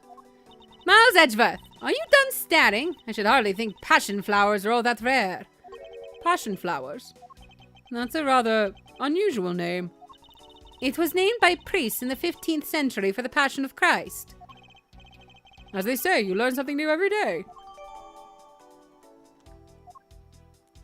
Time to talk to people. Larry, you piece of shit. Larry, there are a few things I need to ask you about. Hey, how about that? I got a few things I gotta ask you too. What is it? It's like both you and him. How is it that the two of you always manage to have some cute or hot girl by your side? Why are you talking about Phoenix like you don't say? We are not allowed to say his name. Say it with me. Phoenix Wright, Larry. Him! God damn it. And Franzi. Hey, dude, it's Franny. That's what you called her, was Franny. What about that promise you made to me? Promise? What promise? The one where you said you would model for my next book, Franzi's Whippity Whip Trip. Yo! I made no such promise. Ever since grade school, we've had certain saying about Larry. When something smells, it's usually the butts. One needs to look no further than this man to find the king of troublemakers. As I recall, aren't you calling yourself Laurice Donham now? That's... What? What did I say? Donim? What is it? I didn't say it with enough of a French accent. That's Dochnim? Is that what you wanted, Doch? I don't think so. That's not very French. Laurice Donham! Get that straight in your head, Edgy! Ow, ow, ow, ow, ow! Now I remember. You're that rude, pale imitation of a real artist. No, you got it all wrong. I gave up on that whole Larice business. This is reminding me of a friend of mine. Oh, weird. Besides, when Bangelina left me and my heart in pieces, that's when Mindy walked into my life. Oh my God, Larry. She's been so good to me that I wanted to help her in some way. And I figured I could through this Steel Samurai outfit. Your name blathering makes less and less sense each time we meet. I believe he's saying that he picked up this part-time job as the Steel Samurai so that he may attempt to capture the heart of the actress who plays the Pink Princess. You got it! I know you know what I meant, Edgy! Not really, it's not so much as I understood, but a simple deduction based on your usual modus operandi, Larry. Larry, I'd like you to confess right now to everything you did tonight. Confess? Hey, don't tell me you suspect me too! Nonsense. I don't believe you have the mental acuity needed to plan and execute a murder. However, we are talking about you here, so I find it hard to believe that nothing happened. For past experience has taught me that you are always at the center of some insane event. Edgy? How can you be so mean, stabbing me with your words like that? Unfortunately, I don't have the time to search out a key to unlock your heart this time. So I suggest that you cooperate and tell me what you know. Okay, I get it. Just stop Francie from whipping me from behind. So, I guess you know what I did, right, Edgy? I can't even begin to imagine. However, I imagine that whatever you were up to was probably beyond my imagination. So you will tell me what exactly you did, Larry. Nope, not yet, Edgy. It'll take more than that to loosen my lips. A lot more! Confess. Now. Oh. Okay, well, I was up on the roof. And why exactly were you up there? Oh, you know, that wintry custom and the legendary hero. Legendary? Hero? Santa Claus! Oh my God, Larry. Santa Claus. I wanted to do that thing he does, so I climbed up to one of the chimneys. But when I got there was smoke pouring out of the chimney. And? Well, it could go down the chimney with smoke coming up, right? So I gave up. Larry, you do realize that Santa Claus does not exist, right? Of course I know! I did graduate from junior high, you know! Oh, I forgot Larry doesn't have a high school degree. And you should also understand this. If Santa was real, he would be the biggest unlawful trespasser in history. Oh, crud! It is your attempt to imitate Santa that has landed you as prime suspect in this murder. Come on, man! What's so wrong with pretending to be Santa? Let's start with the fact that it will be the Ides of March in a matter of hours. Santa only visits homes on December 24th. That's in December, you nitwit! No! Wait a second. We're not in court! Larry, about the samurai sword that was used as the murder weapon. Oh, that? Well, I shook hands with the ambassador in this room, you know? Yes, apparently you did. And well, I totally forgot about it and left it behind when I left afterwards. You want to talk about shock? I was the most shocked of all when I heard it killed someone. Shocked! Foolish fool, looking especially foolish for foolishly stating such a foolish excuse. You forgot to take something that big with you? Who would believe such a tale? Sorry, Miss Von Karma, but I believe him. Because if anyone could forget something like that, it would be Larry. Edgy, you believe me? I just knew that our friendship is something special. Anyway, even if Larry had simply forgotten the sword and left it behind, that in no way clears his name. Which means that I will have to prove his innocence from a different angle. Okay. Hello. Angel. I'm talking to Bad. He's cooler. Oh, I can't talk to Bad. Hi, Agent Lang. You did some investigating over in the Babalese embassy too, right? I did. Is there a problem? Lang Ji says A wolf who aims to hunt for 2 rabbits at once. I believe the idiom you require is he who runs after 2 hares will catch neither. Huh. A real wolf can catch both. I see. So what you're trying to say, seeing how I am currently handling 2 cases. Suit yourself. But don't say I didn't warn you. I guess I need to present something to Larry.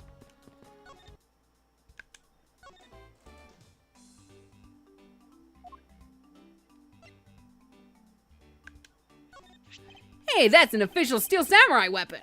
Huh? What, you want me to do it? Oh, you have no idea how many fans asked that of me. What are you prattling on about now? Steel Samurai Sushi Slash! How was that? I bet it sent shivers up your spine. I let myself get caught up in being a spectator. How could I have failed myself? Okay, so I don't show that? Weird. Okay, hold on. I gotta double check what the fuck it wants me to do.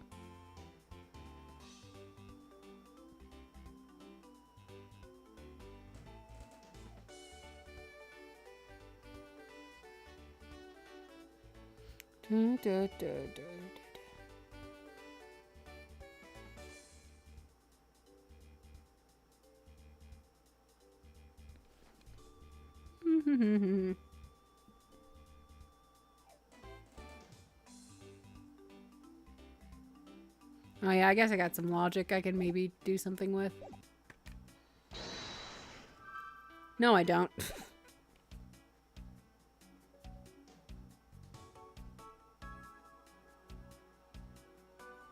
Okay, I guess I do that. Hello. There was the exact same statue sitting in that Bobbly's office we examined. It's the Primador statue. It was the national treasure of the Principality of Codopia. There is only one of these statues, meaning that one of the 2 is a replica. But both Alabast and Babal claim to have the real thing. Oh, that was Francis Castillo. What an incredibly childish fight to have.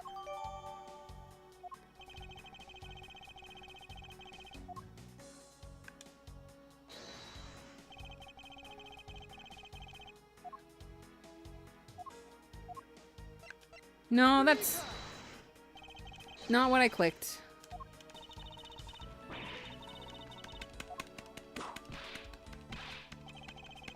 This controller is struggling.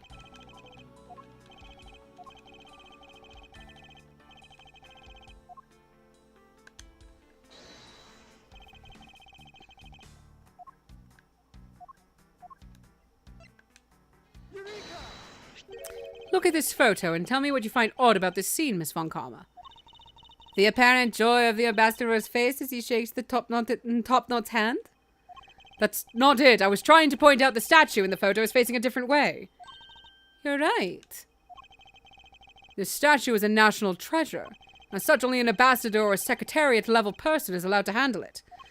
The fact that the statue is facing one way in this photo, and now it's facing a different direction in this preserved crime scene, is proof that someone touched this statue around the time of the crime.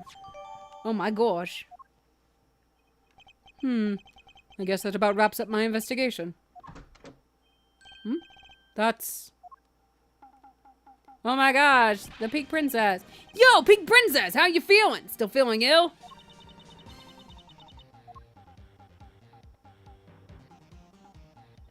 And yet another strange character comes out of the woodwork.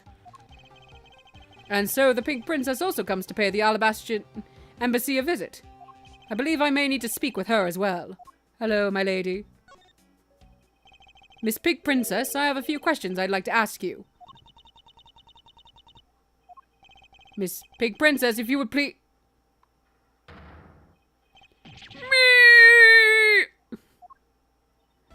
Yeah, this must be what they call fate! How could this happen 2 days in a row? What the... Are you Miss Olbig? Why are you so surprised? Ah, so you're the one that got to play the Steel Samurai. Hold on, I was choking on spit. It will be Olbig. You got it. It's too bad I didn't realize that until now. You are acquaintances with Larry? Why, yes, we worked at the same company for a little while, you know.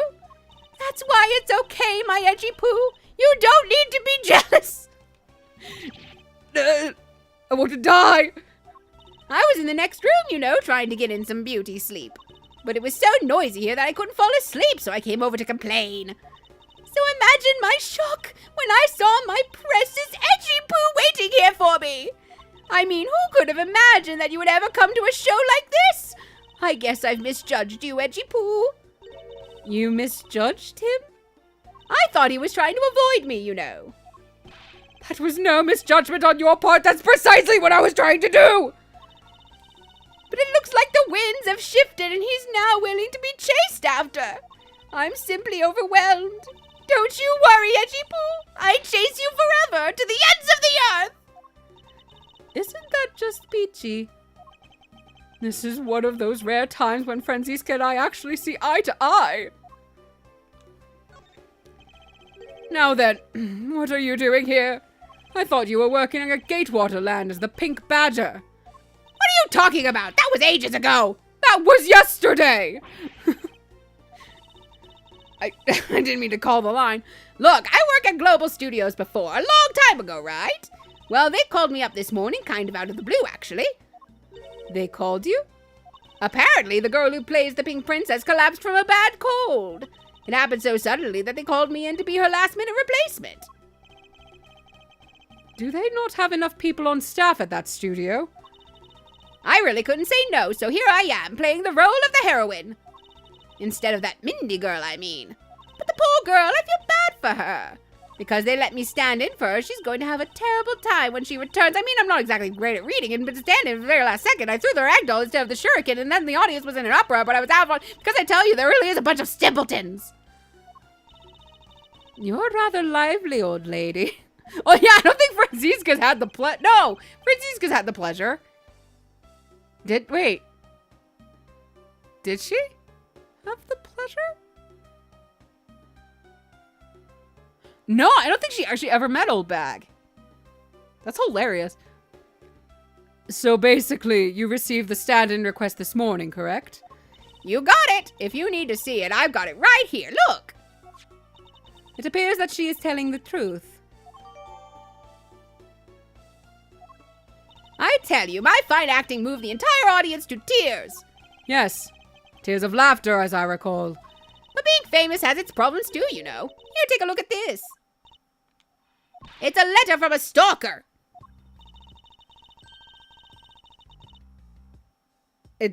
I can see why it looks like it says Wendy. God damn it, Larry.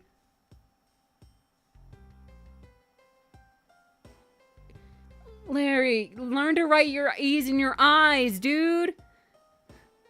I was just taking my break when I found this stuck onto the door to my room. Honestly, you really have to watch out for these kinds of things. Look at what it says. Wendy. Wendy. I'll be descending on you from above tonight. Your loving night. How absolutely revolting. I mean, you'd think he could get my name right. There's no accent in my name. Wait, it's horrible handwriting. Where have I seen this before? But now that you're here, Edgy Poo, I feel 100% safe. Where do I factor into this? You'd bust that evil stalker man for my sake, wouldn't you, Edgy Poo? Well, if you allow me the liberty to handle this in my own way, I'll gladly dispatch a detective to your house later. Oh, come on, Edgy Poo. Stop being so dismissive and playing hard to get. Good God, you scare me, woman. What were you doing at the time of the crime? What crime? What? After the show was over, I had nothing but free time on my hands. So I used the fireplace in my room next door to keep my bad hip warm. Well, a murder occurred in the room right next to yours. Is that right? Oh, Edgy Poo, I'm so scared. Hold me, caress me. Oh my God, Wendy. Jesus. Oh, horny old lady. If you could please not cling on to my personage. In any case, I take it then that you failed to show up at Ambassador Alba's speech. Oh, that? No, I didn't go. I mean, I may have the heart of a young, tender maiden, but my body just refuses to cooperate at times. Hi, Koba! As soon as the show ended, my hips started acting up and got stiff. I couldn't move at all. Can you provide proof of your condition? Oh, you just go on ahead and ask the doctors in the infirmary. They're the ones who carried me from the theater all the way to this embassy. I have to admit, the thought of her being able to leave that room is rather pleasant. Oh, not being able to, yeah, no, like, trap the wicked witch. Missile! Prosecutor Von Karma, I brought the police dog as you requested, sir. Good work. You may leave now, officer. Hi, Missile. This dog. I requested the assistance of a dog in our search for the Yatagarasu. I love you, Missile. Looks like you guys have some pretty bright dogs in this country, too. Hey, you're a real cutie, aren't you? Yeah, that's a good boy. And that's the police dog Gumshoe's been taken care of. I think its name is Missile. What a fitting name for a police dog that dashes out in front and attacks. That action alone isn't exactly what's going to solve the case for us, you know. Now, Missile, I want you to find some clues. Go! Good puppy! Sweet puppy! Good dog. You really are quite bright, aren't you? Unlike a certain someone I know. Now, what do we have here? What is this? It looks like a small hot dog, but... Wait, Francisca, isn't that an official samurai dog? Oh my god, Missile! Ah! No, bad Missile! He ate it. Wonder if it's alright for him to eat that. It's just a meat substance snack featuring the Steel Samurai. I'm sure he'll be fine. It's quite a bit of information you gathered there in a single quick glance. We should really be focusing on why there was a samurai dog here in the first place. It looks like the snack wasn't all Missile found. The fuck? Oh, what do we have here? It appears to be a lady's undershirt. I wonder if Ambassador Alba might have an interest in cross-dressing. I somehow doubt that. It doesn't look like the shirt would even fit him. Samurai dog and a lady's undershirt. What are these two items doing in a room like this?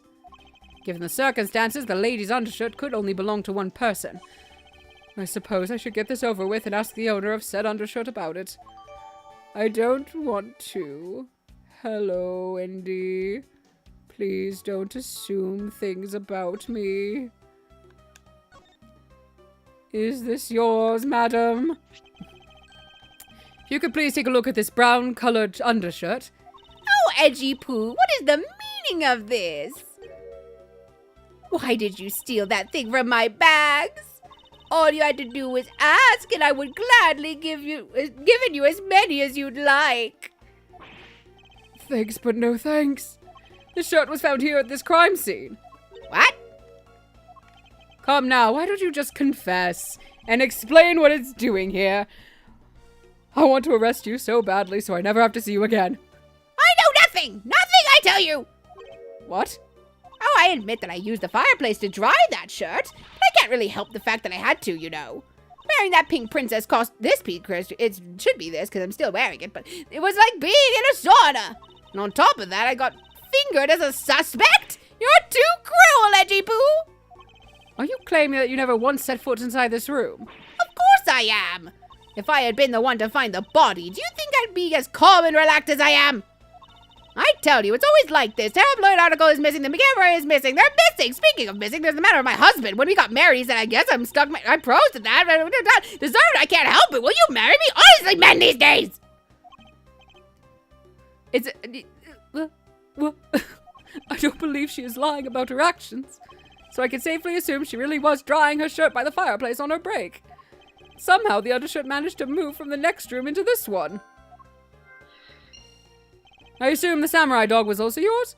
Oh, that brilliant mind of yours. You really can see through everything about me. And so the feeling of dread continues. But I suppose I should ask for more details. I don't want to. That samurai dog was yours, wasn't it? Oh, of course, I'm forever yours, my edgy wedgy poo! If you could just stick to what I asked you! Edgy, are you? And Miss Oldbag. No! You don't change, do you? Well, when will you learn how to take a joke? Anyway, that samurai dog wasn't mine. Those things are a present from the studio to the embassy. A present? The studio bigwigs basically told us to play delivery boys. We were supposed to hand the dogs off to the embassy people and tell them hi. I had to pile them all into the pushcart just to move them all. Those studio guys should have delivered those things by themselves, right, Edgy? Sir, did you deliver the samurai dogs to the embassy staff as per your instructions? Hey, Edgy, don't just ignore me and my question! Are you gonna stick up for me? About that. See, after the show, I went to rest a spell in the dressing room. Because of my bad hip, you know. And there they were. The samurai dogs were just sitting on the dressing room floor. I suppose you had to make preparations for distributing them after the show. Well, if by preparation you mean sampling them as well. Excuse me? Just enjoying the drama there, Koba. Oh, I tried one and thought they were actually quite good. Sorry, but I just had to find out. I know it was silly of me to think this, but I figured that since they're for a kids show, their taste was probably for kids too. But they were so good that I couldn't stop. Before I went back to my room, I just had to help myself to half a dozen or so boxes. That's a lot of fucking hot dogs. As I sat there by the roaring fire, warming them and eating them, I thought, this is... What is it now? Oh, I know. I bet you want a box too, don't you, my edgy poo? Well, who am I to say no to you? But I'll only give you one. The rest are all for me. Jesus. Looks like the lesson for today is when the Steel Samurai and the Pink Princess take off their masks, they transform into a pair of annoying troublemakers. What the fuck? Hi, Missile. You are the only comfort I have.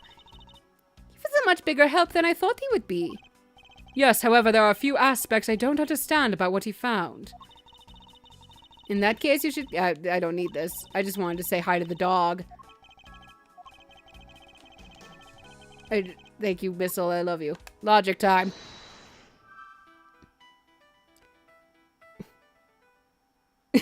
Good. Yeah, no. When I stream, I go nuts. I go long. I probably am even going to go for like another hour or so.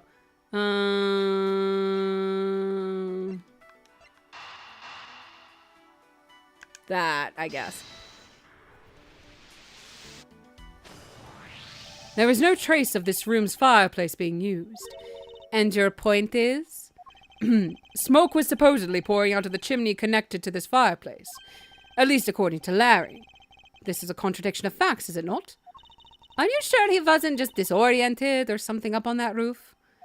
There is testimony from an investigator that puts Larry at this particular chimney. So no, I don't think it was a mistaken impression on Larry's part. On the other hand, the fireplace in the next room was being used at the time. Where do you suppose the smoke from the fireplace went? Ah, I see. So what you are proposing is this. The smoke that came out of the chimney was actually from Miss Oldbag's fire. So basically the fireplaces of neighboring rooms share one chimney. Is that what you are implying? Precisely.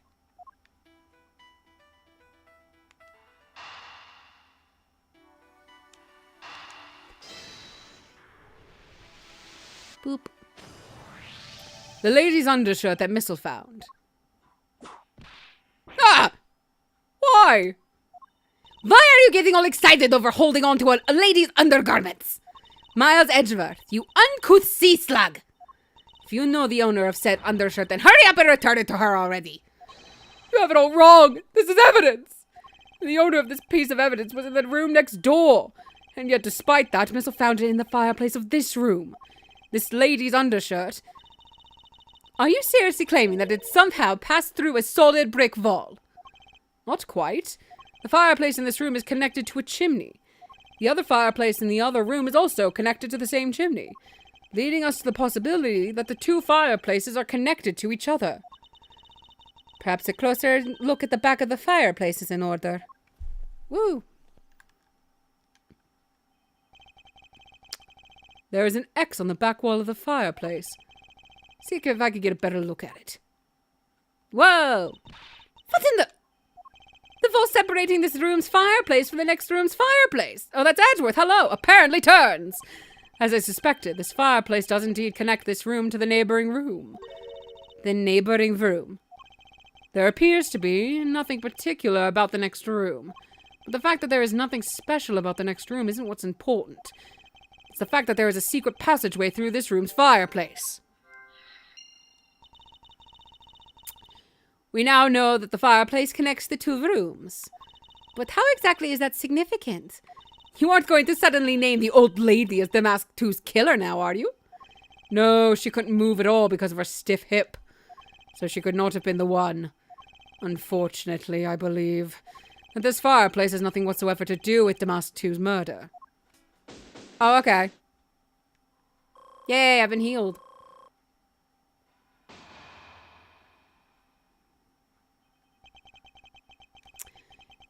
It would appear that the answer has made itself known. You're making quite a confident face there, Mr. Prosecutor. Bring it on. I'm ready to counter any argument you may have. Very well, then, if you are prepared. I'll show you exactly where my deductions have led me. Good! I'm counting on you, Edgy! Leave it to me, Larry. My first attack will be to expose your lie for what it really is. My lie? I know that there is still something you are keeping from the rest of us. What's wrong with you? Why is it you won't believe me no matter what I say, Edgy? Curse you! I should just hurry up and die already if that's how it's gonna be. I'll confess to every murder in the whole world and then kill myself. Jesus, Larry. And throw everything into mass confusion. I love that it's like, not only is it a self-destructive thought in his brain, but it's just fucking... It's so aggressive, like, fuck everybody. You made some wonderful friends as a child, I see. Larry, I only have one thing to say to you. Shut up. Even if you make that face at me, it's no use. A man who is ready to die is strong-willed, you know. Larry, it doesn't matter what sort of harebrained trouble you've caused. I only ask that you do not lie to me. If you cause an innocent person to be judged unfairly because of some insipid lie, I will never forgive you. Edgy. Although allow me to say that I considered you to be among the innocent in this case, and that I will draw the real killer out. You can trust me on this. Alright, this time I'll tell you the whole truth, okay? What happened, what didn't happen, the works. Just what happened will do. Now then, if you would please testify as to what you were doing on the roof tonight. God, Larry. After the show, I left the pushcart in the rose garden and came into the embassy. Then they took a picture of me shaking hands with the ambassador. After that, and until my next appearance, I had some free time, so I wandered around. That's when I spotted the chimney. A chimney like that is a rare thing, you know. So then I wanted to play Santa and decided to give it a try. God damn it, Larry. Larry, I thought I just finished telling you not to lie anymore. But it's kind of ultra embarrassing. What exactly is so ultra embarrassing that you can't tell me? Edgy, man. I just said it was embarrassing, so of course I can't just blurt it out. So you're just gonna have to reason it out of me. As your superior, I command you to hurry up and expose this stupid man's lie. I have every intention to, for I'm not about to let us waste time on such trifling matters. Oh, Larry is such an obstacle. God, I hate him.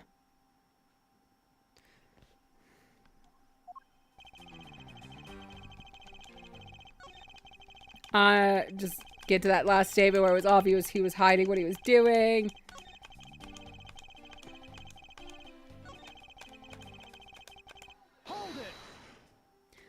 You suddenly wanted to play Santa. Well, actually, I dressed up as Santa once before already. Yeah, I remember. That was down at Gourd Lake. I'd appreciate it if you wouldn't dredge up such unnecessary memories for me. I mean, hey, those were good times, Edgeworth. That was when you totally awoke to the gay. Sounds like you guys share a lot of history. A perk of being childhood friends, huh? Besides, it's not a felony to dress up and play Santa, you know. Man doesn't go around killing people after he comes down a family's chimney, after all. Actually, it is worth delving into whether or not playing Santa is a big deal. It is.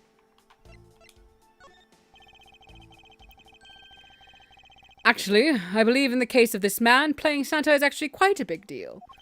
Are you saying that your buddy isn't exactly made of Santa-quality stuff? Lang, you're being mean to both Edgeworth and Larry. That's fine with Larry, but not Edgeworth. Precisely. You hit the nail on the head, Agent Lang. Hey, Edgy! That's so incredibly mean! Tell me something, Larry. Did you know that Santa's job is to deliver presents to people all over the world? Of course I know that! I did graduate from junior high, you know!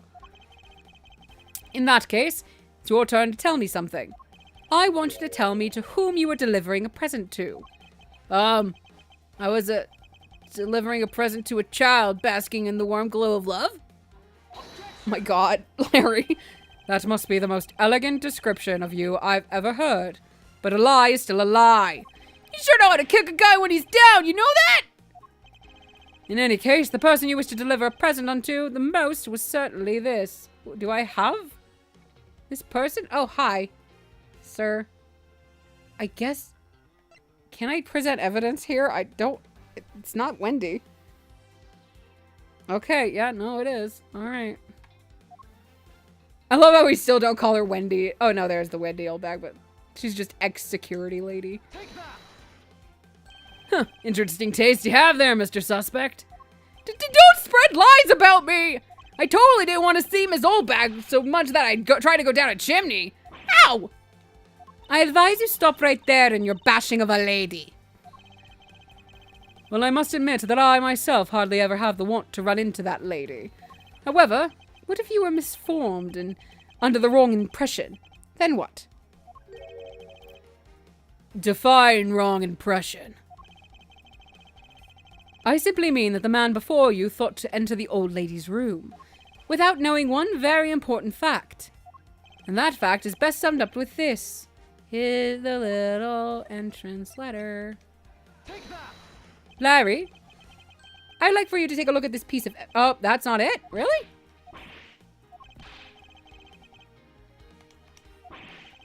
Oh, right, the stand-in request. I got mixed up. Come on. Shut up.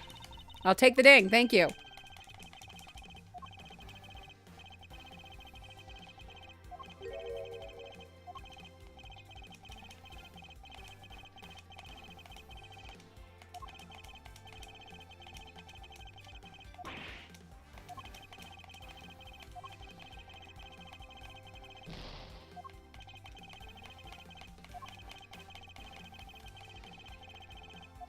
Okay.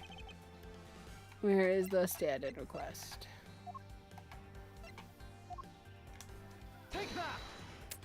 This is something the old lady received from her employer for the night. The girl who normally plays the Pink Princess, Mindy, was it again? It seems that this man is quite taken with that actress. But that's not true, Edgy! The fuck? She's the one with the hots for me! I just know it! I can feel her sexy beam piercing my heart when she's watching me. Sexy beam, I tell you! You filthy, despicable, inconsiderate, fickle, idiotic, cowardly apparition of a man. You haven't matured at all since we last met. Hey, Mr. Prosecutor? Yes? This guy. He's got bigger problems than just getting involved in murders, I take it. I love that we're bonding over this, Lang. I suppose you could put it that way. Hey, what the heck, man? I don't get you guys at all. Why do you all have to make me out to be some sort of bad guy? To return to the original topic, I propose that at least this much has been made clear. Without any knowledge that Miss Mindy had fallen ill, Larry tried to make his way into the Pink Princess's room. That much we know for sure.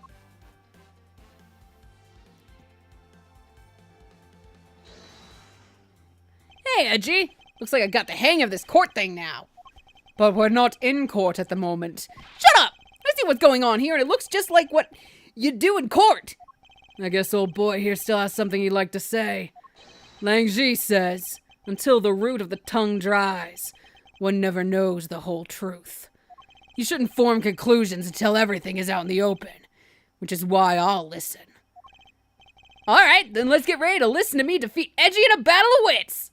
Larry, have you forgotten that should I lose, your victory prize will be your arrest? You dumbass. You dumb motherfucker. So you think that all I wanted to do was go visit Mindy? Well, I dressed up as Santa and climbed up to the chimney, but the smoke was really thick. It was a case of mistaken identity, and that mistake made me late for the speech. Then, to top it all off, I became a suspect in a murder. That's what you really meant.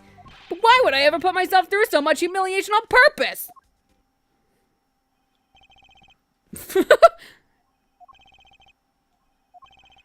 Hey, someone say something! I hate you, Larry. I hope you know this. Larry, are you seriously trying to submit this? Not as a confession, but as testimony? So what if I am? Is there something wrong with that? My claim is a claim claiming my claim. Do you have a problem with that? So it was you! You're my stalker! But I should warn you, it doesn't matter what kind of flattery you throw at me. I'm the devoted type of woman who's wholly focused. As long as Edgy Poo is alive, I can't just drop it and be unfaithful. No, I can't. Earlier, I was tempted just a teeny weeny bit. Love of my dear Edgy Poo as I passed it completely true to my beloved Edgy Poo. I'm so inspired! You're such... Oh my god, Larry. Holy shit. At least someone can appreciate old bag.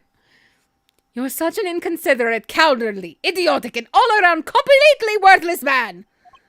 I thought I heard something ominous just now. But perhaps it was just my imagination. I believe there is nothing further for me to prove at this point. What do you mean? Of course you still got something to prove! You still have to show some proof that I was trying to meet up with Mindy! Proof, you say? Remember, Reggie? Everything is evidence in court, right? You mean evidence is everything in court, Larry? But I understand your point. Yeah, see? I'm totally a pro at this now. That's not a good thing, Larry. In your case. Very well, if you wish to see the evidence. Then let me show you the last piece of evidence you'll ever wish to see. A gun.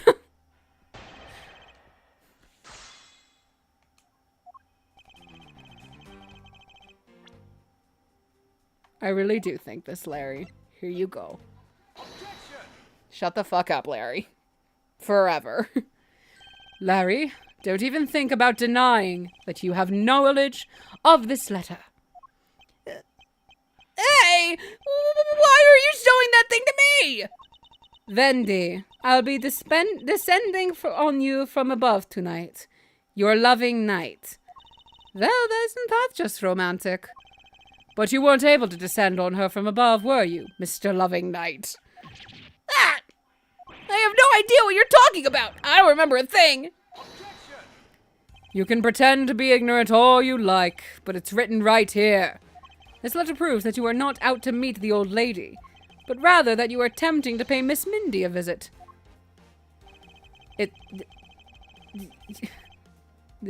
Hi? What?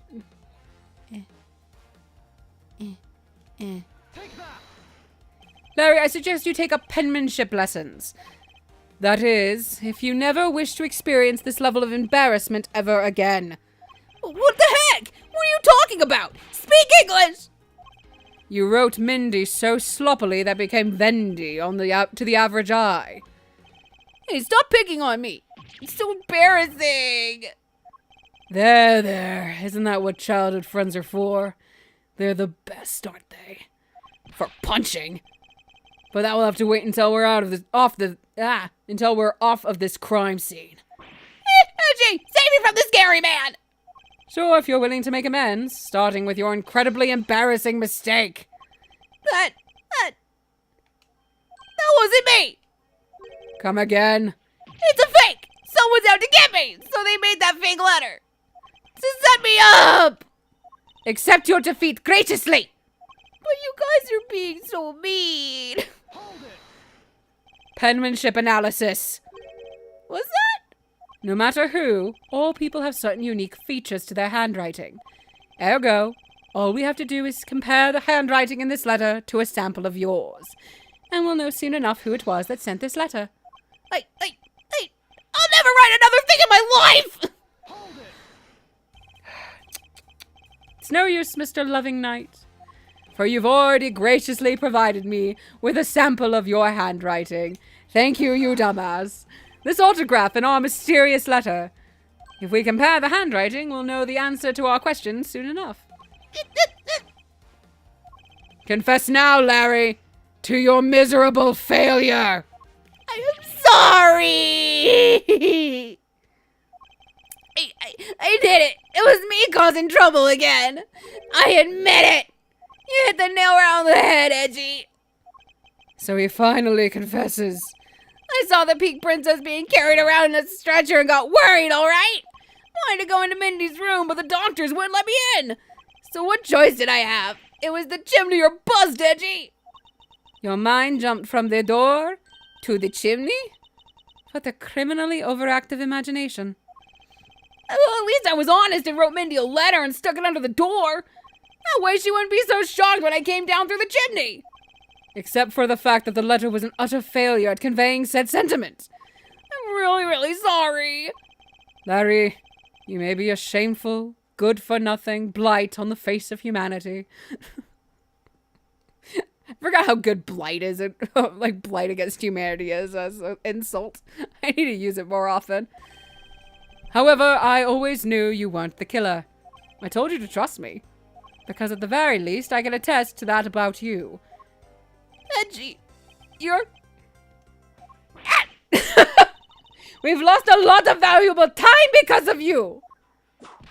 Ow! Francisco, you should whip him more. In any case, I believe we can say that we now know exactly what happened. Mr. Larry Butts sought to climb down the chimney. Not for access to the crime scene, but to enter the room of the elderly lady next door. Great job, Mr. Prosecutor. Although I still find it a bit unbelievable that the two of you are friends. Same, honestly. But the suspicion on that guy over there isn't completely resolved yet, so don't get any funny ideas about running off, okay? Ow! Hey, what? Edgy! What does the wolf man mean when he says I'm not off the hook yet? You're an idiot. He means the murder weapon. Larry, did you forget? There are 2 layers of suspicion hanging over your head. That's exactly what I mean. We can't only rely on the words of the suspect, after all. We may have figured out where he was and what he was doing all night. Oh my god. But the blood-stained samurai sword that was left at the crime scene. As long as there is no satisfactory explanation for that, this wolf will refuse to ease up on his bite. Edgy! That guy! He looks like he's seriously about to take a bite out of me! I'm well aware, and you should be as well, that this upcoming battle will be crucial. Thanks to the cooperation of our lovely bumbler, I've been dealt a very nice hand and a sweet trump card. Looks like we're about to enter the final bout. No, we're not. Fuck off. Now, Master Prosecutor, let's see what you've got. I can easily point out the contradiction in the supposed murder weapon. But the real problem for me is figuring out what the real murder weapon is. This will be a high-stakes gamble. But this is one game I can't afford to lose. I was the one who found the body of the victim to mask too. Beside him was the samurai sword, glittering red and offering up the scent of blood. Supposed to be in the Steel Samurai's dressing room, but I found it here instead. Plus, I found the murder weapon's owner and suspect. The suspect, Larry Butts, in here too. You found him in here? Isn't it a bit far-fetched to accuse someone simply on the basis of ownership? But this owner wanted to sneak onto the crime scene. I think that's plenty to go on, don't you? If you're alluding to his reason for being by the chimney, we've already established that. Hold on there, Mr. Prosecutor. You two are longtime friends, right? Let's just say you didn't fabricate the evidence to give him an alibi. You're accusing me of fabricating evidence. How would I have done that so quickly? Think I could believe anything you produce? forging evidence is all you prosecutors do. This man has some serious issues with prosecutors. But come on, I can't think up something as complicated as that, right, Edgy? Larry, I can agree because I know you and your personality well. However, Agent Lang knows nothing about you. Or me, for that matter. He senses hatred for my entire profession and emanating from his entire being. Meaning that the only way I can prove Larry's innocence is to present irrefutable evidence.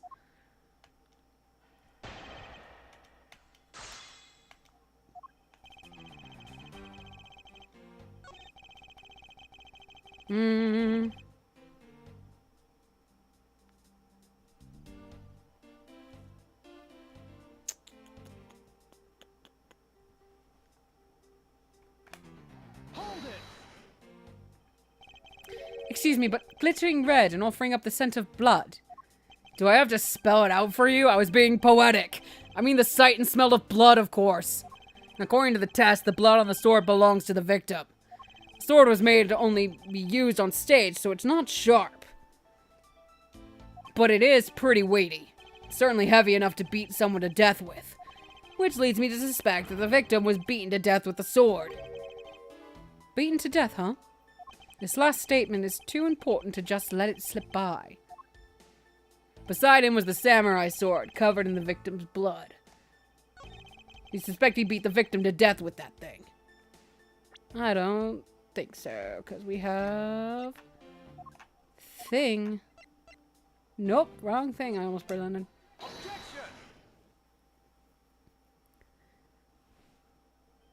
Do you know what this is, Agent Lang? It's a long spear, right? We used to use those a lot in my country a long time ago. Piercing, mowing people down. Spears are the weapon of heroes throughout history. It's the next most effective weapon after the whip. Shut up, Francisca. No, it's not. It's way more effective than a whip. I think the whip is in a slightly different category. So what's your point? Are you going to tell me that the spear is the real weapon? No, I simply want you to take a look at this section here. The way it's bent? Precisely. Apparently, a certain troublemaker hit it against a wall in this embassy earlier. And as you can clearly see, the inside of the steel samurai's weapons are hollow. In other words, they're replicas that aren't strong enough to deliver a damaging blow, let alone the multiple strikes necessary to bludgeon someone to death. And yet there is not even a dent in the samurai sword. How do you explain that? Ayah! Oh yeah, the sword and the spear are made of the same stuff, so they bend easily. But I wish they'd make them out of better stuff, because the spear got bent. I wasn't able to do my special early summer rain jam move. Man, I got such an earful from the director of the play for not doing it in the show. The Steel Samurai's special move was changed tonight because of him!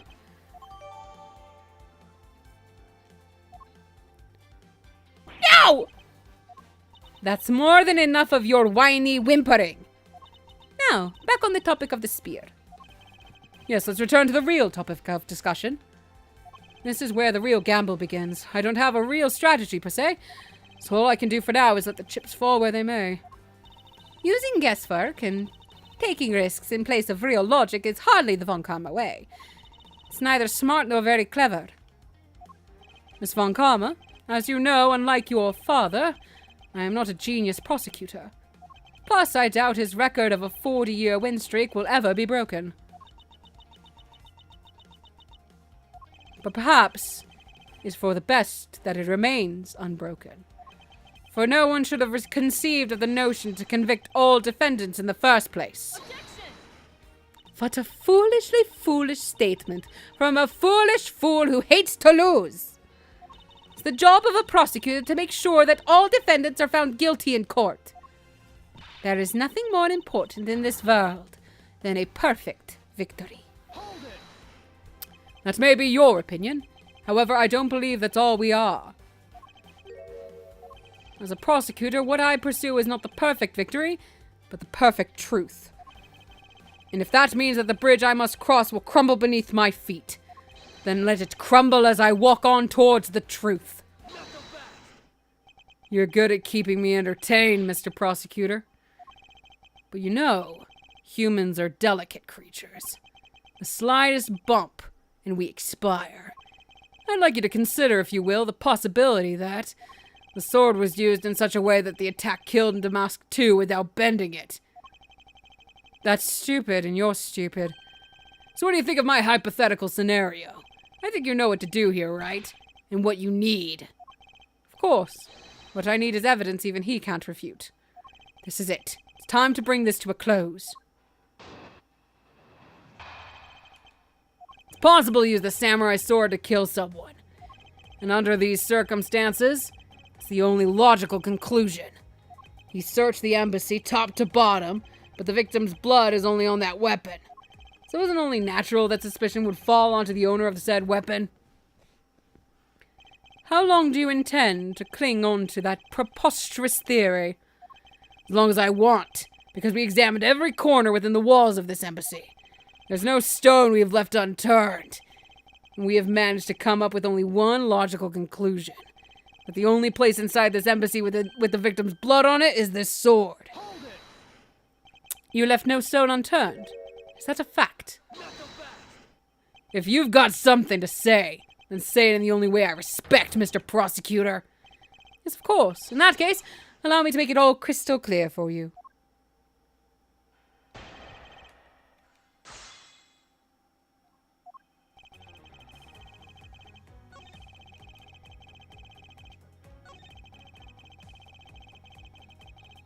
I think I can just present this. No, I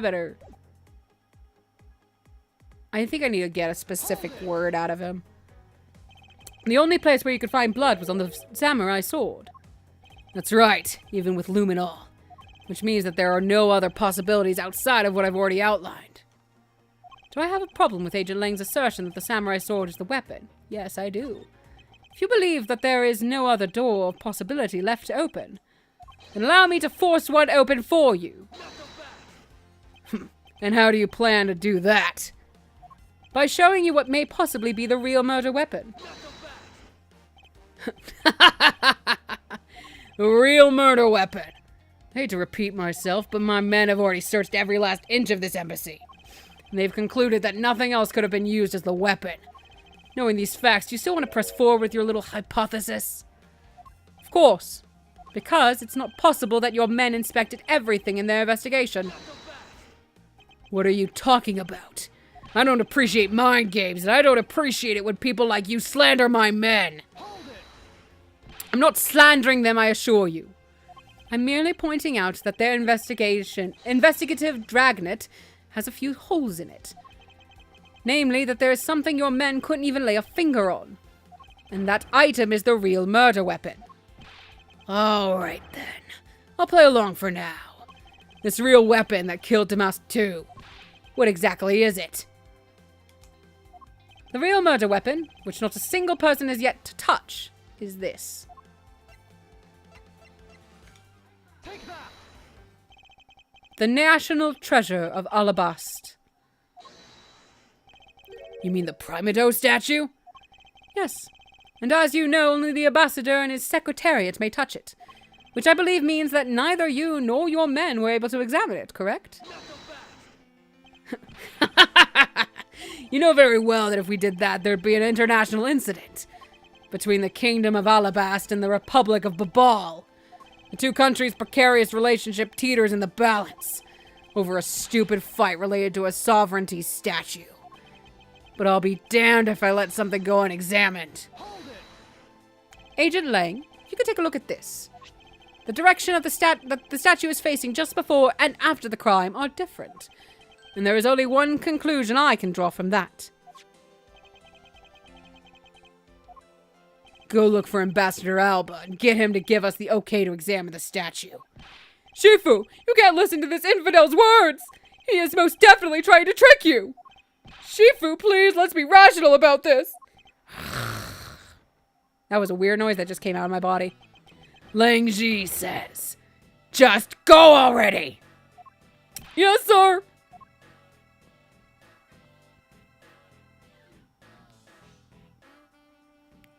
Shifu? Yeah? I'm really sorry, sir, but I was unable to convince the ambassador. Was unable to obtain permission for us to examine the Primido statue. See. Wait, but then the investigation is at a standstill. Agent Lang, I will go and speak with the ambassador personally. Save your breath. You may act all weak and frail, but that old man's one tough cookie. But I guess you've got to be tough when you're representing a whole country, you know? Agent Lang, what do you want? Let's just hurry up and examine the statue already. What? But Shifu, what about causing an international incident? Quiet! I'll take the fall if I have to later. Agent Lang, the hypothesis is mine. So if someone is to take the responsibility, let it be me. Responsibility? If we're gonna talk in such heavy terms, maybe I should let you. Be a real problem for my men if something were to happen to me. Alright then. Let's talk and more investigating. If we want to know the truth, we can't stop here. Action must be taken. Agent Lang, I'd like to run a luminol... Oh my gosh. A luminol chemiluminescence test on the statue. I got it. I'm a genius. A luminol test? Ah, good thinking. If the statue is the murder weapon, then some of the victim's blood should be on it. Okay, let's get the forensics team in here. Oh no, it's blood. Looks like you hit the jackpot, Mr. Prosecutor. I guess this means that this is the real weapon that killed Damask too. Indeed. But I wouldn't celebrate yet if I were you. This doesn't let your friend off the hook. Doesn't prove that he didn't kill Damask too, so the charge remains. We are hardly done examining this statue, Agent Lang. Knowing that it is the real weapon, I believe further examination is required. You think so? Okay, then knock yourself out.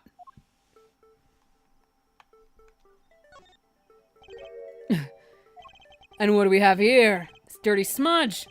Looks like a handprint. What a definitive piece of evidence, like you doing under here. Looks like we got some fingerprints to analyze. Worst case scenario, these prints belong to Larry. But it looks like it's too late for me to do anything about that now. Hey, forensics guy! I want results on these fingerprints ASAP, you hear me?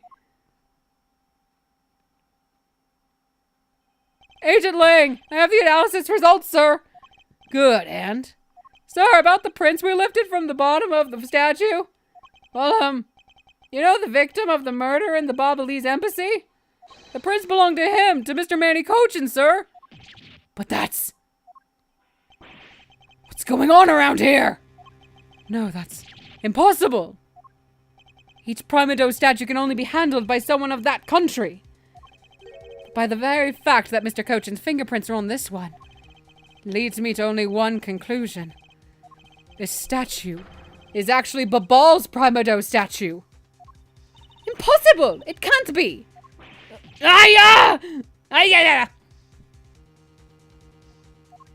Larry never once set foot on Babalese soil, so he was free to go. However, this new piece of information only served to confuse us even further. The ringleader of a smuggling operation was killed with an Alabastian knife in Babal.